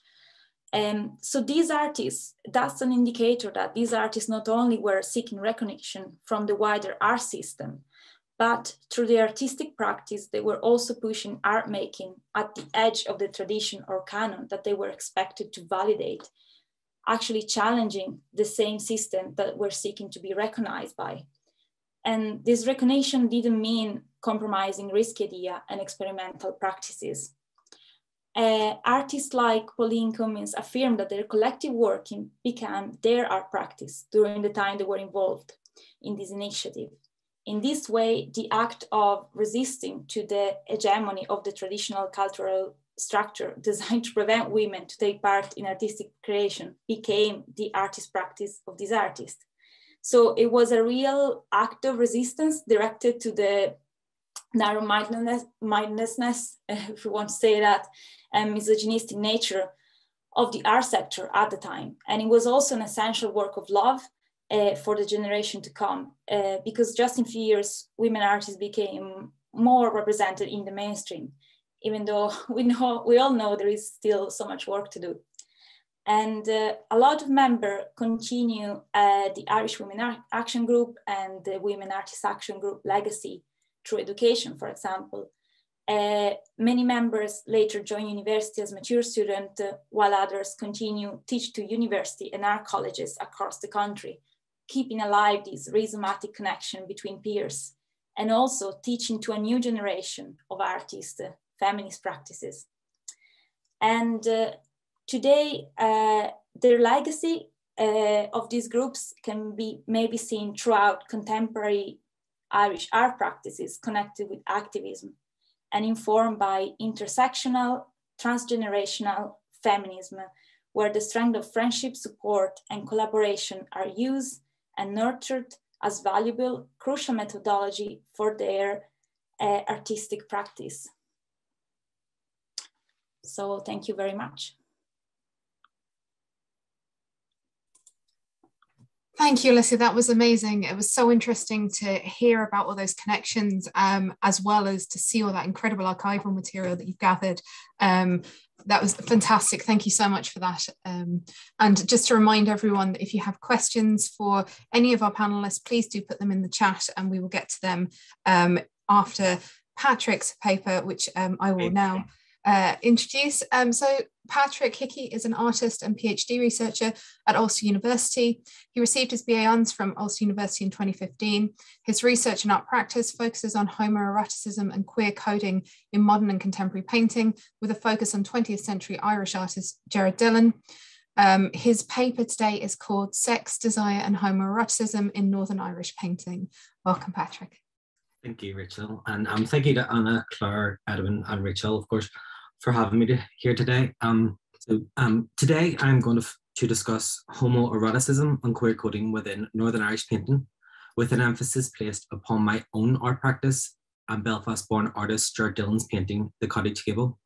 My name is Patrick Hickey and I am an artist, a PhD researcher living and working in Belfast. So I will examine The Cottage Gable and the queer implications within the narrative of the painting. Dillon's painting is not so much a simple documentary recording of a typical West of Ireland scene, but rather, I would like to suggest, a deliberately coded work of his homosexuality. To understand the significance of Dillon's painting and the queer codes found within them, I will explore how the context of Northern Ireland has shaped queer experiences and how artists throughout history have used their artworks to hint at alternative queer sexualities. Gerard Dillon was an Irish artist born in Belfast in 1916, 5 years before the partition of Ireland and the creation of the Northern Irish state.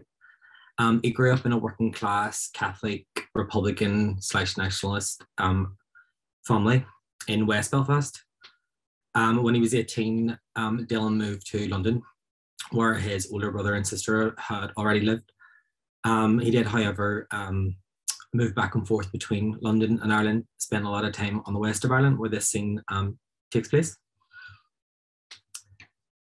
As you can see, the painting features two men in swimming trunks that are seemingly hidden from the view of the beach below, but not from the viewer. The figures are further emphasized by the flat, stark white of the cottage walls, which ensures that we, the viewers, place all of our attention onto the male figures. Looking at the figures, there appears to be an erotic tension between the two, with both of them meeting the gaze of the other. The gap between the two figures allows us to peer down to the beach below, where there are two female figures waving off a sailboat. Some have noted that the inclusion of the two female figures in the traditional red petticoat dress is a reminder of the heteronormative ideals placed upon the two male figures by society at this time. It could be suggested that the title of the painting is an attempt to remove the focus from the male figures to the cottages, but in actuality, it is what allows us to understand the hidden codes within the narrative of the painting. Cottaging is a gay slang term for the act of cruising public toilets and spaces for anonymous sex with other men. The term comes from the arts and crafts, architectural design, of public lavatories that look like cottages that were in use throughout Britain during the 19th and 20th centuries. While there is no record of its use in Ireland at this time, the usage could actually reflect Dillon's time in London. London was and still is an incredibly diverse and vibrant site of queer urban culture. Social worlds overlapped in a variety of places, from Turkish baths to public toilets to pubs and dance halls. Therefore, the coded usage in Ireland, north and south of the border, at this time would have gone completely unnoticed. The image depicted in Dillon's painting had the ability to blend into the Irish art canon, seemingly unscathed from any potential homosexual readings. It has only been recently, in the past 10 years or so, that there have been tentative discussions around the representation of non-normative sexuality in Dillon's paint, in Irish art history, with Dr. Ryan Coulter's essay on Gerard Dillon from 2010 and the implications of his sexuality in relation to his practice being described by Sean Cassan from the Irish Museum of Modern Art as being the first in-depth study Dillon's painting is not so much a simple documentary recording, but like most, if not all modern Irish painting, the cottage gable has been read through a lens of heteronormativity. For example, if we look at these two paintings by Belfast-born artist Paul Henry, who, like Dillon, also painted scenes of the west of Ireland, yet the two female figures in traditional red petticoats that I mentioned earlier repress the queer or erotic components by allowing the viewer or critic to associate Dillon's painting with the countless other paintings with similar themes and iconography. Northern Ireland was and still is an incredibly conservative and religious place. So it is understandable why there was a need for Dillon to quote these desires in his paintings. Even today, Northern Ireland has the highest level of devotion, religious devotion, in the whole of the UK. Homosexuality wasn't legalised here until 1982, which was 15 years after England and Wales, and unfortunately 11 years after Dillon died. Also, depending on the source, Dillon is either described as a repressed homosexual or a well-adjusted homosexual, so it's quite contradictory. But Dillon was known to move between a lot of different circles, so it is possible that he tailored his sexuality to the group of friends that he was with at the time. So I know we're moving away from Northern Irish painting at the minute, but I just wanted to show how artists have used their artworks to code, either consciously or subconsciously, to express their desires. So for example, we have these two paintings, and as you can see, Fong, Gloden and Maplethorpe were inspired by the Flandrian painting. And it's this idea that artists or queer artists have used what American art historian David J. Gatsby calls a series of visual citations, thus creating a queer history and a map of queer artworks.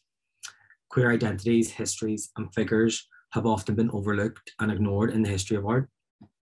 Through a whitewashing or sanitizing, these desires, identities, and histories have been erased, whether intentionally or unintentionally, by friends and family members or galleries and curators. So by following this roadmap, we are able to interpret and decode various works of art.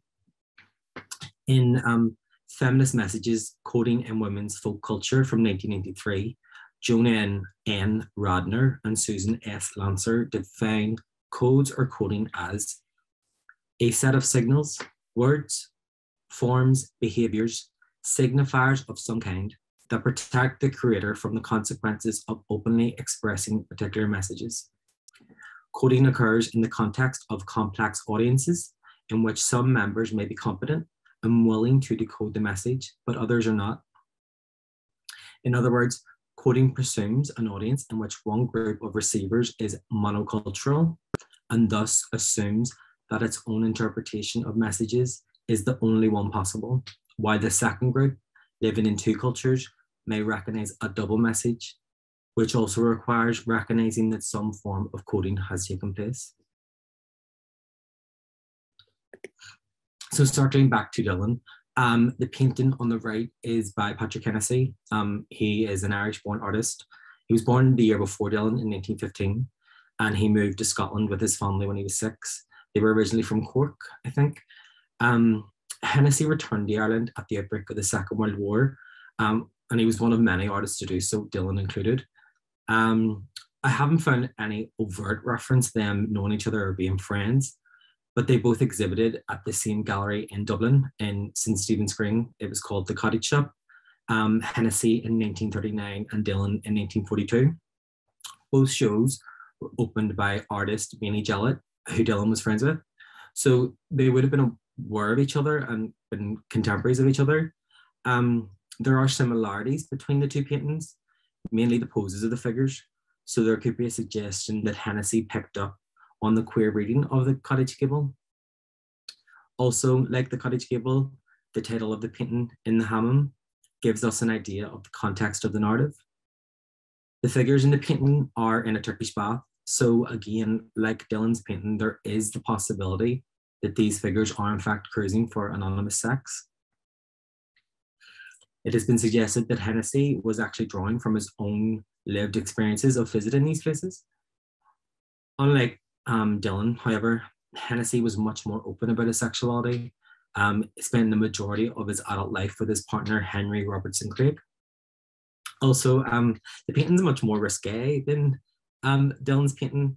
When it was exhibited at the Royal Dublin Society, the RDS, in 2001 as a part of the important Irish art sale, it was actually placed away from the general public in a back room because of that, because they were afraid of them seeing it and how they would react. What I would like to focus on, however, is the pose of the figures on the right of each painting. The arm bent or akimbo, and the hand and the hip has been seen as a code for homosexuality. So that comes from some of the aristocratic portraits where the pose became associated with the aristocracy and sexual excess. So excess, sorry, not access, and then became a code for the effeminate sodomite. Again, this pose has appeared throughout art history, especially in the works of art that have been considered to be queerly coded. Donatello's David here on the left has been considered by art historians as a milestone in gay culture. This sexualization of the figure's nudity comes from the feather from Glath's helmet caressing David's inner leg, leading the viewer towards his penis and anus, and has been suggested by art historians as being indicative of Donatello's own sexuality. And then on the right, we have Thornycroft's The Moor, which has a similar pose. It's that idea of going back to like the queer lineage and the queer maps and stuff. And Thornycroft's statue was included in the Tate's 2017 exhibition, Queer British Art from 1861 to 1967. This pose has found its way into my own practice. Even the pose actually of the figure on the left is mimics or is reminiscent of the left-hand figure in Dillon and Hennessy's painting. This was truthfully unintentional, but it's one of those things where living with these paintings for so long as visual references that they're slowly seeping into the my paintings and practices subconsciously. And I think that's kind of a mark of queer coding as well, you know, whether you are doing it intentionally or subconsciously, but it's all there. Also, it is a reference to Saint Sebastian. I'm not sure if many know this, but Saint Sebastian is considered a queer icon, and he's been featured in the artworks by many artists, from Derek Jarman to Keith Vaughan to Hernan Bass. Though I have consciously referenced the work of Dillon within my practice, taking the left cottage gable wall and inserting it into this strange world that I create within my practice. I wanted to honor Dillon's legacy with this painting, and the idea of the spectral figure was I wanted to explore the idea of the ghosts of the queer figures haunting these spaces, the queer figures from Northern Ireland that were unable to live an open, authentic life, and thus had to move away to other places, London, whatever. As much as Northern Ireland is still conservative and be quite queer-phobic, I am aware of the privilege that I have to be able to still live here and live openly, whereas figures like Dillon were unable to and had to move to London or other cities. Again, the reference to Dillon visually and the title allows for the codes to not only be seen, but to be picked up upon, like as Radner and Lancer say, those who live in two cultures and recognize the double message. Also, Jared Dillon comes from West Belfast, and I'm from West Belfast as well. And I feel like that there's, through researching Dillon and his work and his life, you know, I felt like this connection to him. I am familiar with the areas that he grew up in. I have family that would have grew up in the same area. And even Dillon is buried in Milltown Cemetery, which is across the street from me. And if I look at my window, I actually can see the cemetery. So it's like there's this close proximity with myself and Dillon, which I kind of really like.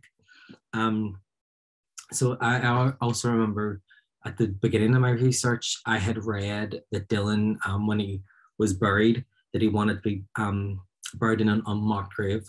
So I had this idea of, you know, having these strange nude figures in a graveyard.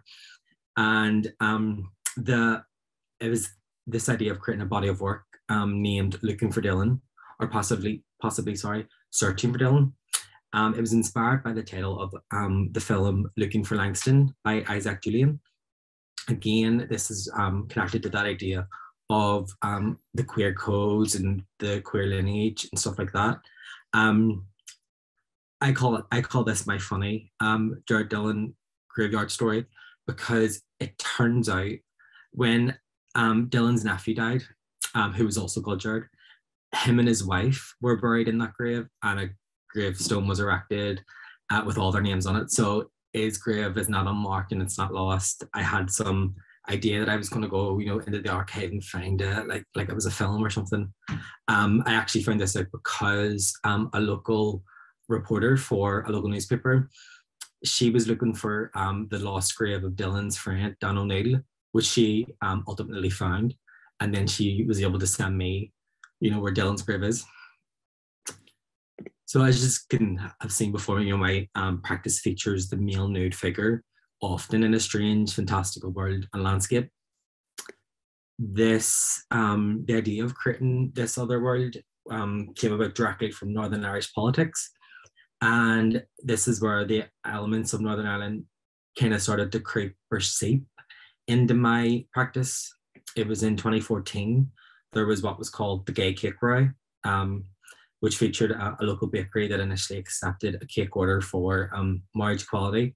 I think Fiona had shown a slide of the cake briefly in her slide at the start of this session this morning. But ultimately the bakery changed their mind and rejected it due to their religious beliefs. So I am kind of glossing over this event but it's to do with what it led to. And it led to Paul Given of the DUP. And it's important to note that he's the now First Minister of Northern Ireland. He attempted to introduce the Northern Ireland Freedom of Conscience Amendment Bill. This would have allowed businesses in Northern Ireland to effectively, you know, discriminate against members of the LGBTQ plus community here in Northern Ireland on the grounds of on their religious beliefs. So if they didn't agree with the lifestyle, they could have just, you know, rejected. I think someone at the Rainbow Project said it was an updated version of no blacks, no dogs, no Irish, no gays. So it was this was like the first time where like this idea of politics actually, I realized if could and will affect my life. And that's an incredibly naive way to look at things. Growing up in Northern Ireland, politics is like, you're just constantly bombarded with it. And I think my kind of act of rebellion was to completely disregard politics and not listen to it and not care. But then this is when you kind of start to realize, well, hold on a minute, this is going to affect me. So as I have mentioned earlier, Northern Ireland is still an incredibly conservative and religious place. So there's an emphasis and reliance on the naturalization and maintenance of the patriarchal heterosexual family. So because of all this, I began developing the idea of creating this kind of strange fantasy type world away from here, you know, where a place where these figures could inhabit, a world where they could be authentic and stuff like that.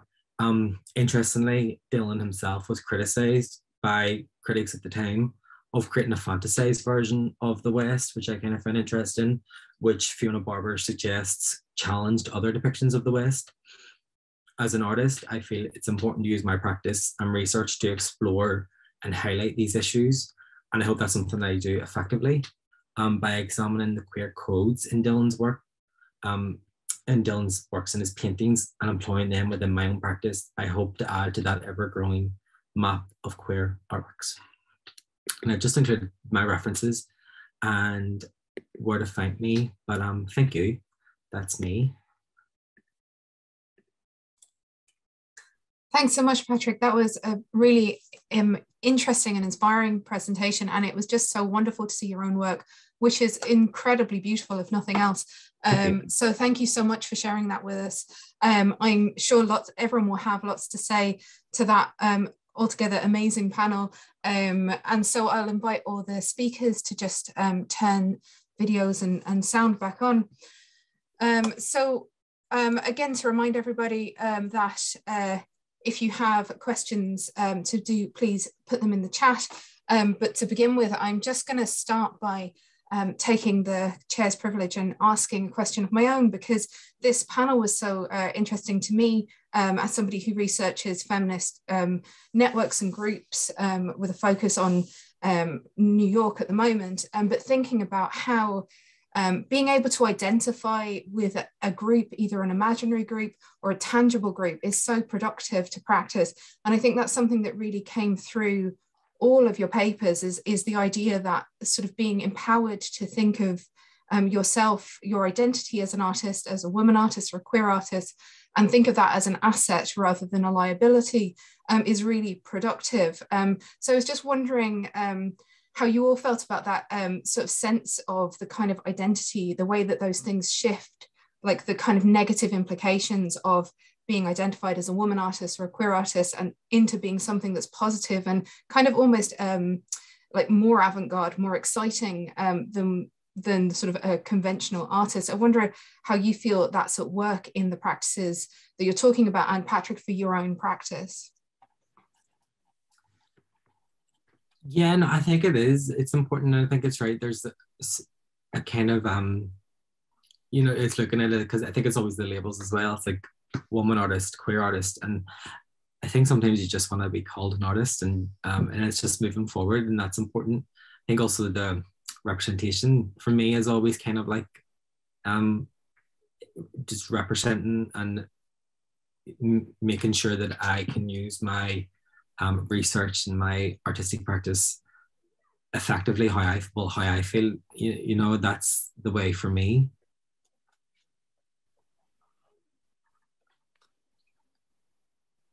Yeah, that's really interesting. Sorry. Yeah, it's always a kind of a toss-up, I think, between like that need to be able to sort of like see what you're doing, see the themes and ideas that are being worked with as legitimate, but that kind of the kind of different ways in which that's at work at different historical moments, I think, is really interesting. I have a couple of questions here from the chat for each of you, so I'm going to sort of direct them now. I'll start with Isabel. Sandra Plummer has asked, I wonder if you could say more about the divide between feminism and republicanism and how Derry film and video challenged this. I'm wondering about Nell McCafferty as a potential influence here, and her book co-written with Murphy. I haven't read that book, so I'm Sandra, I'd love to speak to you about it and certainly read it to brush up on it.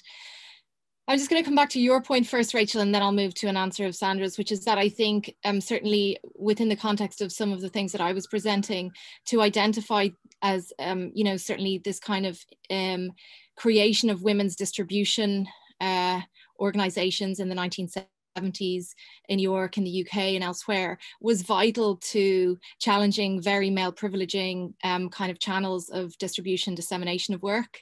And so in that aspect, like it, you know, this identification is essential to create alternatives. And also in the way of kind of networking, maybe prior to the algorithm, to assert this as part of the practice, as well as the politics and economy of the work, is also then to be able to connect with other kind of global nodal points and points of research and stuff. So, you know, there's points when this term can dissolve, whether it's female, women, queer, you know, and then various kind of intersectional points where it exists as intersection, or it dissolves entirely. that's great too. But I think as a tool at different points in history and different moments where it's vital to associate, collaborate, and identify, it has a real function. It's not neither one nor the other. To come back to Sandra's point, it's a really good question, and you put it early on in the chat bar, and I was thinking about it, and I was thinking about actually how a division between republicanism or nationalism and feminism surfaces so interestingly in, just to take to step aside, in Pat Murphy's Maeve, and it comes through a conversation really predominantly, I think, between Maeve and the character Maeve and her sister Roisin, where in Maeve there's a kind of weighting of interest in feminism with a background and family association with kind of nationalism, republicanism, whereas the sister, the kind of weighting is the inverse. And so the conversation throws this around a lot in a way that isn't theoretical, but is kind of speculative and discursive. And I think there are moments where, if you're looking at Derry film and video, it exists within the work, but I think also, I mean, to think of their work in the context, Derry Film and Video is very community-based, community-centered. It was, you know, in Republican nationalist communities, even the infrastructures of where they existed. I would direct people to a great essay and series of texts that Sarah Greyvaux released on the EVA International website, which interviews people who were involved in some ways in the kind of infrastructure that supported Derry Film and Video. So there was at Number 1 West End Park, where they were alongside Cameraworks, Dark Rooms, the Bloody Sunday Initiative, the Derry Frontline, Free Derry. So, you know, there's ways of thinking about it through infrastructure as well as through the kind of nuances of the films, which in any case, I think both Mother Ireland and Hushabye Baby, you could argue, really foreground women's issues in Ireland, North and South. Hushabye Baby responds to abortion referendum in 1983 and several horrific events for women that resulted from that. So there is a foregrounding of women's issues. There's obviously kind of, you know, these national questions within them as well, but they have a kind of different political function, I would say, than a film like Maeve, which also, because it came from Pat Murphy, who was traveling between, you know, England and the US, was also benefiting from different potentials for distribution. The film was going to do different things for different audiences. The gap starts to close in the early 90s, and certainly with a kind of a strong interest, and certainly now in the Derry Film and Videos workshops work.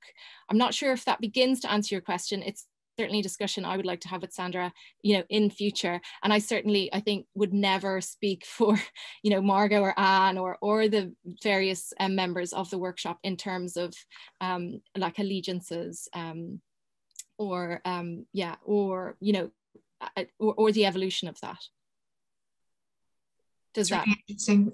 Yeah, that's really interesting. I mean, would also say that the resources that were made available as part of that EVA project, not only on Derry Film Video, but also on Women Artists Action Group, were amazing, and I think have really been really productive for sort of continuing this conversation and giving access to people like me who don't have easy access to the archives since they shut us down into England. Yeah, which sort of brings me to the next question, which is for Alessia.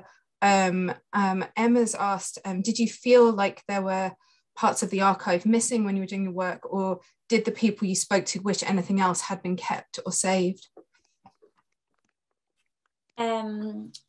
Yeah, so Fiona as well reply a bit on the thread, but yeah, like I agree with Fiona saying, in the sense like there is obviously like so many gaps, and you know, and it's part of the project really. So it's just to like try to see through these fragments, which are archival fragments or memory fragments, and see what can be put together. I also really like the fact that yeah, because not that much has been has been researched, like specifically with this group.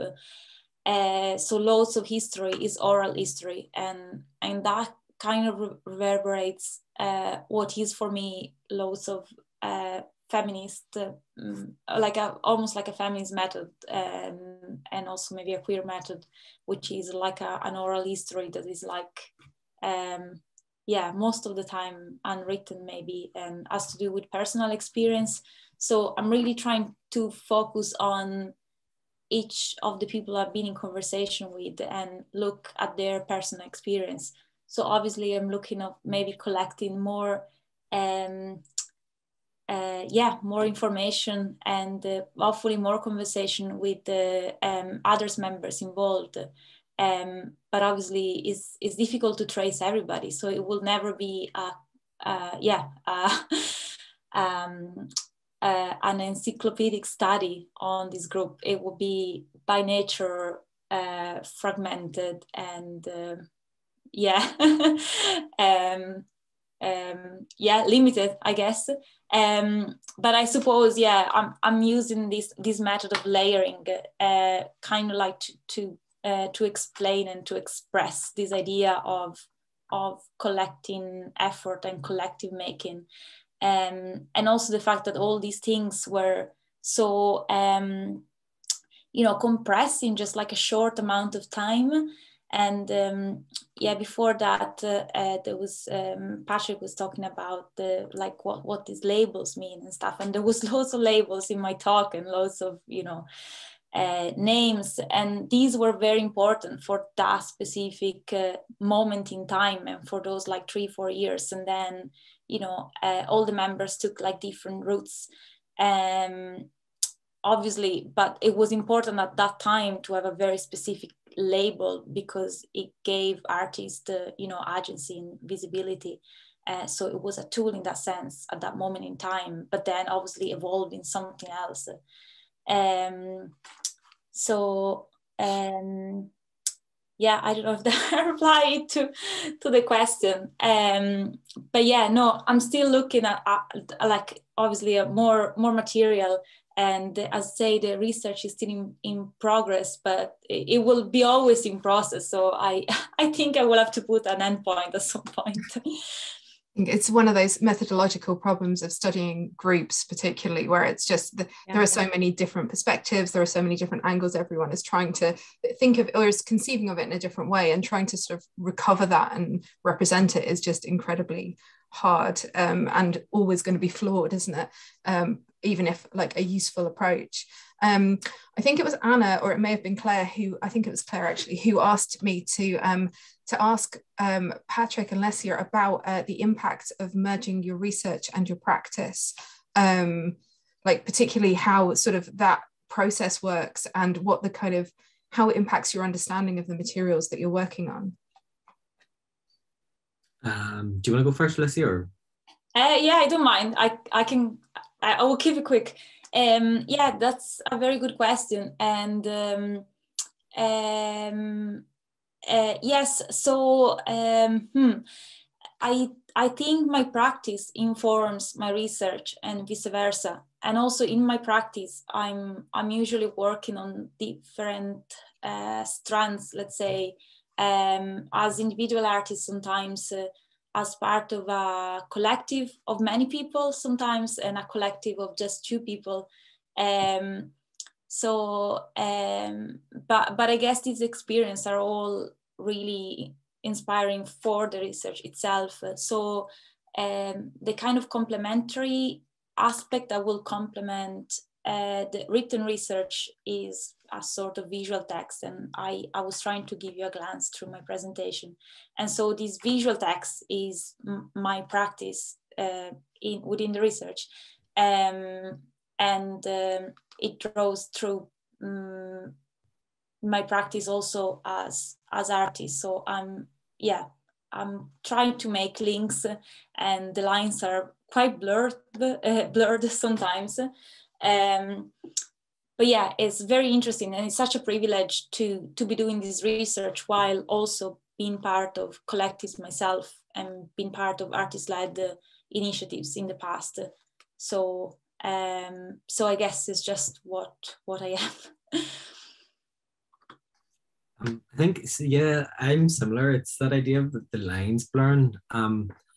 Sometimes there's days where having your research and your practice going hand in hand, they're really good. And there's other days where it can be a bit of a nightmare because it's the separation. You know, leaving it, whether you're leaving the studio or the PhD office, it never ends. It follows you home. And because I know, like, in my spare time, you know, you're doing a bit of sketching and things like that. And then, or if you're reading something, it can either, you can see a link and think, oh, well, that could work for the practice and not just in the written side of the research. And it can be, I just sometimes find it really hard to switch off, but I am, you know, incredibly lucky to be able to, you know, I think just as a first of all, as a painter and an artist, to actually be able to go and do the research that you're interested in, and to feel like, you know, that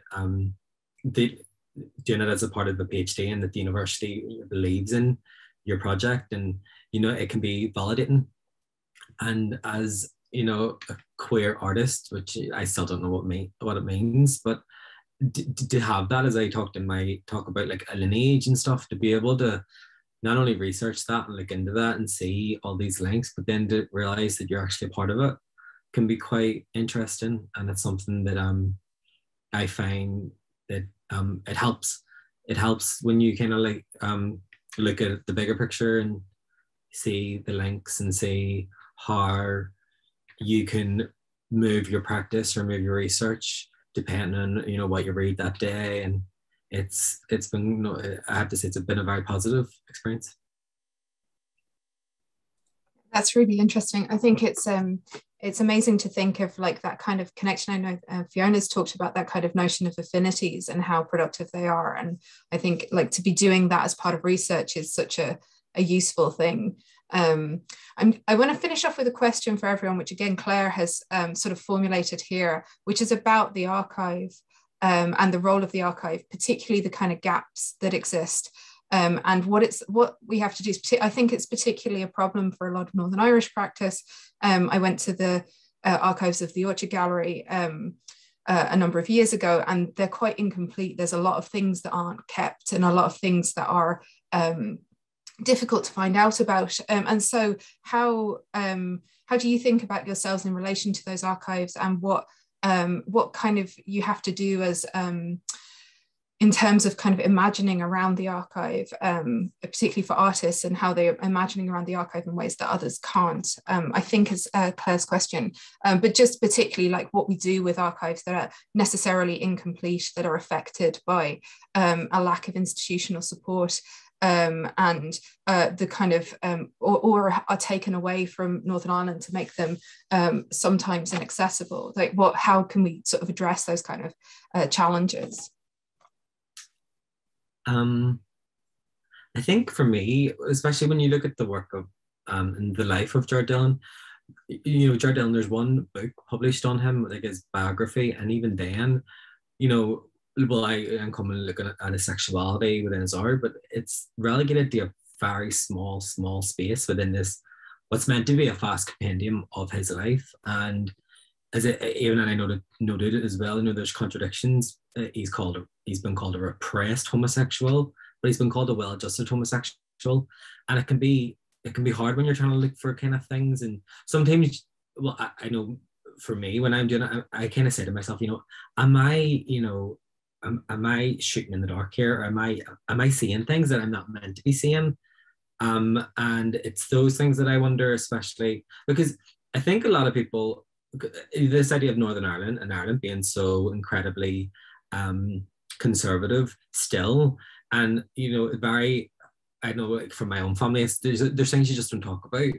And I think people don't want to maybe have the conversation about people being queer, or what we call, because it's a joke that I have with my friends, but I think everyone nearly, especially in Ireland or Northern Ireland, has that kind of older relative that never married, and maybe, and I know my mum has an uncle, and I had said to her once, and his diaries just happened to get lost in the move.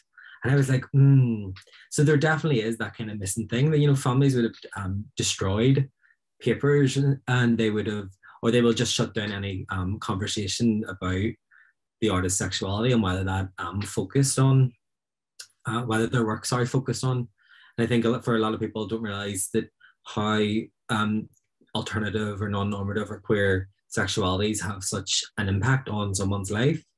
Because I know even people always talk about, especially in the media nowadays, when there's more representation, but they'll talk about, why do we need to look at their sexuality? But it's important to, because their sexuality has always been contested. Sexuality has always been something that's been hidden away and shied away from. So within the archives and those gaps, I think it's trying to maneuver and to try to build the kind of threads between and seeing things that maybe others are either overlooking or that were deliberately, those gaps that were deliberately lost.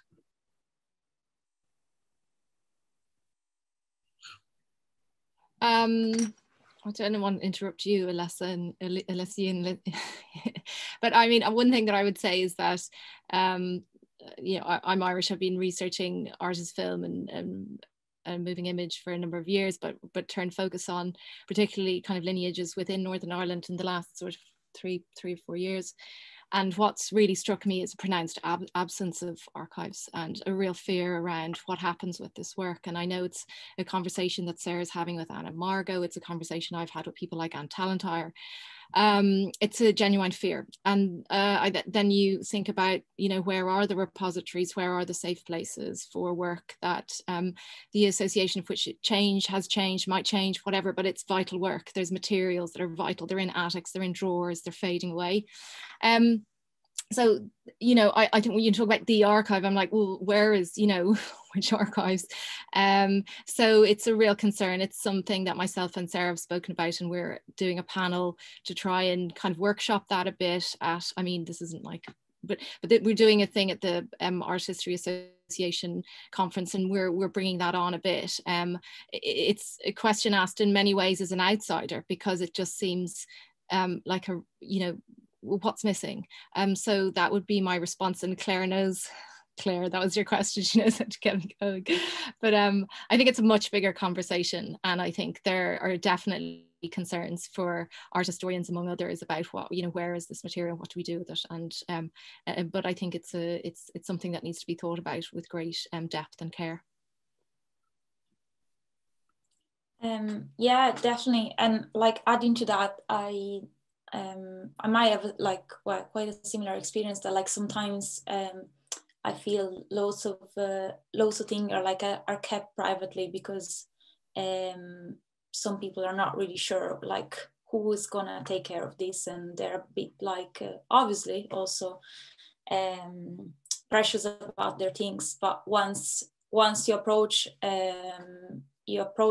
them, who could be artists or others, there is usually lots of generosity in like sharing what they've been collecting for years. And sometimes it's like perfectly organized boxes that they've kept, and they're there ready to be looked at. And sometimes it's things kept in institution. Like I find loads of materials in regards of the Northern Irish Women Artists Group actually in London. And I was like, how it's possible?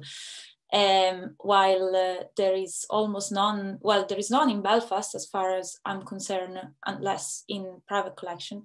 There is a bit in Nival, which is the National Irish Visual Artists Library. And so it's a matter of like putting all these links together and see what is missing really. And then sometimes it's very hard to access to these materials as well if they're kept in special collection. And I have an idea that archives should be just liberated and photocopied and spread around. But yeah, it's obviously an issue, and it kind of reflects as well the different scenarios in which all these groups were operating. When for example, in the south of Ireland, the archive it's very easy to access, while in other two examples might be a bit more more difficult or not that immediate. So. Yeah, I think that's so true. And I think that one of my particular, I think that's what's really missing is the money to invest in Irish art history, particularly. There's money tends not to go towards the kind of scholarship, but also the preservation of, as you say, brilliant work done in Nival and in other institutions, but there just isn't the investment that you see in other countries in maintaining their own sort of histories of art. And a lot of that work is done by people. I'm thinking of the artist-led archive that Max Morley ran, that, you know, is done as a kind of a project out of passion, but without the kind of institutional resources that people need in order to preserve things. It's such hard work and such important work. But anyway, I'm aware that we've cut now into tea break time, and that is a cardinal sin. And so I'm going to end that discussion there in the hopes that it could be the starting point of many more interesting ones. It was such a fascinating panel. Thank you so much to everybody for these amazing papers and for this really interesting discussion. We will be back at 4 o'clock with Emma Campbell's keynote. If you have any more questions and things, feel free to put them in the chat. That's going to keep running. So we'll see you all at 4. Hi everyone, hope you all had a nice break, and welcome back for our second keynote of the day. For any of you just joining, my name is Anna Leaching, Curator of Art at the Ulster Museum and co-convener with Claire Gormley of the Northern Irish Art Network and co-organiser of today's event with Rachel and Eddie.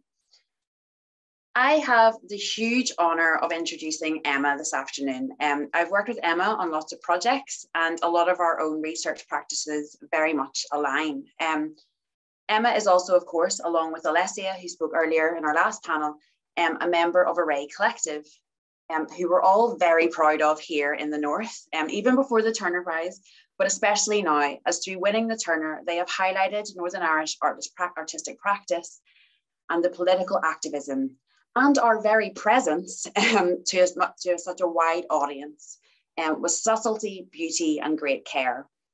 And as Fiona mentioned this morning, this ethics of care was very much visible in the construction of the shebeen in the Herbert.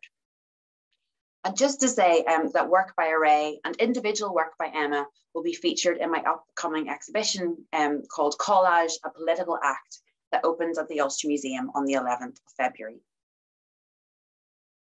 This notion of artists creating awareness of our very existence here in the north of Ireland and the struggles of Northern Irish social life and politics has been a major theme throughout today. An example being mentioned by Catherine Spencer this morning in her amazing paper on Risa Donna, who informed us, Risa Donna informed her English students of the civil rights struggles of the North far more than any news coverage probably ever did. Now, back to my introduction of Emma. Emma gained her documentary photography BA at UWCN Newport in 2001 and an MFA in photography at Ulster University in 2012, and continues her practice-based PhD addressing photography as an activist tool, an artist practice, and a reflexive academic inquiry in the movement for abortion rights.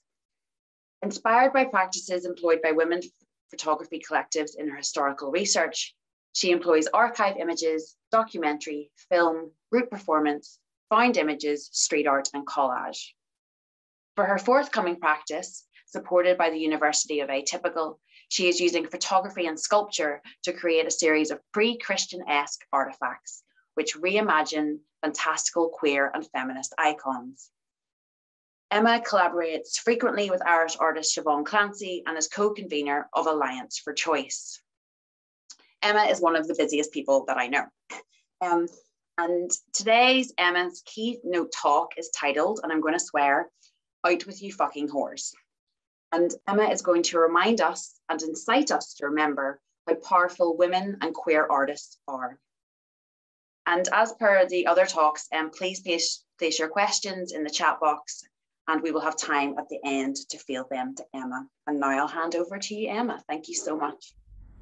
Thanks so much, Anna. I'll just grab the presentation up here. So just quickly before I start the presentation, I would also like to acknowledge all the people that are in the room, the virtual room. So there's quite a few people I just didn't imagine I'd ever be in the same even virtual room as. So there's a couple of writers that I'm thrilled that are here today, researchers and historians. There's a load of really supportive people here from Array and from PhD people I've worked with in the past and so on. So hello everyone, and I wanted to acknowledge the really supportive network that's here today. I'm really thrilled and surprised and delighted to have been asked to contribute today to such a long overdue consideration of the provocative and political work of queers and feminists in the north of Ireland. For my own small part in these decades of production, I endeavour to make all the work I take part in or collaborate in provocative. Elsewhere, I've echoed Lepard's claim that all artwork is political and cannot be disentangled from the complex intersecting systems that operate through the art world.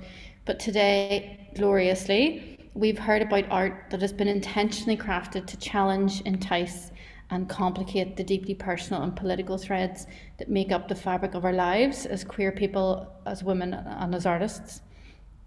Today, I want to offer that as women and queer artists, we contain the power of death, sex, and magic. We are frightening and dangerous, and although we've always been here, we are emerging now out of the footnotes and the margins emboldened.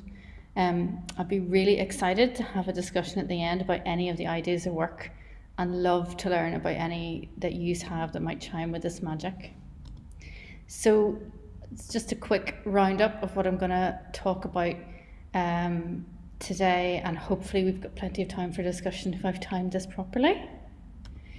So I kind of think of how I construct my life as a load of concentric circles. I'm an activist for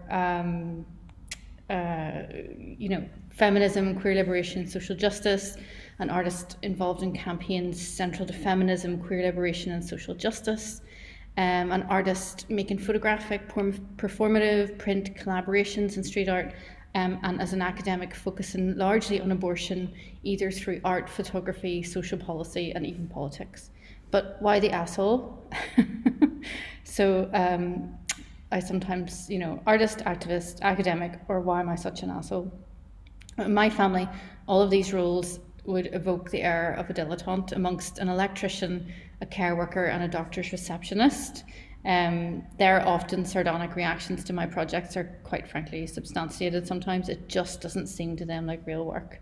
And this imposter syndrome is felt in all three of my chosen roles, as a person from a working class background in Northern Ireland, as a queer dyspraxic, as a woman in the land of topographical documentary photographers and their flak jackets, as a mighty activist in academia, and as a cautious SWAT in rabble-rousing grassroots activist spaces.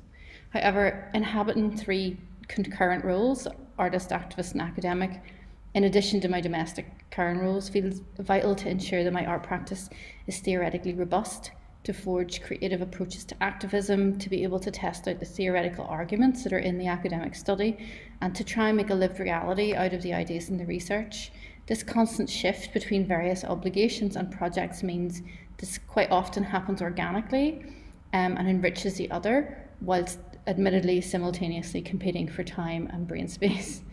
As an activist, I was involved in a Speak Out in Dublin, you can see here. Feminists have produced work that valorise women's lived experience to investigate the burdens of oppressive systems and hierarchies. In this vein, in September 2013, I was invited to a Speak Out in Dublin, where the abortion rights campaign activists joined together to make a safe space for people to tell their own abortion stories.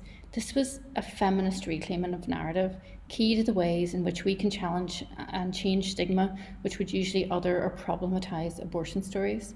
I photographed the members of the Speak Out with their explicit spoken permission as a record of the people who stood up and humanised the issue. However, in the same space, there were also, as you can see in the image to the right, the works of artists such as Siobhan Clancy's participatory baggage project, and she's also on the left speaking out about her own abortion. Rose Comiskey's historical pictures of abortion activism, Heather Alt's graphic works of protest, And then you can kind of just see in the background my own performance documentary work of abortion journeys. So in one event, I was able to participate as an activist documenting the event, an artist showing my work, and now as an academic assessing the kind of confluence and response to my presence as a photographer and the reaction to the work. As feminist thinkers construct the feminist theory and practice to guide us into the revolutionary, revitalised feminist future, we need to place aesthetics on our agenda. And rest in peace, bell hooks, who left us recently. This is also to remind us that lots of the really important reproductive justice work and intersectional feminist work has come from Black feminism, and I wanted to acknowledge that as well. This is a still from one of the videos I made in the Masters from when they put their hands out like scales. As an academic, my specialist subject over the years has been abortion and reproductive justice, and I've often mulled over its particular status of controversy and high emotions in our culture. The north of Ireland, indeed all of Ireland, is not unique in its modern inability to consider women as humans capable of navigating their own bodies, beliefs and desires. However, contextually, we're still lagging far behind most of the rest of Europe in our laws, and the countries we have most in common with in this regard are those who face British colonisation, like a current project I'm recently working on with colleagues from Kenya and Zambia on the front line of community abortion provision. My proposition today, however, tries to avoid too much of the mechanical or reproductive health policy or politics I'm obliged to be involved in regularly, and instead wonders, maybe from a queer and feminist perspective, if the roots of fear of women, gender non-conforming people, homos and radicals, can also reveal a glimmer of hope if we can be cheeky enough to try and subvert it. So this is why I want to talk about death next. Some activist work.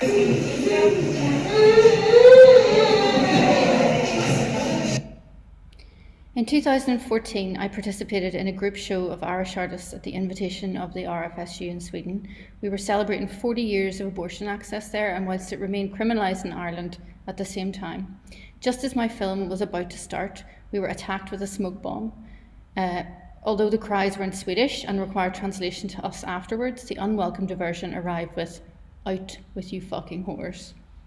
When asked about the impact by local media, I responded, the audience members were peacefully watching powerful films about the international struggle for access to abortion rights enjoyed and celebrated in Sweden for the last 40 years.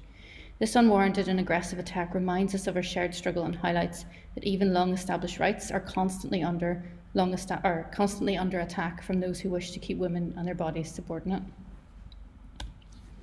Although shaken and angered, Siobhan Clancy added that people resorted to violence to shut dialogue down illustrates just how threatening it is to those who want to control women's lives, health and fertility for their own purposes. The idea that women should decide if and when and in what circumstances we get pregnant, give birth and raise children is too radical an idea for some, so much so they chose violence.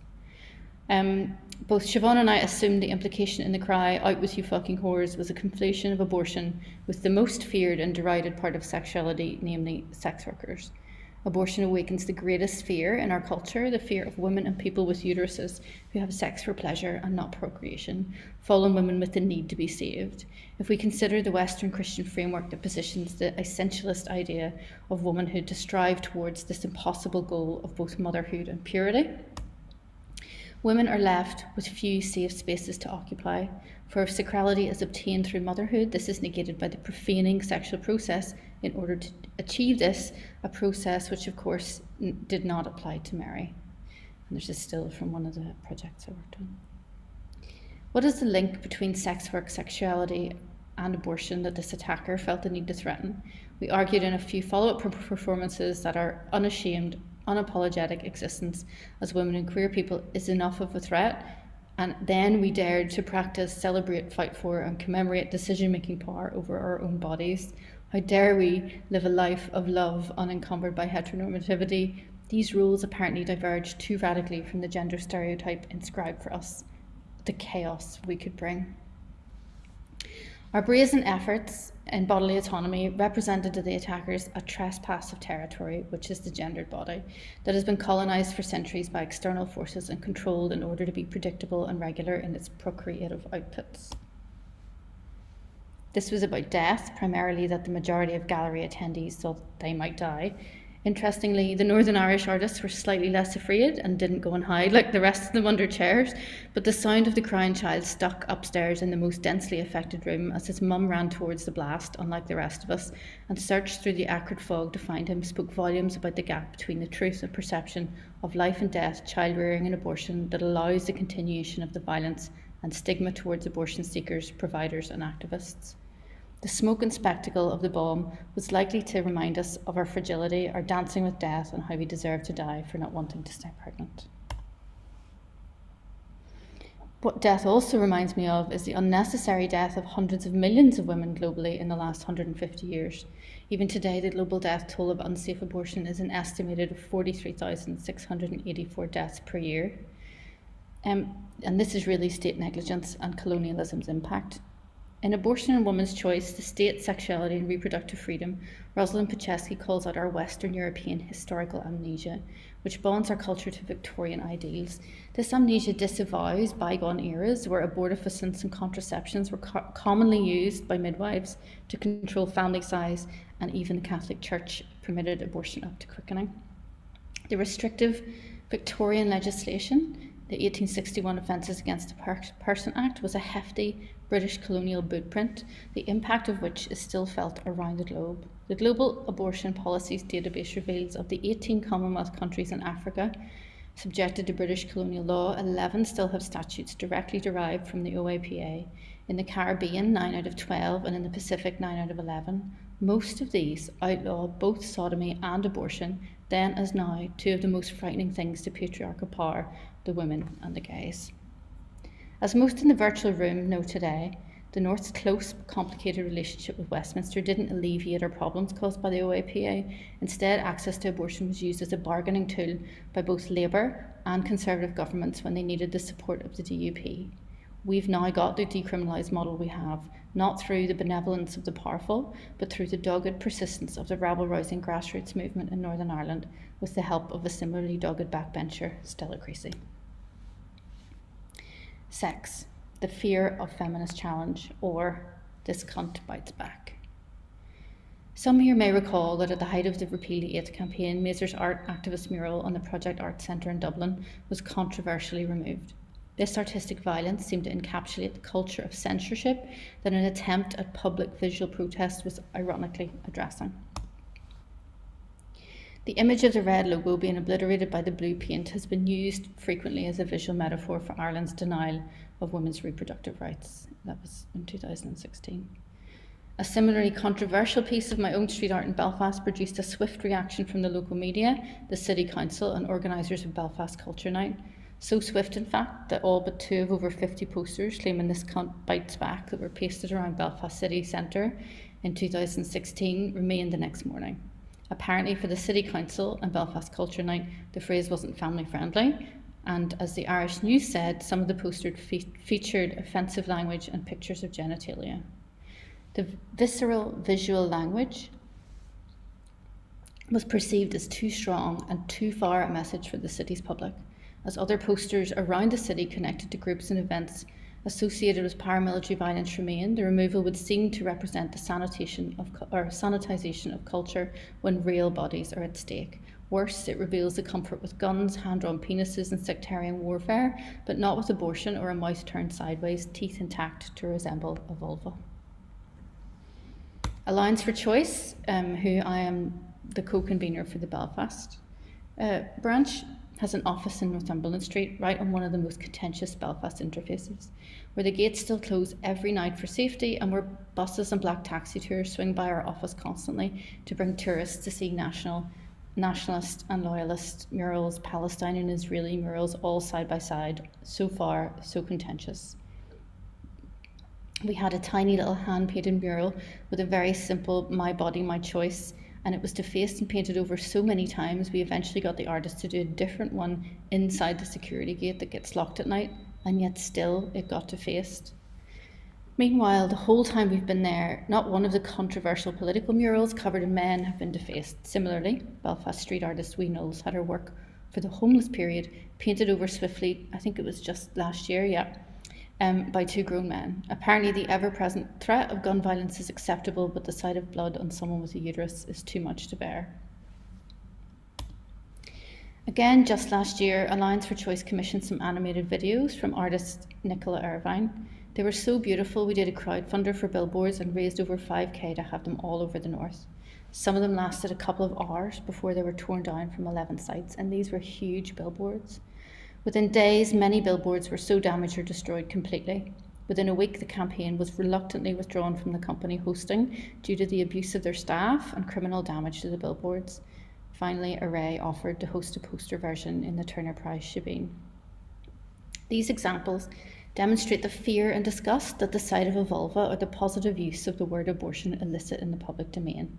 Amongst countless badly drawn penises and various other expletives, people with vaginas, people who have abortions, and people who want to reclaim the night from the violence it usually threatens are the ones that are censored. The slur most often used to denigrate women in the public eye is to make them either slut or frigid. What is left in between is the terrifying tightrope of appropriate sexual behaviour for women that may change at any given moment. Think of all the mainstream art and culture obsessed with the women's fall from grace. This whole canon of art would not exist if we were allowed to fuck whoever we wanted consensually without consequence. Contemporary Western culture continues to weaponize sex as a disciplinary tool to keep us all in check.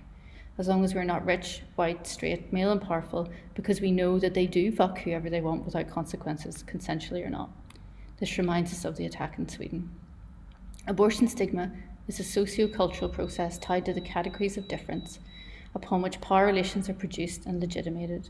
Stigma is one of the many processes through which abortion is made intelligible and is contingent and contested. So Erica Miller's concept of abortion stigma interests me more than most, especially like in the social policy field, as it removes the idea away from an individualized experience and recognizes it as an active and ongoing social process of power relations. And what is stigma if not a version of a witch hunt, except now we call it slut shaming or social mores. When considering stigma and remembering it as a dialogical process, there are people in Ireland who have, over the last 10 years, become unafraid to unleash their abortion story into the world. Whilst conversely, in Poland, many people who had multiple abortions decades ago and supported are now becoming afraid of their own histories they were once ambivalent about in the midst of a country it's rejoining to theocratic power. Additionally, the unfixed nature of stigma or a witch hunt means, to me, it can be contested, and that is where the magic comes in. I should have captioned this one. It says "Still from the Drub's Ball" from Array in Belfast. Why was magic stamped out of medieval Europe, and why should we, as queer feminist artists, rejoin this ancient thread? The figure of the witch is often embraced in contemporary feminist subcultures, and I know I was reading someone in this room's paper on that very thing last night. It's a common slogan emblazoned across bags, tees and badges in many languages and for the cause of a slew of women's rights issues.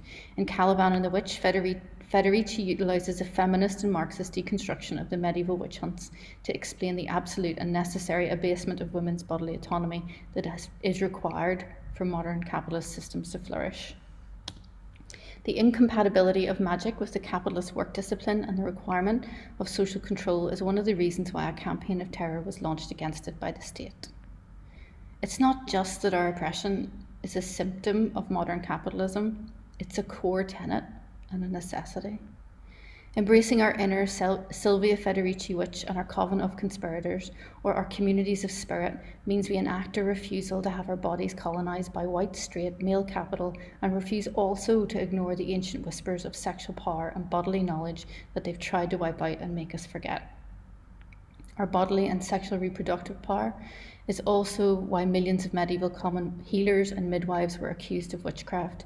If they controlled reproduction, then it couldn't be controlled for the causes of the labour to serve the wealthy. However, Federici points out that the midwives, who were all also abortionists, were not the only victim of anti-magic zealots. Poor women, beggars who stole food and fuel to survive, promiscuous women, adulterers, sex workers, or any woman who had sex out of wedlock. But to me, even more fascinating, the witch was also a woman willing to rebel and revolt, and in the documentation at the time, a rebel referred to, it's in here, The female personality that had developed, especially amongst the peasantry in the course of struggle against feudal power, when women had been in the forefront of heretical movements, often organising in female associations, posing a growing challenge to male authority in the church. Descriptions of witches remind us of women as they were represented in the medieval morality plays and the fabuleux, ready to take initiatives, as aggressive and lusty as men, wearing male clothes or proudly riding on their husband's back, holding a whip. I mean, it sounds great. Federici's trick of using magic to describe any action that resists or challenges our Marxist-framed alienation is attractive. It offers us more potentiality than mere producers of labour value for capital that can extinguish community, extinguish joy, and extinguish connection. Magic wrestles the world back from those who would assign every living thing air, water, love, and economic value, those whose only interest in the arts is investment or economic return, versus those of us who cherish the animated and chaotic slivers of life that women and queer artists in particular have had to grasp onto desperately and share secretly in order to survive. We were talking about anger earlier, so Siobhan and I did a whole project on anger straight after the referendum, so we can chat about that after. Now, whatever works, so this will go through different bodies of work. I'm determined and passionate about art as a tool for disrupting the witch hunt around abortion, disrupting who gets to talk about abortion, and disrupting narratives about gender and sexuality and who can speak about it. I don't have time to discuss every form of activist art I've been involved in, as I'm sure plenty of us here couldn't, so I will focus on visual projects that have had explicit collaboration with mostly the activist group Alliance for Choice and Array Studios and Collective. So I'm going to show elements of when they put their hands out like scales, an appropriate hobby as others see us, and the Dribs Ball, work which I have previously framed as socially engaged art, which is a term Haguara uses, a nebulous but significant categorization of art that increases public discourse with a particular social issue via engaged and dialogical practice. It sounds dry, but it should be exciting. This is the framework that allows us chinks of light that contest and disrupt the status quo. What socially engaged art strives towards is emancipated, that is, its participants walk away feeling enriched, perhaps even claiming some ownership of the experience or ability to reproduce it with others. And this is a picture after members of Array and Alliance for Choice helped me wheat paste this at midnight on the night that abortion was decriminalised in Northern Ireland. Like other aspects of grassroots organising, the arts and creative actions are not isolated independent strands of action, but interdependent threads running through the rich tapestry of our whole social fabric. It's worth mentioning here other key artists in our movement who were doing work in that preceding decade before repeal and decriminalisation. Speaking of Imelda, Mazer, Jessie Jones, Sarah Brown and Siobhan Clancy, Homework, the artist behind the repeal merchandise, Lisa Keogh, Teresa O'Brien, Isabel Anderson, Anna Leckie, Amanda Coogan, Tara Flynn and more. Some were artists fully embedded in the pro-choice community on the island and some acted alongside. Jessie Jones in particular connects late 20th century feminist labour activism, mythical lost matriarchal pasts, early modern witch trials understood as pivotal in patriarchal capitalism's control of women's reproductive labour, and Ireland's contemporary mass movement to repeal the 8th Amendment. And I worked with Sarah and Jessie on their The State and the Speculum project as well. We tend to forget that work within the art community is also effective and reaches people. Apologies for that noise, I thought I'd shut that program down. We tend to forget that work within the art community is also effective and reaches people who will reach many others. Artists alone cannot change the world, but then neither can anyone else alone. All of the artistic projects embrace Kester's participation model. Sorry, I'll try and close that. There we go, quit. Kester's participation model or Lippert's collaboration model also uses Azoulay's facilitation of dialogue and this imagining of a new social contract for affected peoples, as well as Butler's power of collective assembly. This is where we can build our magical, powerful covens of hope. It's through empathy that we can learn not to simply suppress self-interest through identification with putatively universal perspectives, or through the irresistible compulsion of logical argument, but to literally redefine ourselves, to both know and feel our connectedness with others. Kester's aspiration of discursive connection differs to Lepard's focus on modes of working. Her consciousness raising and collective making are important. The addition of Kester's empathetic approach is vital, and finally Azoulai's restored citizenship adds strength. Let's imagine it's Lepard writing how to do the spells, Kester writing about their effect, and Azoulay recognising this as building the coven. For the work produced with Alliance for Choice, the connected knowing of Kester functions alongside Lepard's definition of what activist art is, or should strive to be, which is, and by the way, I've used this quote practically from the beginning of my master's, it's one of my favourites. The feminist and socialist value system insists upon cultural workers supporting and responding to their constituencies. The three models of such interaction are group and public ritual, public consciousness raising and interaction through visual images, environments and performances, and cooperative, collaborative, collective or anonymous art making. This is my recipe, or borrowed from other people's recipes, for sexy art magic. Words like consciousness raising and ritual really get my witchy juices going. These ways of working aren't didactic, but offer enough room for people to explore subversion on one hand, as Lepard says, and empowerment on the other. So art activism works best when it can effect an emotionally resonant response, which can shift paradigms in culture. Therefore, art activist practices have intended to honour and include the people most deeply impacted. Transformation through artistic engagement demonstrates how shifts in attitudes happen when our own stories embrace a variety of tellings and the narrative subject. Both Schmidt, Campbell and Martin and Ariel Azoulay expound the expression of citizenship through visual activist practice, positioning cultural production about rights and purpose as the embodiment of good citizenship for a civil contract, but not with an all-powerful state, well, to my mind anyway, but as a visual global commons. When They Put Their Hands Out Like Scales was made from 2010 when I returned to Belfast for an MFA in photography, and other people have talked about people who've left and come back, and so I lived away for 13 years. Alliance for Choice were recently demoralised in 2008 with the Westminster Labour DUP deal that ensured that the 1967 Abortion Act was never extended to Northern Ireland. Similarly, the Abortion Support Network had just set up in London following, this was the time of the financial crash, that meant many more people needed help to fund their abortion journeys from Ireland to England. It was apparent to me at that moment of the first meeting I went to that if I did the activist work, both groups would allow access to their coven, and I would be able to make a number of works which dealt with variously abortion decision making, travelling to England from Ireland, and the outside forces at work that help and hinder access. After the long time it took to make the piece, which is, so I used people's individual stories of travelling over to England from the Abortion Support Network and other sources, and I retraced women's footsteps over to Birmingham, Manchester, London, on boat, on plane, train and coach. When finished, I also made a film in Northern Ireland, like the pre-travel, so Making the Decision, which was filmed around Stormont, and then domestic spaces out towards the Belfast Lough. I brought the photographic piece to a portfolio session at the Irish Photo Festival in 2011, which led to the Copperhouse Gallery offering to show When They Put Their Hand Out Like Scales. The publicly funded galleries I had met then were supportive but nervous. People weren't saying abortion out loud in 2008 and 2010. Curators from other European countries were incredulous to the concept of abortion being banned. It took a lot of explaining when they thought that a bus went round on Friday nights picking up abortion seekers to get on the ferry. I'd explain differently. This exhibition then became important for me as an artist, and also it became key for Alliance for Choice in Belfast as it made connections, and we were invited then to be in the steering group for a new organisation called the Irish Abortion Rights Campaign. For visual arts in Ireland, there'd been little directly on this topic since the 1990s.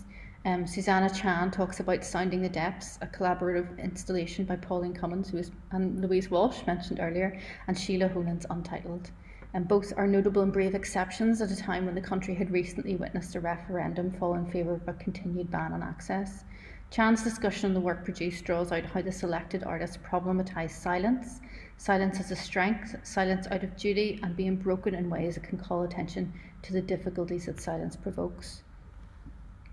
Often, artworks about abortion in Ireland play with themes of secrecy, silence and solace, and the photographs and film at the core of the work produced in the images of when they put their hands out like scales would try and exemplify this invisibility versus visibility, acknowledgement without denouement. The absences in Campbell's images connote diverse meanings as well as women who have travelled. They suggest the women with unwanted pregnancies who are prevented from doing so, and recognition of the agency of all in the artist's concern not to reduce women to an image of victimhood. They also invite us to come to voice as part of an ongoing challenge to abortion silence and stigma. Copper House Gallery hosted a number of accompanying events, and some of them organised by Siobhan Clancy, artist and at that time steering group member of the abortion rights campaign, who was eager to ensure that Alliance for Choice were an official member of the ARC steering group, but also that the importance of art as an activist tool was always embedded in their core strategy, namely as the creative and directive action subgroup, which I was then involved in for a long time. The images were used in speakouts, as mentioned earlier, to create safe and contemplative spaces that echoed people's lived experience, and in 2014 an expanded version of the work, alongside digital collage prints, which I'll speak about earlier, were exhibited in Belfast's Platform Arts. I invited members of Alliance for Choice to join me, and in the tradition of feminist collectives, so we were talking about the Hayward earlier, and one of the photographic collectives that I studied in my historical research almost fell out about showing in the Hayward until they agreed that they would hold a protest in the museum. Alliance for Choice held one of their monthly activist meetings in the exhibition. We had a values clarification workshop open to the public, a public lecture attended by Ulster University social policy undergraduates by Dr. Fiona Bloomer, and we even had our own lonely protester, witch hunter, who visited repeatedly to warn me of my descent to hell, like all good witches. She even lodged an official complaint with the Ulster University Vice-Chancellor. The work was also part of a PhD residency programme in Berlin as part of the European Society for Art and Research programme, where the OKK Gallery in Vetting helped Alliance for Choice Belfast forge relationships between the Berlin, Ireland Abortion Solidarity Movement and other Polish solidarity activist groups in Germany. This relationship saw regular solidarity protests for grassroots activity in Belfast, and also ensures, through the generosity of the group and its supporters, a regular donation of money raised by their actions. If both Kester and Lepard's aspirations for effective dialogical and activist art are considered, as well as Hilgara's enriched emancipation and the urge to be a Federici witch, the work, where and how it was shown, offered this transformative knowledge to the community it was working from within and the new communities it was introduced to, a glimmer of magic. An appropriate hobby was a mixed media project that spanned 4 years and 2 seismic changes for abortion on the island of Ireland. It was imagined originally as a way of addressing the invisibility of women and potentially pregnant people in the narrative surrounding abortion in Ireland North and South, and also as a way of trying to exemplify that there was a movement responsible for the shift in public discourse and ultimately law and access. This wasn't because of the politicians. Colour photography and the laws against abortion in Ireland were first formed in 1861, an era of emerging modernity that saw the growing suffragette movement. The project used butterfly mimicking portraits to illustrate that despite the restrictions on abortion, a movement endured against state misogyny and violence. This was originally started as a residency in Array Studios as well. Activists were invited to have their portrait modified and included in the artwork online. They were asked to send images that had something to do with their own activism or their role as an activist, or even their abortion story, and so they would send those to me and I would make them symmetrical and layer them over the portrait. In the Civil Contract of Photography, Azalea discusses the extent of sexual violence towards women. She's concerned that it's not viewed as the international scourge it is, as we have seen in Ireland this week. Instead, interpersonal and state violence against women must even be challenged from within countries where women are understood to have won superficial status as legal equals but remain without the realisation of these rights. The abandonment of women, and I would add queer people, which did not cease with their belated entry into the body politic, forced us to develop practices, norms and skills of our own for the governing of our abandoned bodies. And this is very clearly happening in the underground abortion services that Alliance for Choice were part of on the island of Ireland. An appropriate hobby An appropriate hobby aimed to capture not only the struggle for reproductive rights, but also honour the medical care and solidarity of the movement, community healers and medicine women in our own right. Importantly, like my other project, this work could not be imagined or realised as a lone artist. Activism, organising, I mean, can any art project ever be done just as a lone artist? But anyway, activism, organising and movement building are inherently group projects. There was also dialogue back and forth with most participants to see if they approved of the images and sometimes to change or remake. And as Frostig says, typically developed in collaboration with others, arts activism reflects a democratic paradigm, eliciting multiple viewpoints that challenge dominant discourse. Socially engaged activist art finds innovative presentations of ideas developed in participation with directly affected communities, often in the utilisation of public space, leading to the recognition that these innovations are about contesting power and control, also from Frostig. And you can see here as well, so suffragettes were subject to one of the first instances of covert or hidden state surveillance in the Holloway prison with a hidden brand new high-tech camera. Up until then, they'd kind of defied being categorised by moving their heads really quickly when they tried to when the police tried to photograph them with the big old plate cameras. And this was a huge part of my thinking when I was making the butterfly projects as well. This kind of paradox of using the photographic image like they did for their parades, but also being subject to it under a patriarchal lens. In the 21st century, public space can span urban and digital realms, or both concurrently, but importantly, it will endeavour to galvanise citizen dissent towards social change. An appropriate hobby acknowledges the power of collective action and the power to destabilise stigma or the witch hunt with visibility. It reflects the digital world of activism more readily than many of the other projects I've done, and reflects the nature of solidarity that was to be a key strength in the Irish movement towards reproductive liberty. As acknowledged by Butler in 2015, city streets are no longer the only option for people to assemble. Now we have online social networking producing effective solidarity in the audio-visual domain. So the collages, people used them as their online icons and avatars for such a long time as well. And you can possibly recognise Alessia in that bottom photograph after helping me put them up. So Women on Web collages. On the 11th of June 2001, Women in Waves set sail from the Netherlands for Ireland, a country with the most restrictive abortion law in Europe. 5 days later, over 300 people had called the ship's hotline for abortion treatment, and the shipping container was a travelling abortion clinic that managed to enter international waters as an art installation. So this is one of the archive images. Today, Women in Waves also operates as Women on Web, a long-term partner of Alliance for Choice, a relationship without whom I would never have been given access to the archives. And when we're speaking about archives here, I went to Atria in Amsterdam, and that is a well-funded feminist archive. It's really fantastic, and it just pains me then when I'm in attendance at archives in this country, in the UK. They've been distributing the abortion pill to women in countries like Ireland and the North when abortion was still almost impossible to access legally, and now when the law is changed but access is patchy, and they still provide pills to people in countries like Kenya and Zambia that I mentioned earlier that we work with.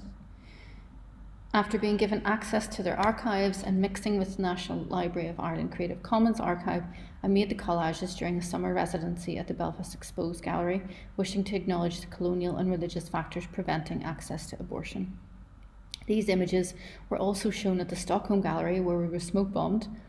Some of the people in the images also appear in Vessel, which is the Women on Web documentary that has been shown globally and also features explicit directions on how to take the abortion pills. So it's their way of sneaking in that in the film. As Others See Us is a work included by Array Collective. Not sure if anyone here has heard of us. A mix of women and queers and miscreants. Array responds to socio-political issues that directly impact the members and our communities through art interventions, performances and visual art. A glorious, chaotic art coven. Array's 2019 installation in London's Jerwood exhibition Collaborate As Others See Us centred on 3 fictional characters drawn from pre-Christian myths and the folklore of ancient Ireland. The Sacred Cow, or Bon Bee, the Long Shadow and the Morrigan. We produced 3 films as well as an in-situ archive, character banners, Irish language translations and documents, which drew on the experience of Irish diaspora in England and the North Irish identity, LGBTQ rights in NI, and women's rights, focusing particularly on women's rights. The Morrigan character was imagined as a virgin youth first, then a pregnant woman and an old crone, and like her mythological inspiration, she shape-shifted from one to the other with increasingly animalistic and grotesque features, finally dragging herself to the walls of the Westminster buildings, weeping and begging for recognition of equitable reproductive rights. Audiences in London experienced a film of the Morrigan as well as the archive section, which included activist ephemera and historical archives of the abortion rights movement in NI. What was really difficult was that there was so much changing during the time of that exhibition. It was actually when abortion was decriminalised, and it was so hard to keep it up to date. In many ways, the presentation of this work in a white cube formal gallery space was a negotiation and crystallisation of much of the work Array had already done with organisations like Alliance for Choice at protests, workshops and as volunteers. What was different for Array in the Collaborate Jerwood show was that an English art audience are assumed to be supportive of LGBTQ rights, of abortion, even of the Irish as a just tolerated migrant community. However, this was an invitation to engage with the cause and effect of colonialism in Ireland that had contributed to a contemporary lack of social progress. It asked an English attendee to end the ignorance towards NI and its complexities. Not only did it ask for empathy, but it required an acknowledgement of British state abandonment, as Azalea coined, and the othering of NI and its people, even as they travelled every day to access rights, jobs and healthcare. Array's work fully embraces the empathetic participation of Kester, the Lepard models of art activist practice, the enriched emancipation and participation of Helguera's socially engaged art, and Butler's attentive interdependence and demands for a more livable life. In December 2019, Array hosted a symposium at Jerwood Arts that expanded on the exhibition, opening the discussion to like-minded artists and activists from different generations to directly respond to the issues raised in the work, exploring the tensions and possible resolutions. The symposium tackled the dire social circumstances that remain for many queer youths, the mental health epidemic and the underfunding of care, the shifting identities that trouble progress, and the performing activism from the Imeldas. However, the question for Array remained, until recently, if anyone outside of NI understood the nuances of our intentions. Perhaps the invitation for our work on these issues that was nominated then for the Turner Prize in 2021 evoked the right kind of magic and stirred even a fraction of the British consciousness. Only time will tell, but they are aware that the work is now operating in a forever altered political and even artistic landscape since the advent of equal marriage, decriminalisation and the COVID-19 pandemic, also bringing home the Turner Prize. I really do believe that women and queer artists are frightening and exciting because we contain the power of death, sex and magic. Hopefully my whistle-stop tour through some of my work has shown Kester's collective empathetic action, Lepard's activist art, and for the raising of the dimly remembered ancient consciousness as Federici's witches, subverting gender norms and refusing the power of capital forces against body, sexuality, art and magic. In my opinion, art is a kind of anarchy. It is a benevolent anarchy. It must be that, and if it's true art, it is. It is benevolent in the sense of constructing something which is missing, and what it constructs may merely be criticism of things as they exist. Thank you. Thank you so much, Emma. That was amazing, and thank you for such a comprehensive and very honest talk. It's something I always say, that if we're not getting complaints, we're not doing it right. So I think it's wonderful that you've mentioned those stories there. And also there's been a lot of love on the chat for your She, Her, Witch title, and also just a lot of people just continuously saying like sexy art magic at me on the chat. I think also it was really important that you brought up this like idea of these multifaceted careers that people like yourself have to have. And also I think imposter syndrome is something that isn't mentioned enough in these forums, and it isn't mentioned enough that a lot of us are coming from experiences where people don't understand our professional lives and practices, and it creates this sense of imposter syndrome. So I think it's always important to mention that in these forums. I also really appreciated that moment of reflection on performance art. I think the criticality of performance art and the history of it in Northern Ireland as this way to process trauma. And it's something that is very important. And I'm just watching some questions come through here. And actually just touching on what you were talking about at the end, about kind of response to your activity in England and or outside of the north of Ireland. Could Emma talk about the critical reaction to the Array exhibition and how it maybe demonstrated these entrenched views and prejudices against us? I don't think any of us were surprised about who said what in terms of the critics. I think in a funny way, we were almost slightly pleasantly surprised that we even got less than scathing reviews from some people. But when it's a Spectator or the Tory Graph, we just are happy to be pissing off the right people, I think. For the general public that came in and the views that were put in the comments book, and I am very aware that I'm speaking on behalf of all of Array here, but there's 11 of us, the general public left just really incredible feedback about how moving it was and how it touched them, and about how it brought them to a learning about Ireland and the North and Britain's role that they hadn't known before. I think that's something that I definitely took away from visiting the exhibition, was how visitors interacted with it and how much they spent a long time in there and how much they did take away an ignited conversation, which is really why any of us are doing this. It's not about the critics, it's about the public. I have a question from Rachel. There's something about the carnivalesque in your work, the righteous, fun, community-driven practice that refuses the suppressed identity that is suggested for women and queer people, but instead insist on hope and love.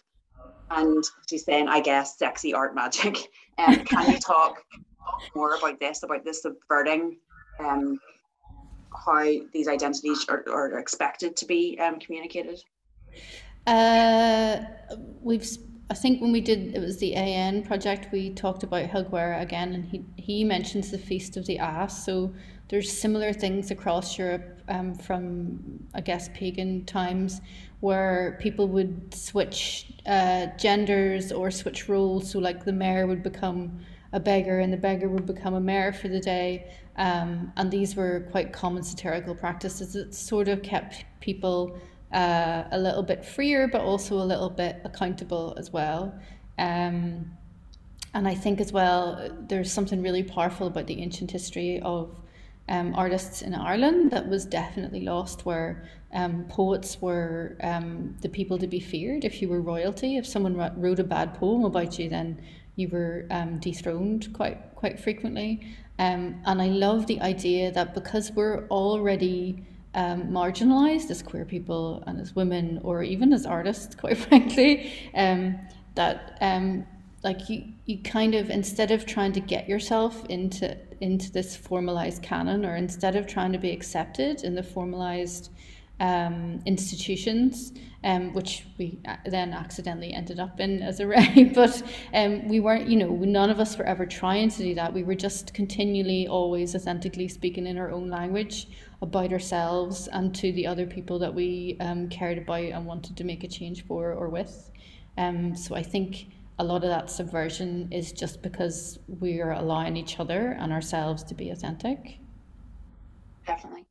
I think it's also about that, why do you want to become part of this sort of traditional canon? And I think there's a lot of struggles in this field of practice of trying to fit ourselves in those constrained boxes, and you're just showing that is completely unnecessary. There's been a few comments actually about how your talk has actually related back to Catherine Spencer's from earlier today, and this is just from another panelist. There is something about erasure and the persistence of image, and once it's been erased, that has been a thread today in both your talk and Catherine Spencer's. And I've talked about this idea of a trace and a stain, and they're wondering if that's something that you recognise or can talk about more, this idea of erasure. Yeah, and one of the reasons I asked Alessia the question is because whenever I was interviewing the members of Format for my historical research, there was a huge amount of regret expressed on their part for not no one to keep archives, and obviously they didn't really have in fact, it was the digital world that killed off format because they couldn't afford to digitize everything. And then they're just getting old now. Some people aren't with us anymore. Some people had, you know, plastic folders in their loft. Some people didn't keep anything, and so there was a lot of regret expressed there in terms of what was kept and what was known. And so I feel like, or like I went to the British Library to access audio cassette tapes, and because of, you know, basically capitalism, there's austerity measures that meant the British Library had to sack a third of their staff, so none of these cassettes are being digitized anymore, even if people request them. So I had to sit in a room for 2 weeks and listen to a cassette recorder, and I was the first person to ask for a cassette about this woman, and I was really shocked about that because of the important role she played in the world's first ever all-female photographic agency, and the kind of work, you know, they were the only photographers allowed in Greenham Common and all that kind of stuff, and yet nobody had heard of them. So so I think that erasure, and even if we're alluding to in our written work when we're using our own practice or we're referencing them, and somebody said it earlier that you know, citations and references and making sure all of that and the history and the people that you're leaning on in terms of your practice are always included and mentioned is really important.